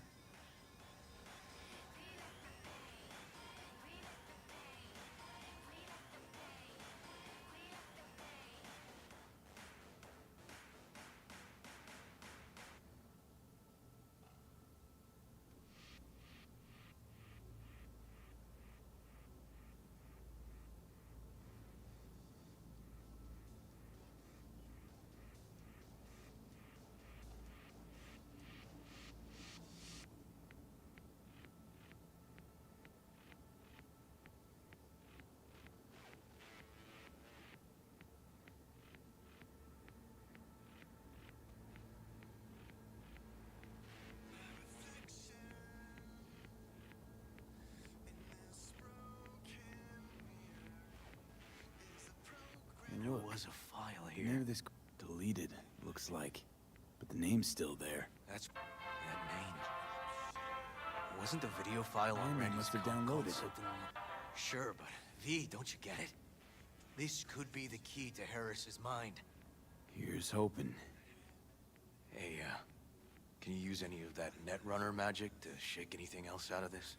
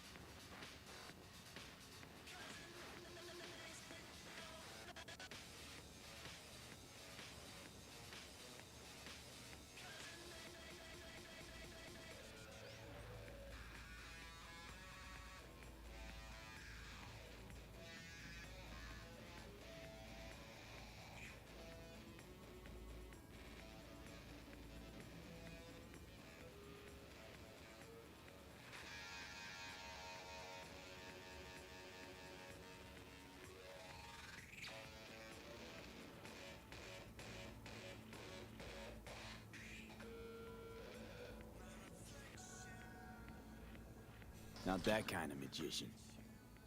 Oh, okay. We'll have to manage without it. That cartoon, River. Could be what we've been looking for. You said yourself we needed something to get Harris to dream. Send it to Yawin. Right. Sending it now. Okay. Says she'll get back to me by morning. Come on. Let's grab a bite.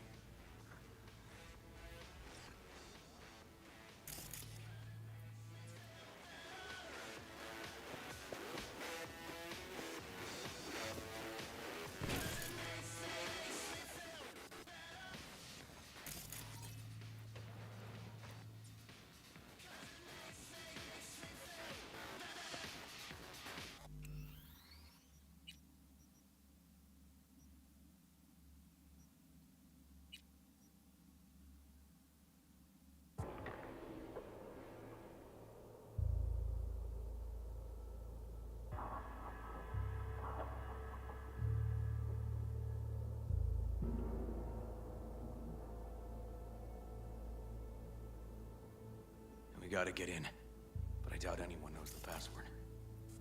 Can you crack it? Tainted Overlord. Favorite band? You know him well. Used to send him an album every year for his B-Day. Got some kind of key here. Real fossil. Not quite what we're looking for, no. Some kind of game here. Shipping code on it.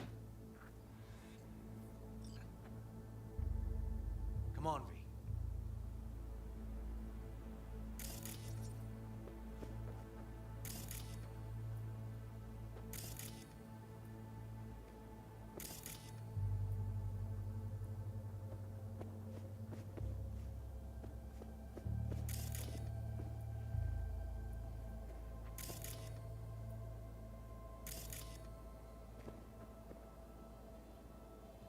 Don't know how, River. Damn. Need to try to guess it then. What could he have?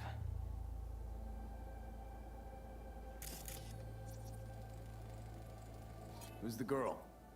His ex, Natalie. Ex in the pic. What's her name? Natalie? Gonna have to keep trying.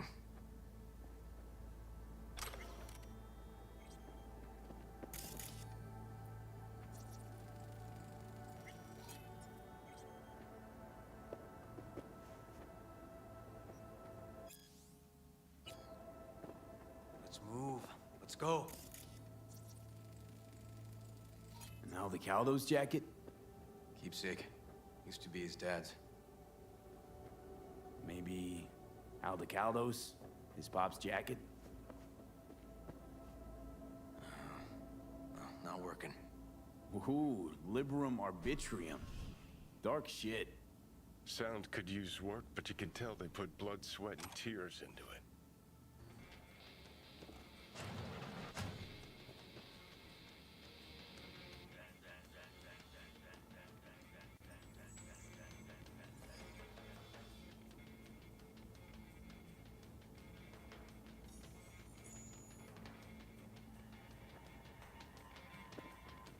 Drugs?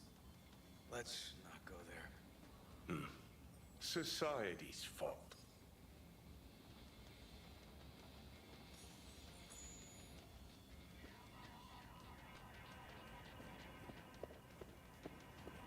Punch this track title. Liberum arbitrium. That did it. Let me have a look around.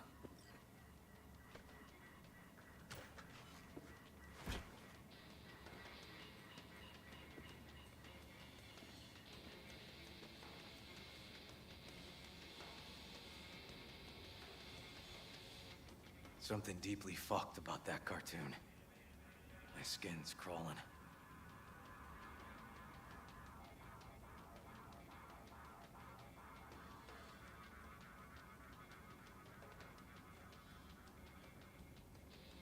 If they caught Harris in a vehicle like that. Blockaded street.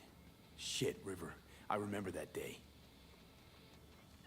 He lives close.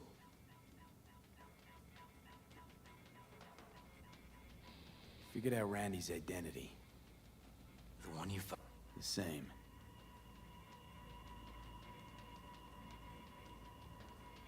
True angel of empathy, this guy, huh?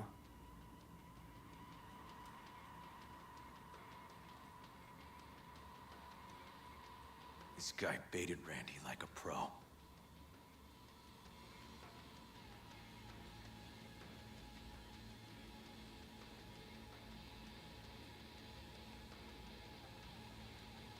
River, are you seeing what I'm seeing? No. There's no way. Why would he do that? Not only did they agree to meet, but it looks like Randy was as excited as any kid on his way to a theme park. Fuck. This creep definitely scrambled Randy's head.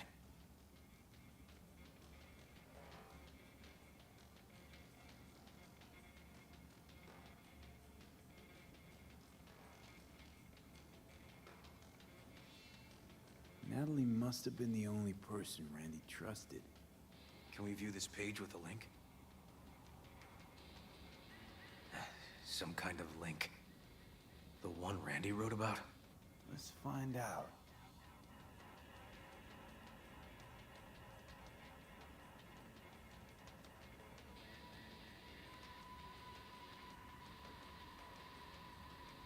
A hidden page set up by Anthony Harris. Christ. I'm gonna be sick.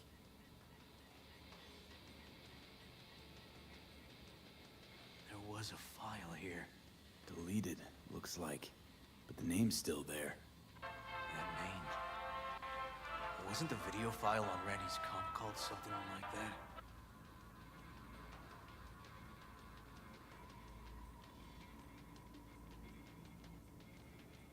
Hey, look. The name of this cartoon matches the missing file on Harris's page. That's what we needed to find for Yawin. V, we've got it. Randy must have downloaded it. Sure, but V, don't you get it? This could be the key to Harris's mind. Here's hoping. Hey, can you use any of that Netrunner magic to shake anything else out of this? Not that kind of magician. Oh, okay. We'll have to manage without it. That cartoon, River. Could be what we've been looking for. You said yourself we needed something to get Harris to dream. Send it to Yawin. Right. Sending it now. Okay. Says she'll get back to me by morning.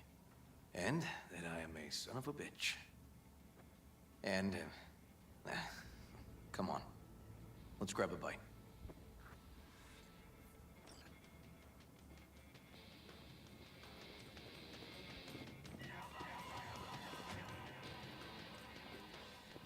Listen, I'm Let's not worry Joss more than we need to, huh?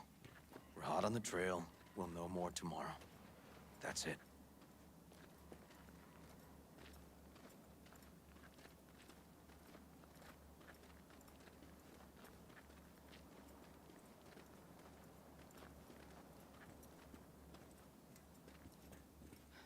Dorian, please. But it really tastes like boogers. Joss, we're finished. All done. Off to bed, then. We left some for you, Uncle River. Thanks, Monique.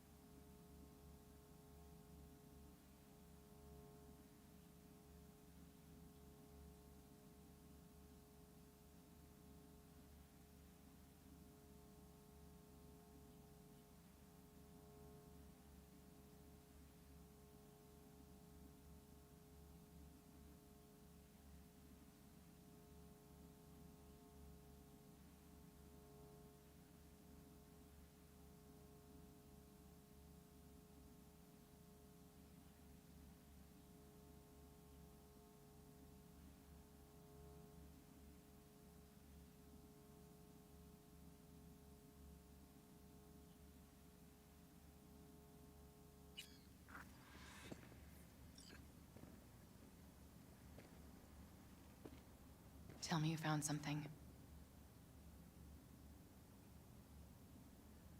We'll know more tomorrow. I sent some evidence to the lab. There's a chance we could know where to find Randy by morning. When's the last time you ate? Yesterday. Have mine. I'm not hungry. Thanks. Maybe later.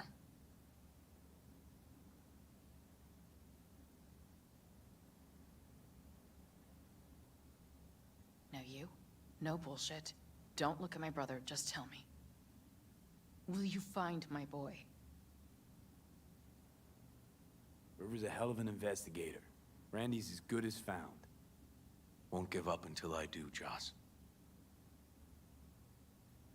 Joss, you mind if V takes Randy's trailer for the night?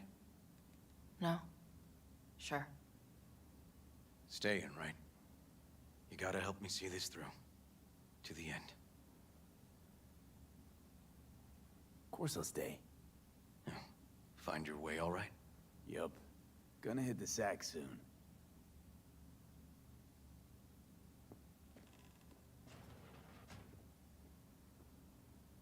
Hang in there, Joss. Can't be easy raising 3 kids on your own. Well, it wasn't any easier with my husband. In fact, the best days were when he didn't come home.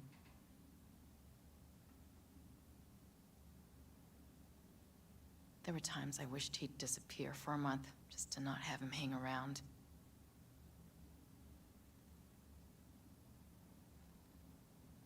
How'd he die? The Aldecaldos told me he died an honorable death. Whatever the hell that means.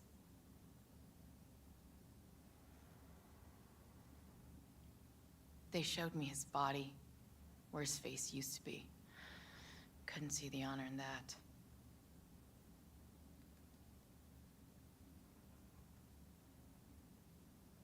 That bad, huh? His bike in the highway, that was his world. But at home, let me tell you a story. This one time he took Dorian into the city.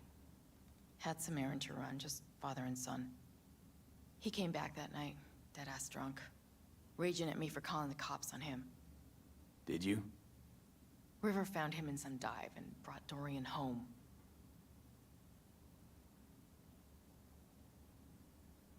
Must have been a relief then, when he left. For weeks, I cried every night. My husband was killed, the father of my children. I'm sorry. Randy changed. He locked up. Not to mention the other 2 I still had to raise. Life was rough with him and without him. Sometimes there's no solution. Let's, change the subject.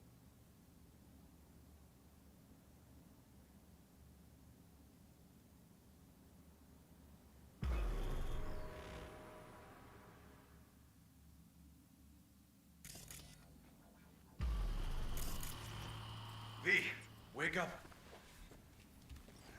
Not done sleeping. Yalwyn called. It worked. The cartoon. He's dreaming. You got the BD? Right here. Slot it in. Jack into the computer. I want to see it on the monitor. That doc of yours is quick, not bad.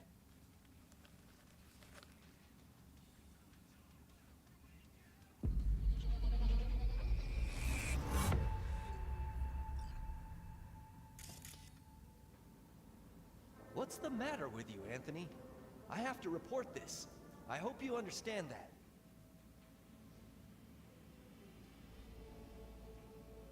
This isn't normal behavior. Anthony, you killed Liam's turtle. He was sick. He wouldn't eat, stayed in his shell. I just wanted to help him. By injecting him with HGH? What were you thinking? Is this something your father taught you? Good people took you in, extended their trust. This is how you repay them?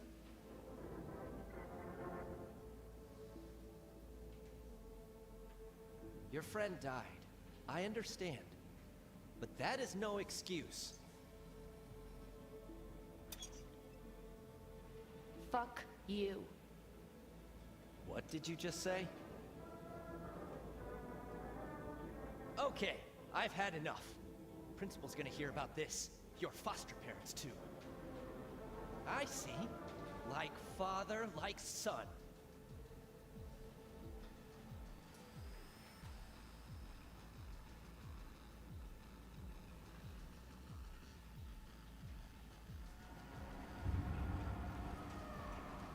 Don't you dare talk about my dad! That's right, you little shit. I know it all. Farm failed. Dad put a bullet in his head. Shut up! Shut up! Shut up! You can't talk about my dad, you prick! You can't! You can! He was sick, weak. I just wanted to help him.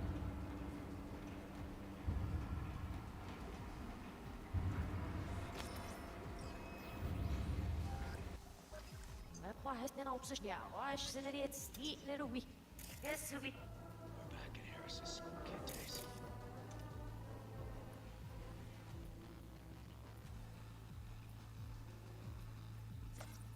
What's the matter with you, Anthony? I have to report this. I hope you understand that. This isn't no bigger.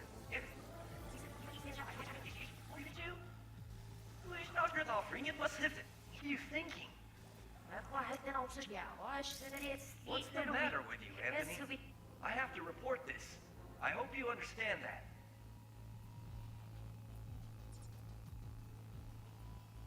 This isn't no bigger. You killed Liam's turtle. He was sick. He wouldn't eat, stay in the show. I just wanted to help him. Something your father taught you? Good people took you in. Extended their trust. Your friend died. I understand. What you? Fuck you. What you say? Okay, I got enough. I see. My father, my son.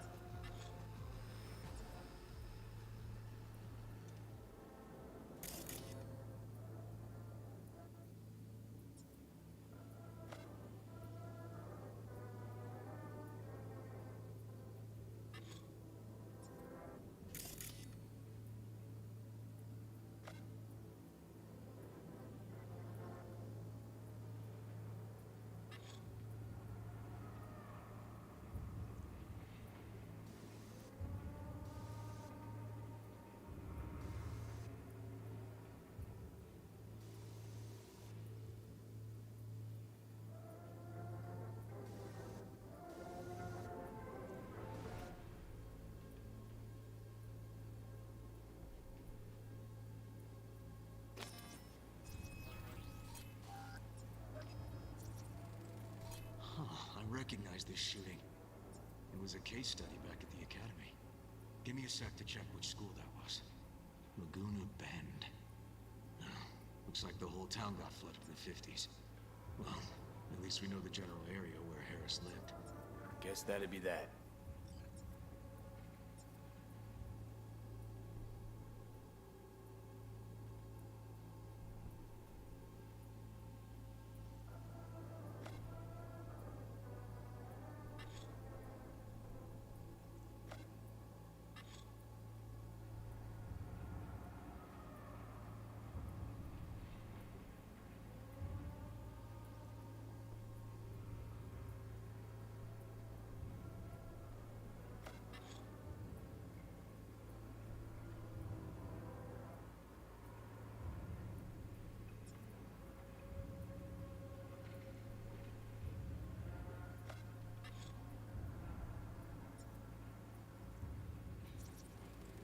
Trophy. Old one. Dated from 2042. First place in an interscholastic wrestling tournament.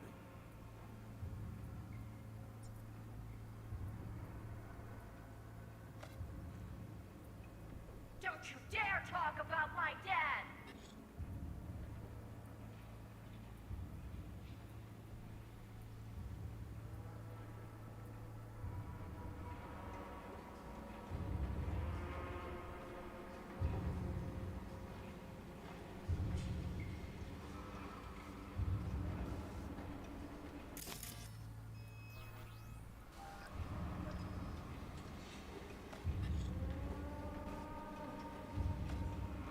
That's right, you little shit.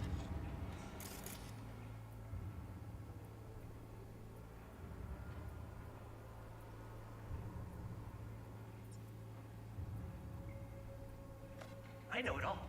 Farm failed. Dad put a bullet in his head. Shut up! Shut up! Shut up! You can't talk about my dad, you prick! You can't! You can't! He was sick, weak. I just wanted to help him.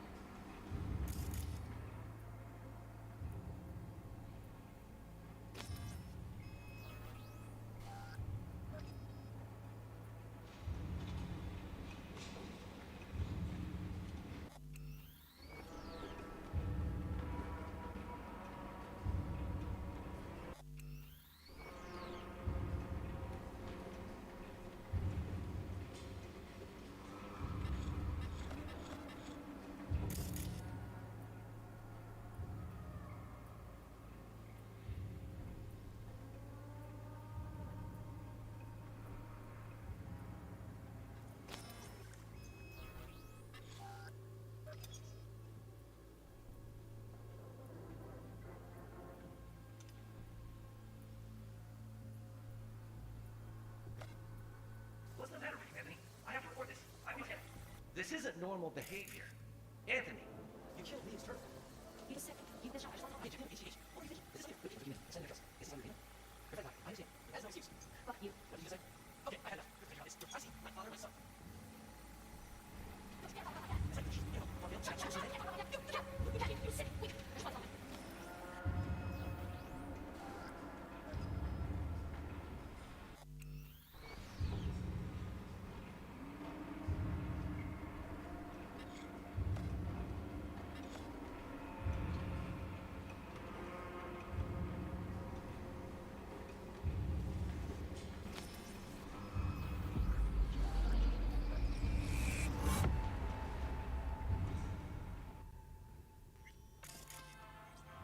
Tony! Where you going now?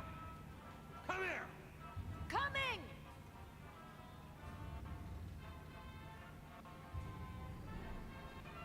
Tony, come here! Yeah, Dad? You forget something? I asked you a question! I don't know. Choline, I'm at thionine levels. See anything odd? Too low? You were supposed to check before school. What do you gotta say for yourself? Cal's gonna die because of you. Gonna kill it like you killed your mama. I'm sorry. Don't apologize, just dial up her hormones. And shut off that goddamn cartoon! How many times I gotta tell you not to leave it like that, hmm? Half the day I spent trying to turn that shit off.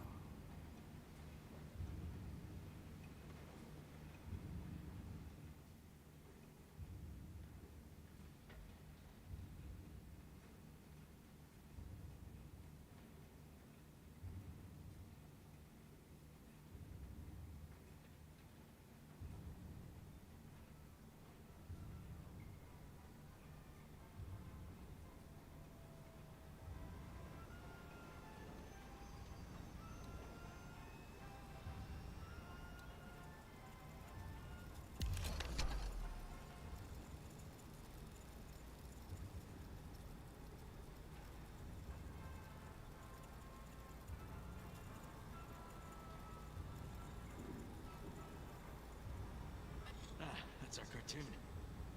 Tony really seemed to love it. Guess that'd be that.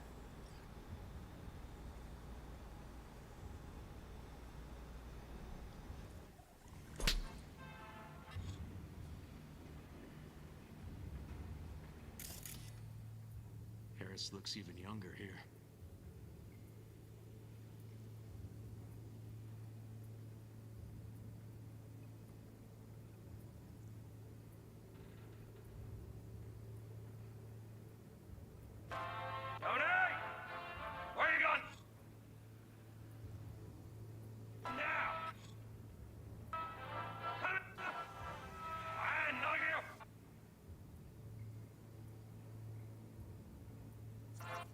See that? Cow's sick, like the rest. Where you going now? Come here! Coming!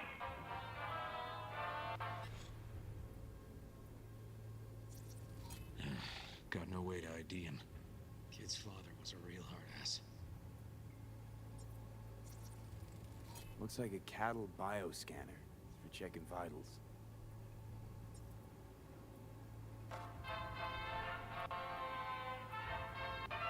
Tony, come here! Yeah, Dad? You forget something?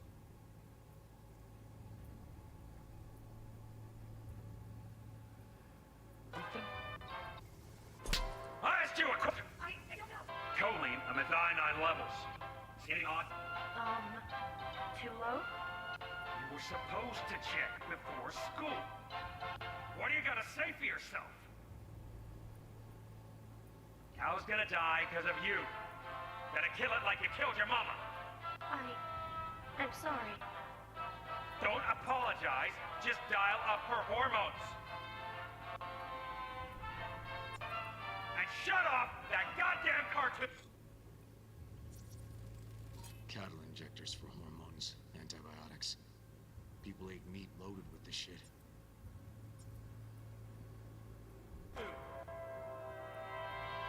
How many times I gotta tell you not to leave it like that, hmm?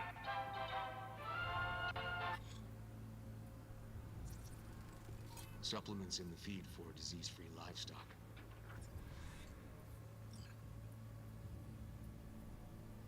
Half the day I spent trying to turn that shit off.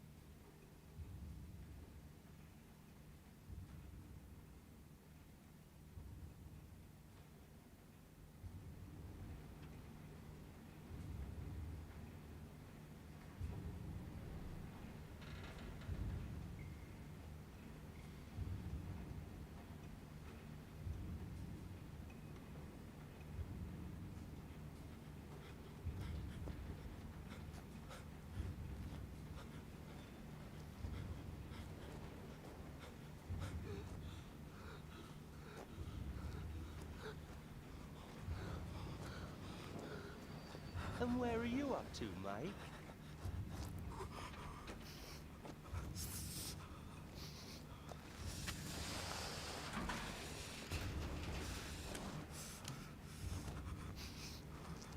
Come here, you rascal. You'll hurt yourself. Tony'll take good care of you. Easy now.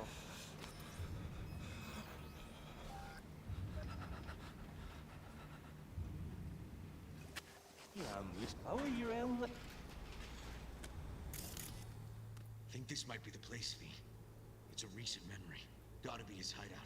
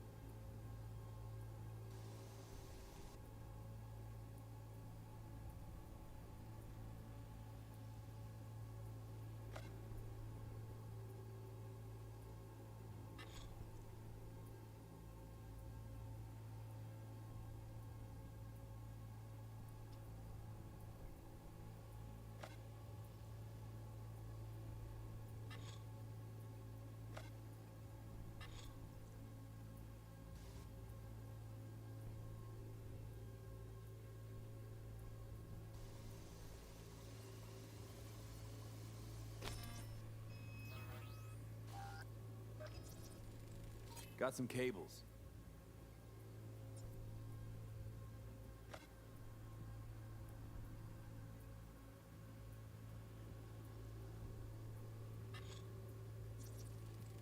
Got a clock. An hour to midnight.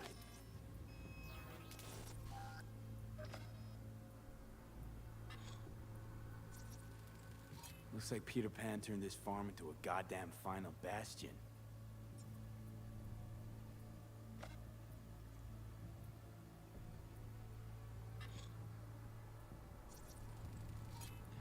Fuel. Must have been an auto shop or something here at some point.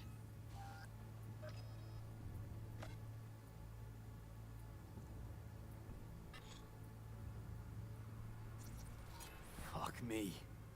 He treats the kidnapped boys like cattle.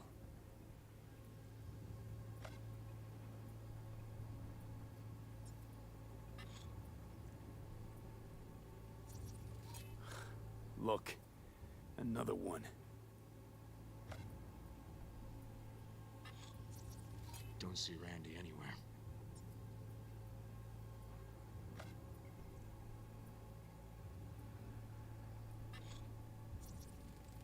The terminal controls the pens. Gotta be another deck somewhere for the Fire mines and department turrets. search stamp right here. City South. Perfect.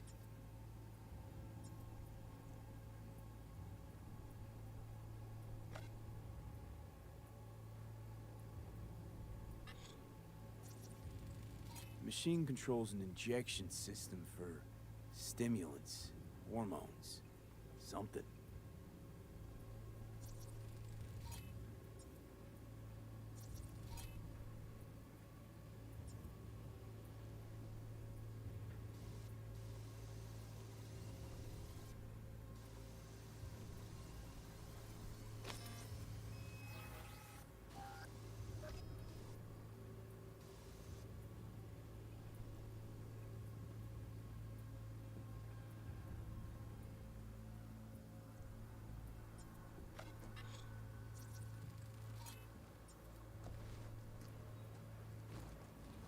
Hearing what I'm hearing?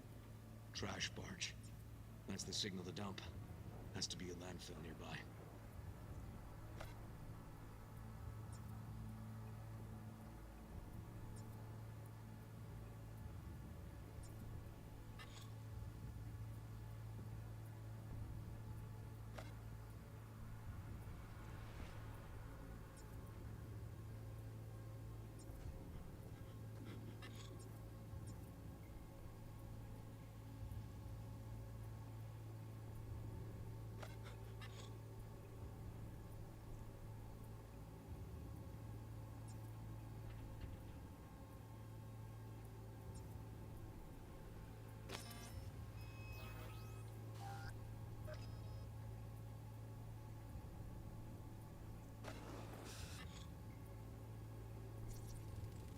Signage on the farm model points to Petrochem.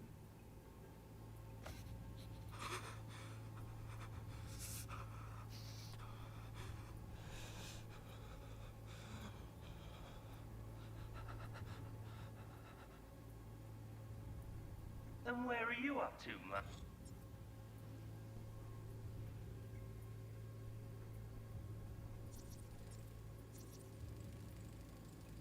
Hey, the Illuminated Towers. Promoting the Us Cracks album that came out then. Colors changed every hour. I think that might be it.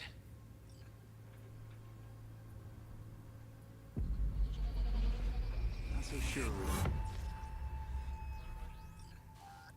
Okay, so where do we sit now exactly? We know Harris still lives near an old school that's now underwater. You can see the NC skyline and the Us Cracks towers from the farm. It's a few miles out. Farm's located near a landfill. We know that too. Shipping code on the game Randy got from Harris traces out to the Badlands. Those towers promoting the Us Cracks album. Colors change regularly, once an hour. So we know the time. 11 at night. Right. And that puts the farm east of the city. Southeast, actually. Stamp on the NCFD certificate was from the southern region. Farm model's a Petrochem design, so that eliminates any others. Which narrows it down to Edgewood Farm. That's gotta be our place. So, We've got it. Just hope we didn't fuck it up. Come on, we gotta go.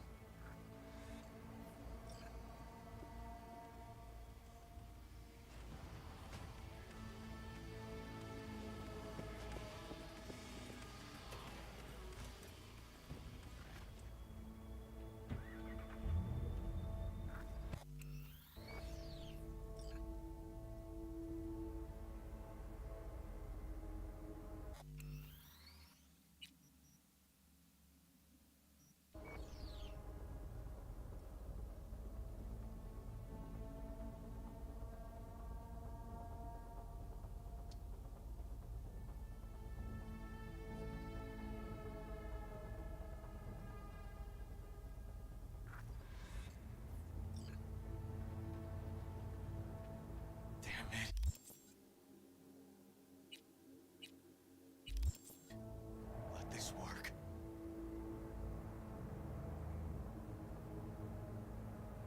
Don't get distracted. Gotta focus on the road. Easy for you to say. That's my nephew out there. We'll find him, River. If I'd only known sooner how he felt.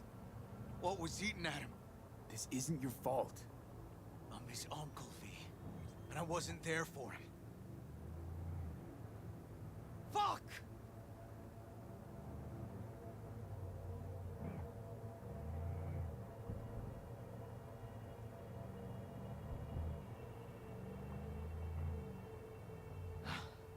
Hold on, Randy. Please hold on.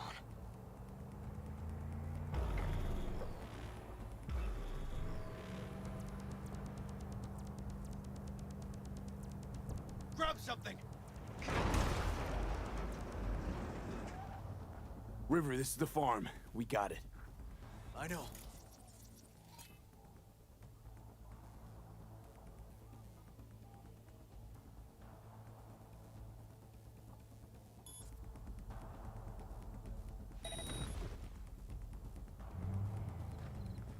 Let's get to the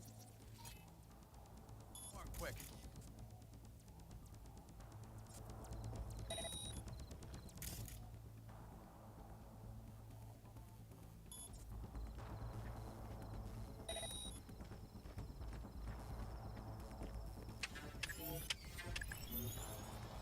Heads up!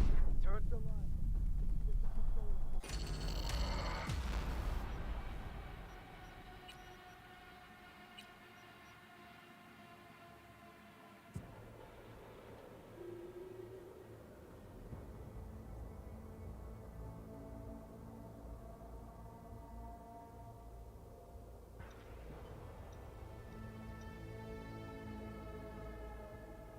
River, this is the farm. We got it. I know. Let's get...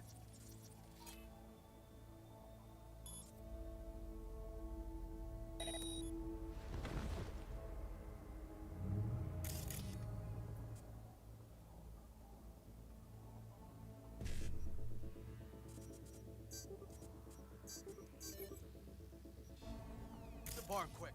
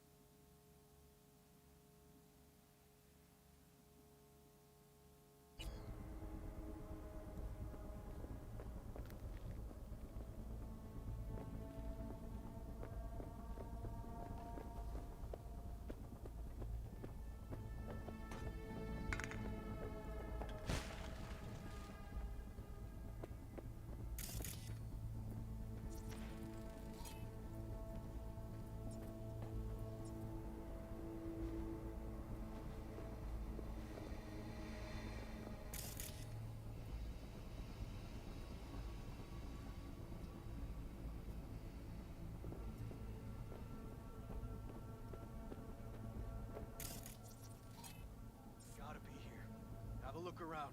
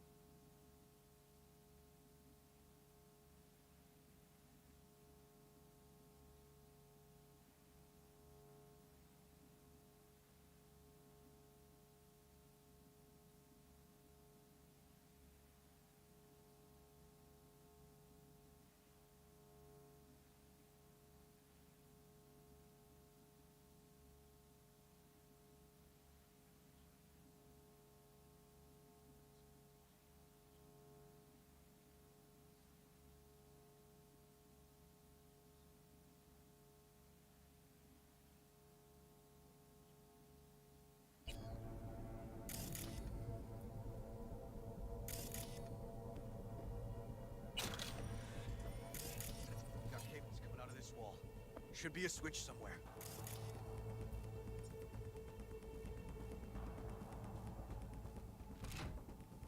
Try disabling the defense system, then haul ass to the barn.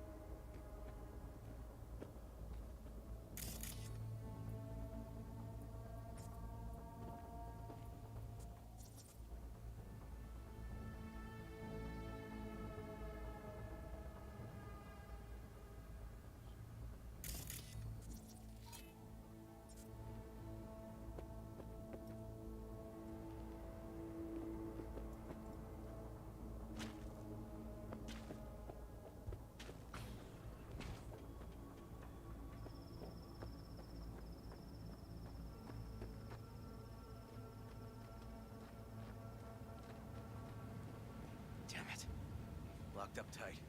Need to find another way.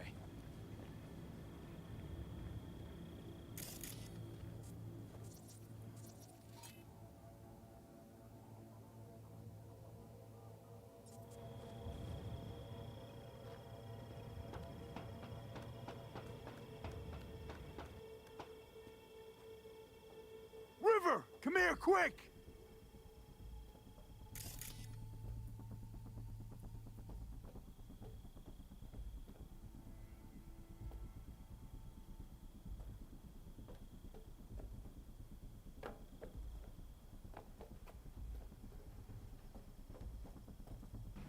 Oh, fuck.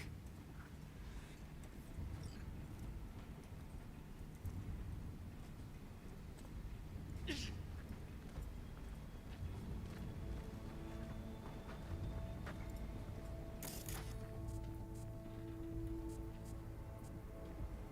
here.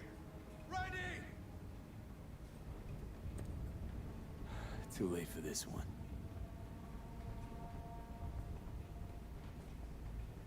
He's hanging in there. We made it. V, shut down the machine. Can't unlink Randy otherwise. Randy! 1052. I repeat, I've got a 1052 at a farm south of the city. Yes, send the fucking squad! Yeah, relay coordinates now. No, several, at least. Do it quick, damn it! Oh, and watch for automated defenses on site. They're substantial. Hurry! Gotta shut it off!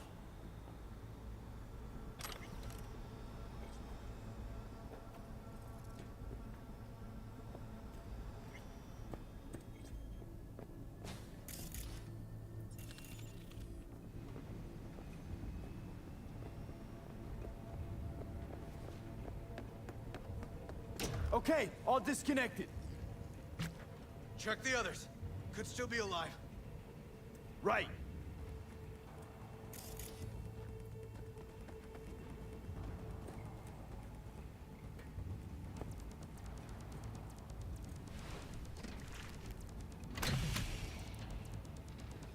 Alive. Whoa, whoa, easy there, easy now. Hey, you're all right now.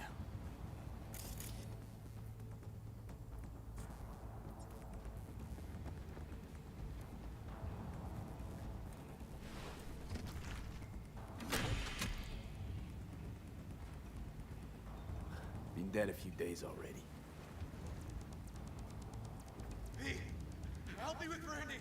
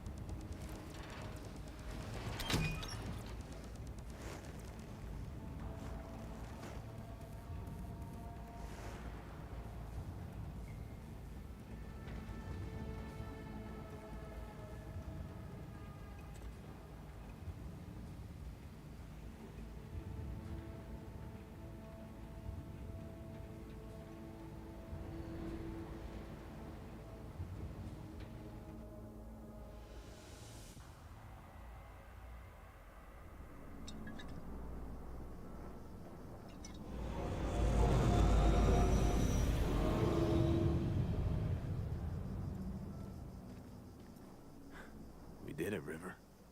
Yep, we sure did. But I'm not about to leave it like this. The horror that bastard inflicted. Can't let it go.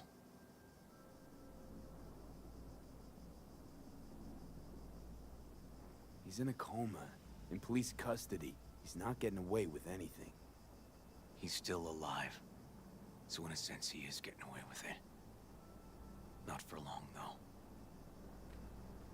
I'm gonna squeeze the life out of him with my bare hands.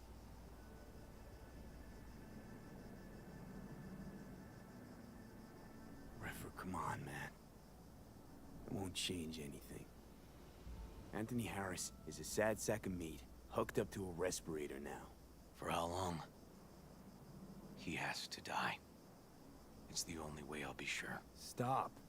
Gonna throw your life away getting revenge on a brain-dead vegetable? Well, I don't know. Maybe you're right. But it's driving me crazy not doing anything. Actually, got quite a bit you can do, River. Joss, Randy, the kids. They're gonna need you now. More than ever. Yeah. No, you're right. Forget about Harris. Take one day at a time. But rest first. Once your head's on straight again, give me a hollow. We'll talk. Yeah. Need a little time to myself now. But then I'll call you. I will. Hey, we're ready for evac. Are you riding along or not? Really, V. Thanks. Couldn't have done it without you. No problem. Hey, don't be a stranger.